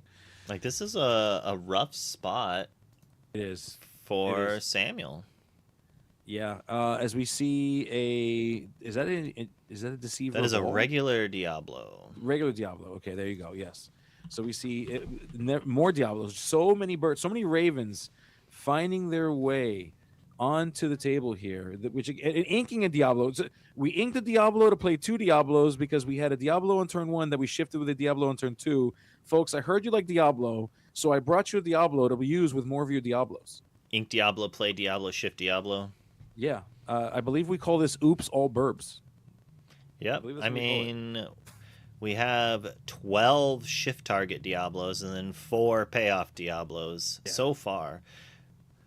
And there is the Sisu that we did see coming, which is, not as painful when we had the other Diablo, so we're forcing Samuel to have another answer. Samuel, though, has not been playing Popsicles, draw cards. He hasn't been playing Brawls. This is his turn. If he has a Popsicle, he needs to play it right now. And I'm assuming he would have played it. Well, he couldn't play it before the Sisu. He still needs to ink and play it. We missed ramp. We've got 5 cards in hand. And we're thinking about passing the turn, it looks like. Yeah. I mean, this is definitely, I would call this lower than average start for Oof. Samuel here. I think And this is the worst start this deck can have, getting stuck yeah, on 3 ink. yeah, it's terrible. So not even being able to ink anything. This does happen sometimes with Ruby Sapphire. There are just some times where you just don't get enough ink to play the game at all. And Samuel being forced in that position, having some answers, but still Moxie's saying, dude, we're turning things sideways. You slow down so I go fast. I'm going to start drawing cards if you can't deal with this Diablo. And I mean, at this point, I need to collect advantage as we just go onto a race here of lore, sending it over to Samuel, who is going to go ahead and draw for turn, which gives Moxie more cards to just play this game. I thought that was a bell, but I'm pretty sure that's a Diablo or a Dumbo. A Dumbo? So we play Dumbo, activate Diablo to draw another card because Diablo's not drawing enough cards. Yes, and I love this. So I've seen these Dumbos in this build. It is a fantastic inclusion, especially because it's like, well, hey, I could quest with my Diablo, or I could do Quest Plus, which is what I like to call it when Dumbo does this thing. It's Quest Plus. Quest Plus. I love to see it. Yeah, you pay one, so you pay a subscription and you get a bonus content from your evasive characters. You get to draw a card as well as get the lore that you were going to get anyway. See, it's a +1. Just a nice little bonus. Just little bonus questies. A little DLC. And I don't mean Lorcana Challenge. As we see, Samuel, yes, what I'm doing is I'm basically equating cards into gacha games here. It's a microtransaction. You pay one to draw a card and get a lore. Samuel, so in a tough spot, and you could tell by just the language here. He does need to speed up a little bit. Game 1 took a while, and if we want to win Game 3, if we can't take Game 2, we definitely need time for it. But we have a brawl for the last Diablo. It's going to allow us to start actually drawing cards here, hopefully soon, if we hit Inkable. But we have to actually do that. Goodness gracious. This is wait, did we just we inked the popsicle to play a popsicle? Is that what we just did? Do what you got to do. It's rough. But I think that means that maybe Sam chose not to do that last turn when we had an option to. And I think he might have needed to pull that trigger a turn sooner. Like, what if he has the shift Sisu in hand? He needs to get that deployed as soon as possible. That's exactly what I'm. I mean, at the very least, you got to get to that 6 number. I mean, it's rough because oftentimes it's said that not making a decision is a decision. Like choosing not to ink, choosing to do nothing, can be a correct decision, and putting yourself in a bad spot using cards that you want to see answers. But I think in this case, you were so far behind. I don't think you had a choice here. I think you lost your percentage to win this game is already low where you're standing. You might have to make a run for it, as we see Diablo singing Friends. Oh, sorry, not Diablo. Dumbo, rather, singing Friends on the other side, allowing Moxie to draw cards where the beloved Herald cannot. Ooh. And Elsa sending Sisu sideways, saying, if you're going to play a Sisu, you're going to have to do it at the full price, and you're not going to get to play additional things. If my math is correct, though, I think we're at 7 on. No, wait, no, we're not, because those are cards in Sam's hand. Those are in his hand. We're at 4. That's his hand. We're at 4 cards in Sam's hand. Never mind. Making Samuel extra sad with a potential full retail price on a Sisu. It does look like Moxie's has what he needs to get this game, and he's trying to finish it also in time to be able to win this Game 3. A lot of time on the clock, though. These decks can sometimes gain a lot of lore over 1 or 2, 3 turns, with Samuel having Dime or Moxie's just flooding the board and then emptying Sam's hand before he can board wipe. Yeah, this is not an uncommon play. Samuel probably feels very comfortable in this world. This is exactly where Ruby Sapphire tends to find itself. Your opponent with multiple characters on board, one solid board wipe, and then you're off to the races. This is not uncommon. Samuel is definitely not out of this game at all. I wouldn't even say it is out of this game a little bit. At least not yet. A couple more questing sessions for Moxie, maybe, but right now, no. As the Precarious Toy Maker. I can't wait to play Flaversham and to banish a Buzz Lightyear to draw 2 cards, even though it probably won't work. But that'd be hilarious, dude. Banishing or using here in Flaversham to send a character to, that's kind of morbid. Like, that's very morbid. The idea of that is just very demented, and I'm kind of scared about what's going on rattling around your brain there. I would love to see a card that made all items characters with strength and willpower equal to their cost. Like a puppet master kind of card. Yeah. Oh. Sid makes toys out of random items, bro. No, that's scary. Oh, that's creepy, but also so thematic and so cool. Oh my gosh, the possibility. Benja taking out that pesky ink runner. You're not hitting my evasives, no siree. Oh goodness gracious. All right. And we're going to bounce away the Flaversham, see if we get lucky. You've got 3 cards in hand, maybe 4. 4 cards in hand, 25% chance to hit a pesky Sisu, 25% chance to hit Flaversham, assuming they don't have more copies of each of them in hand. Yeah. As we see Samuel choosing, they be prepared, getting sent away. Also a good thing to hit right now. Not terrible. I mean, if you got to pick something, board wipe is a good thing to get rid of. Man, oh man, we see just Moxie's is going off right now, playing a sudden chill, making Samuel discard another card of his choice this time, not one that he didn't get to choose, but yeah. So Samuel being put in a really, really rough spot, gonna have to make some really weird decisions about where we're at as we try to continue this game and see if we can collect a second win, or if Samuel's going to be forced to make this game go to game 3. Discarded a Flaversham. Wow. What does that say about what's going on in his hand right now? It makes me think that he has another one, but I could be wrong. I would think so. I would imagine so. We are going to go ahead and draw for our turn now. Samuel going to take a look at these 3 remaining cards. If it is in fact another Hiram, you got to imagine he needs to start launching that down, because we don't want to lose any more cards if we can't help it. Exerting that ice block, if I'm correct that's what that is. Yep, I'm predicting a brawl on that Dumbo. You, my friend, are at least not right now. It's a Flaversham. So you were right about one part of this equation. He did have a second Flaversham. You were right about that. This does hurt, though. We can no longer brawl. We can't Sisu. Yeah. We don't have enough ink to play Ink Runner and challenge the Dumbo. And now if we do get to Sisu, we no longer have a way to shrink the opposing Dumbo down. Yep. Yeah. Yet. This is a tough spot. Moxie's is taking advantage as best as he can. You got to keep compiling the advantage. We've been talking about velocity. We've been talking about momentum in this game, in card games in general.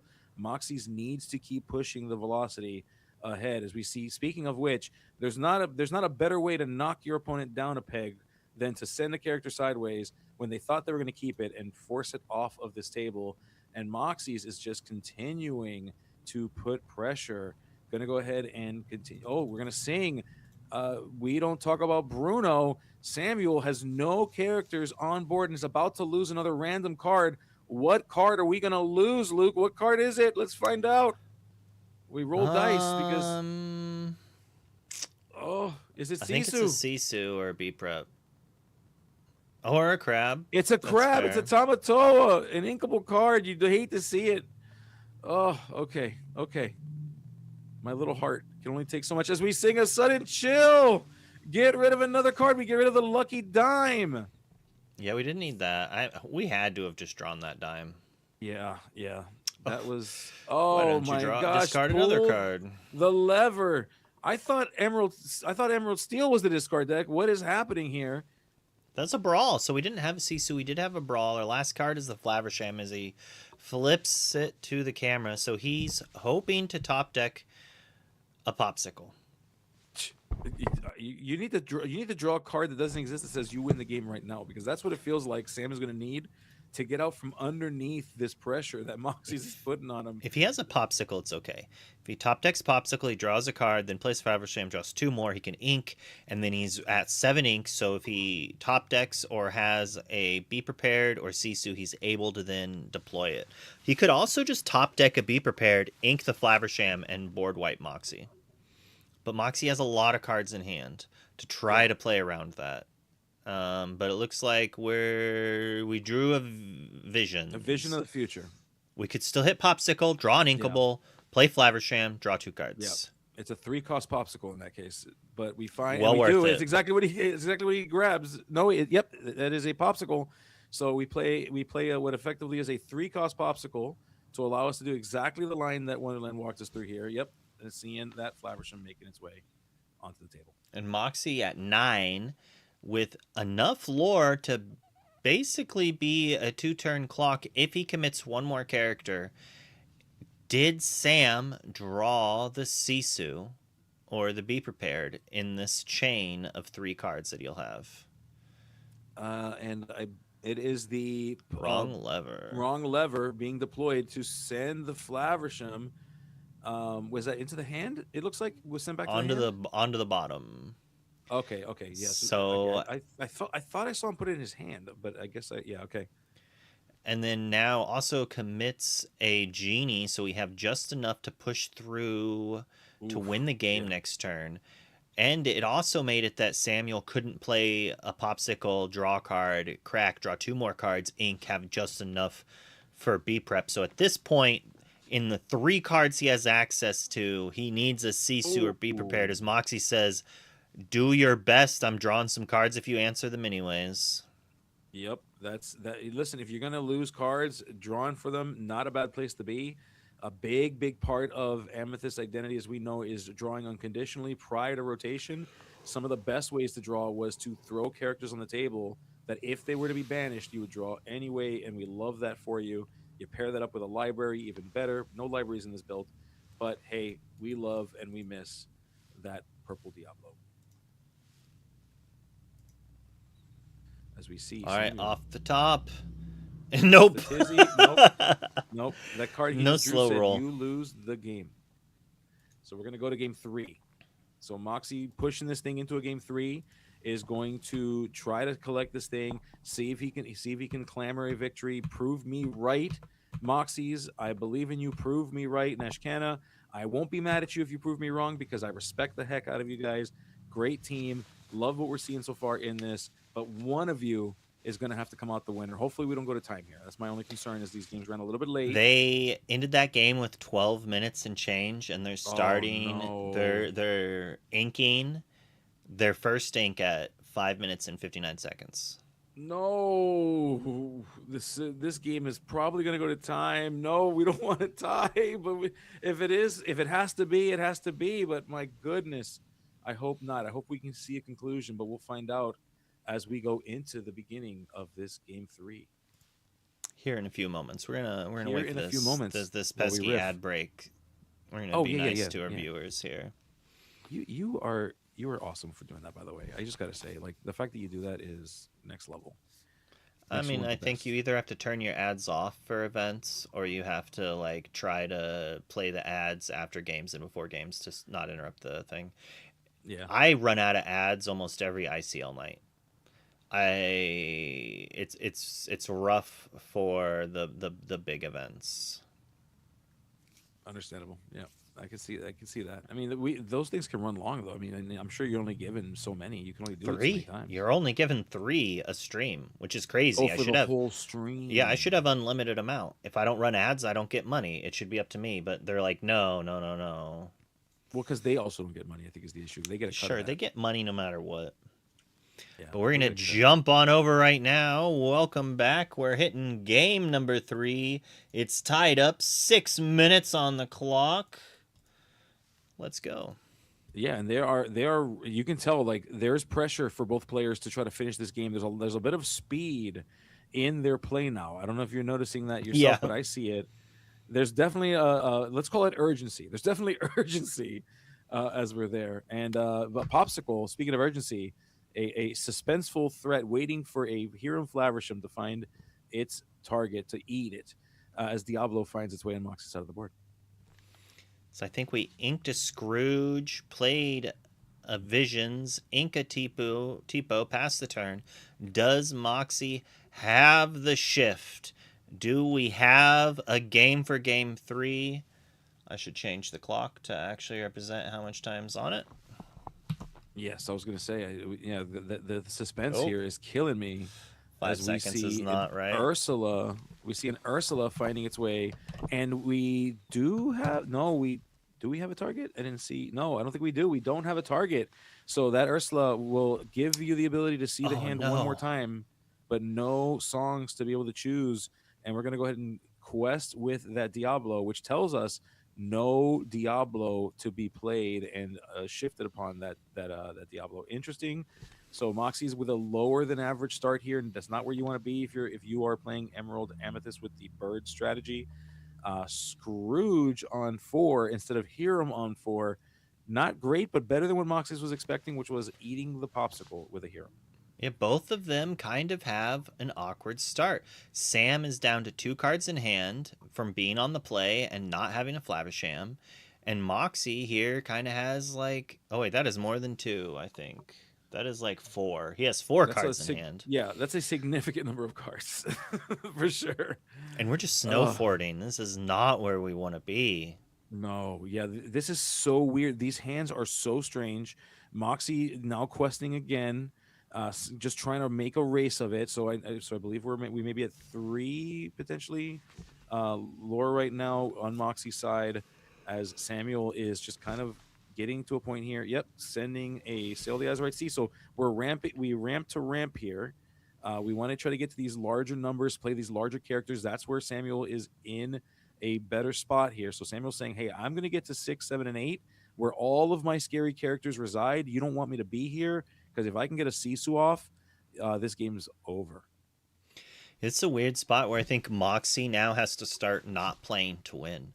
I think it's almost impossible for him to win here. So if Samuel takes out this Diablo, I actually think that, he can't even do it. These popsicles doesn't say he needs to trade back in, but with the heal, the heads up play from Samuel, using your popsicle that you can just get back next turn with a Tamatoa if you have him, it just puts Moxie's in a really rough spot.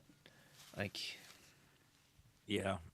Tamatoa does change the figures here a little bit. It does change the way we see this set of lines. And yeah, I think you're right. I think Moxie is feeling some pressure. We see that genie on the table. Is this all for naught? Are we playing a game that we actually have any agency in or not? Moxie's is going to figure that out. But the problem is we don't know until a little bit later here as we go ahead and we play a 4th item. We're going to play the Mushu's Rocket. I don't know what that card. 3rd item was. It's not an ink runner. So since it's not an ink runner, if we have the pesky Benja, we could get away with it, but we didn't deploy the crab yet. So it's still kind of scary situation. But we do have the resist on that genie, so we do get a quest with it at least once or twice, most likely. Yeah, the genie with the snow fort, kind of a good card here. We that could hold us over for a bit. But Moxie's not in a good way here. Just his turns producing less actions, producing less value from the actions he's taking. As we go ahead and we play a chip to force Samuel to discard a lucky dime, likely the only one in his deck. So we'll have to make some considerations when we do eventually play that Tamatoa.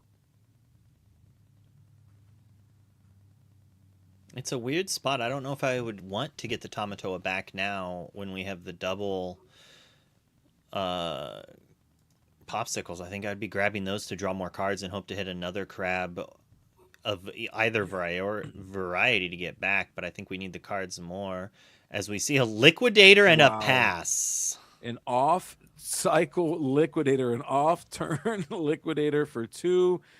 That is signaling the Moxies that we don't really have the gas that we need to try to run this through. That is kind of crazy, Luke. That's kind of crazy.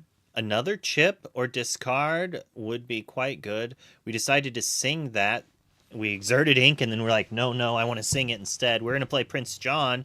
Do we have a sudden chill to back it up with? We have 2 open ink and a singer, 3 open ink, and we just play Diablo here. If Sam is holding the be prepared, he just next leveled Moxie so hard here. Oh no, the troll levels on this would be insane. I think through the roof here.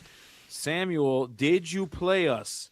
Were you toying with our emotions, or is your hand rough? Show us what you got. I think we're in time. So Moxie's basically like, I can't play around B prep. And if you play B prep, it's a draw. That's fine. But I think I can quest out. I have 5 turns. I have 5, 6 lore in play. So if I quest up to 12 and commit some more, I might have something. And we do have the Snow Fort to help this defense a little bit. Like, Liquidator can trade with Chip, but neither of the characters can fully, cleanly take out this Genie. And then that means the next turn, you're either taking out Genie or Diablo.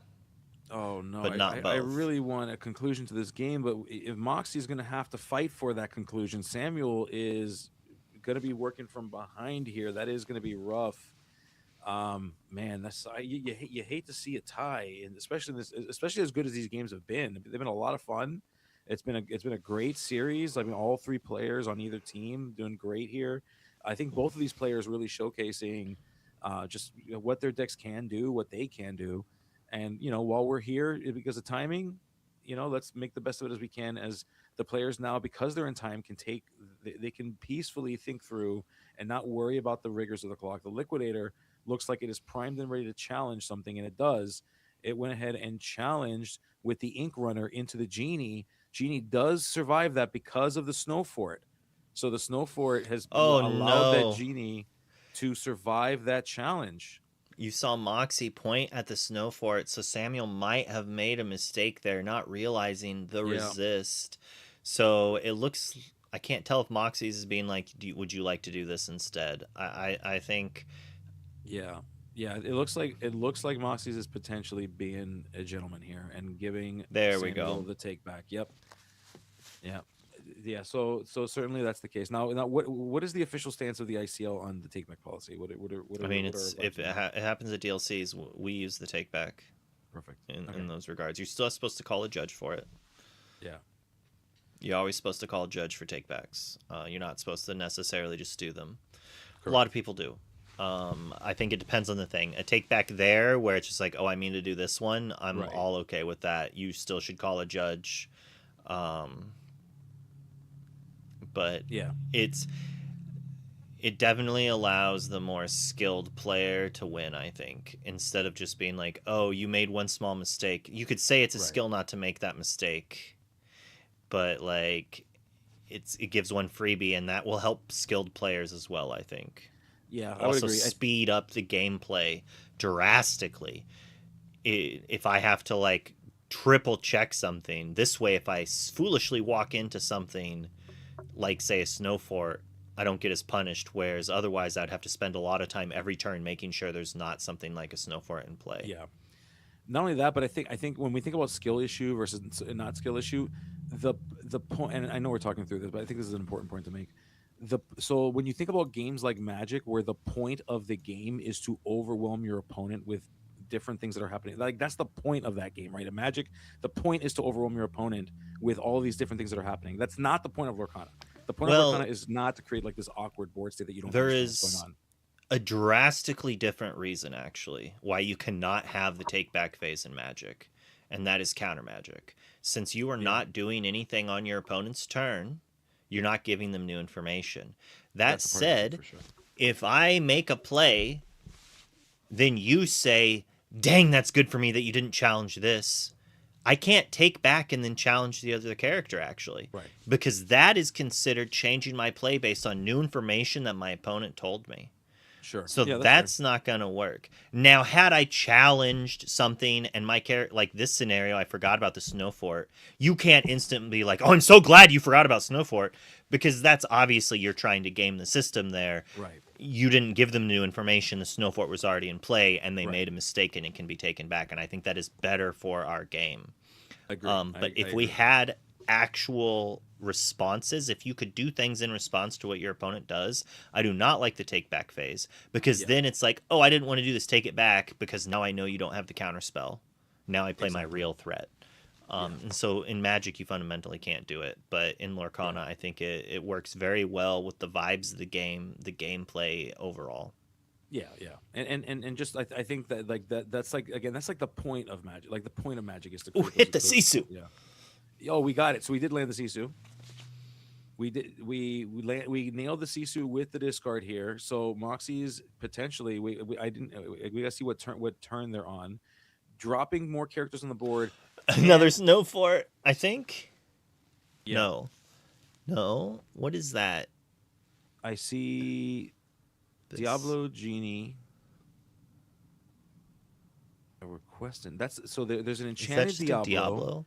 Yeah, that's an enchanted Diablo on the far right, a genie in the middle top, a Prince John, I believe, on the left, and then a Diablo, green Diablo on the bottom next to a chip, if I'm not mistaken.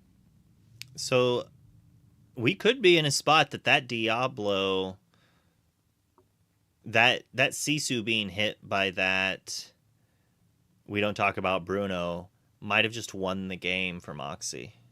So the question becomes, is Moxie able to actually eke this out, or will Samuel be able to make this a tie? We see the Mushu rocket finding its way onto the table. Samuel with a lot of ink on, with the ability to use a lot of ink here.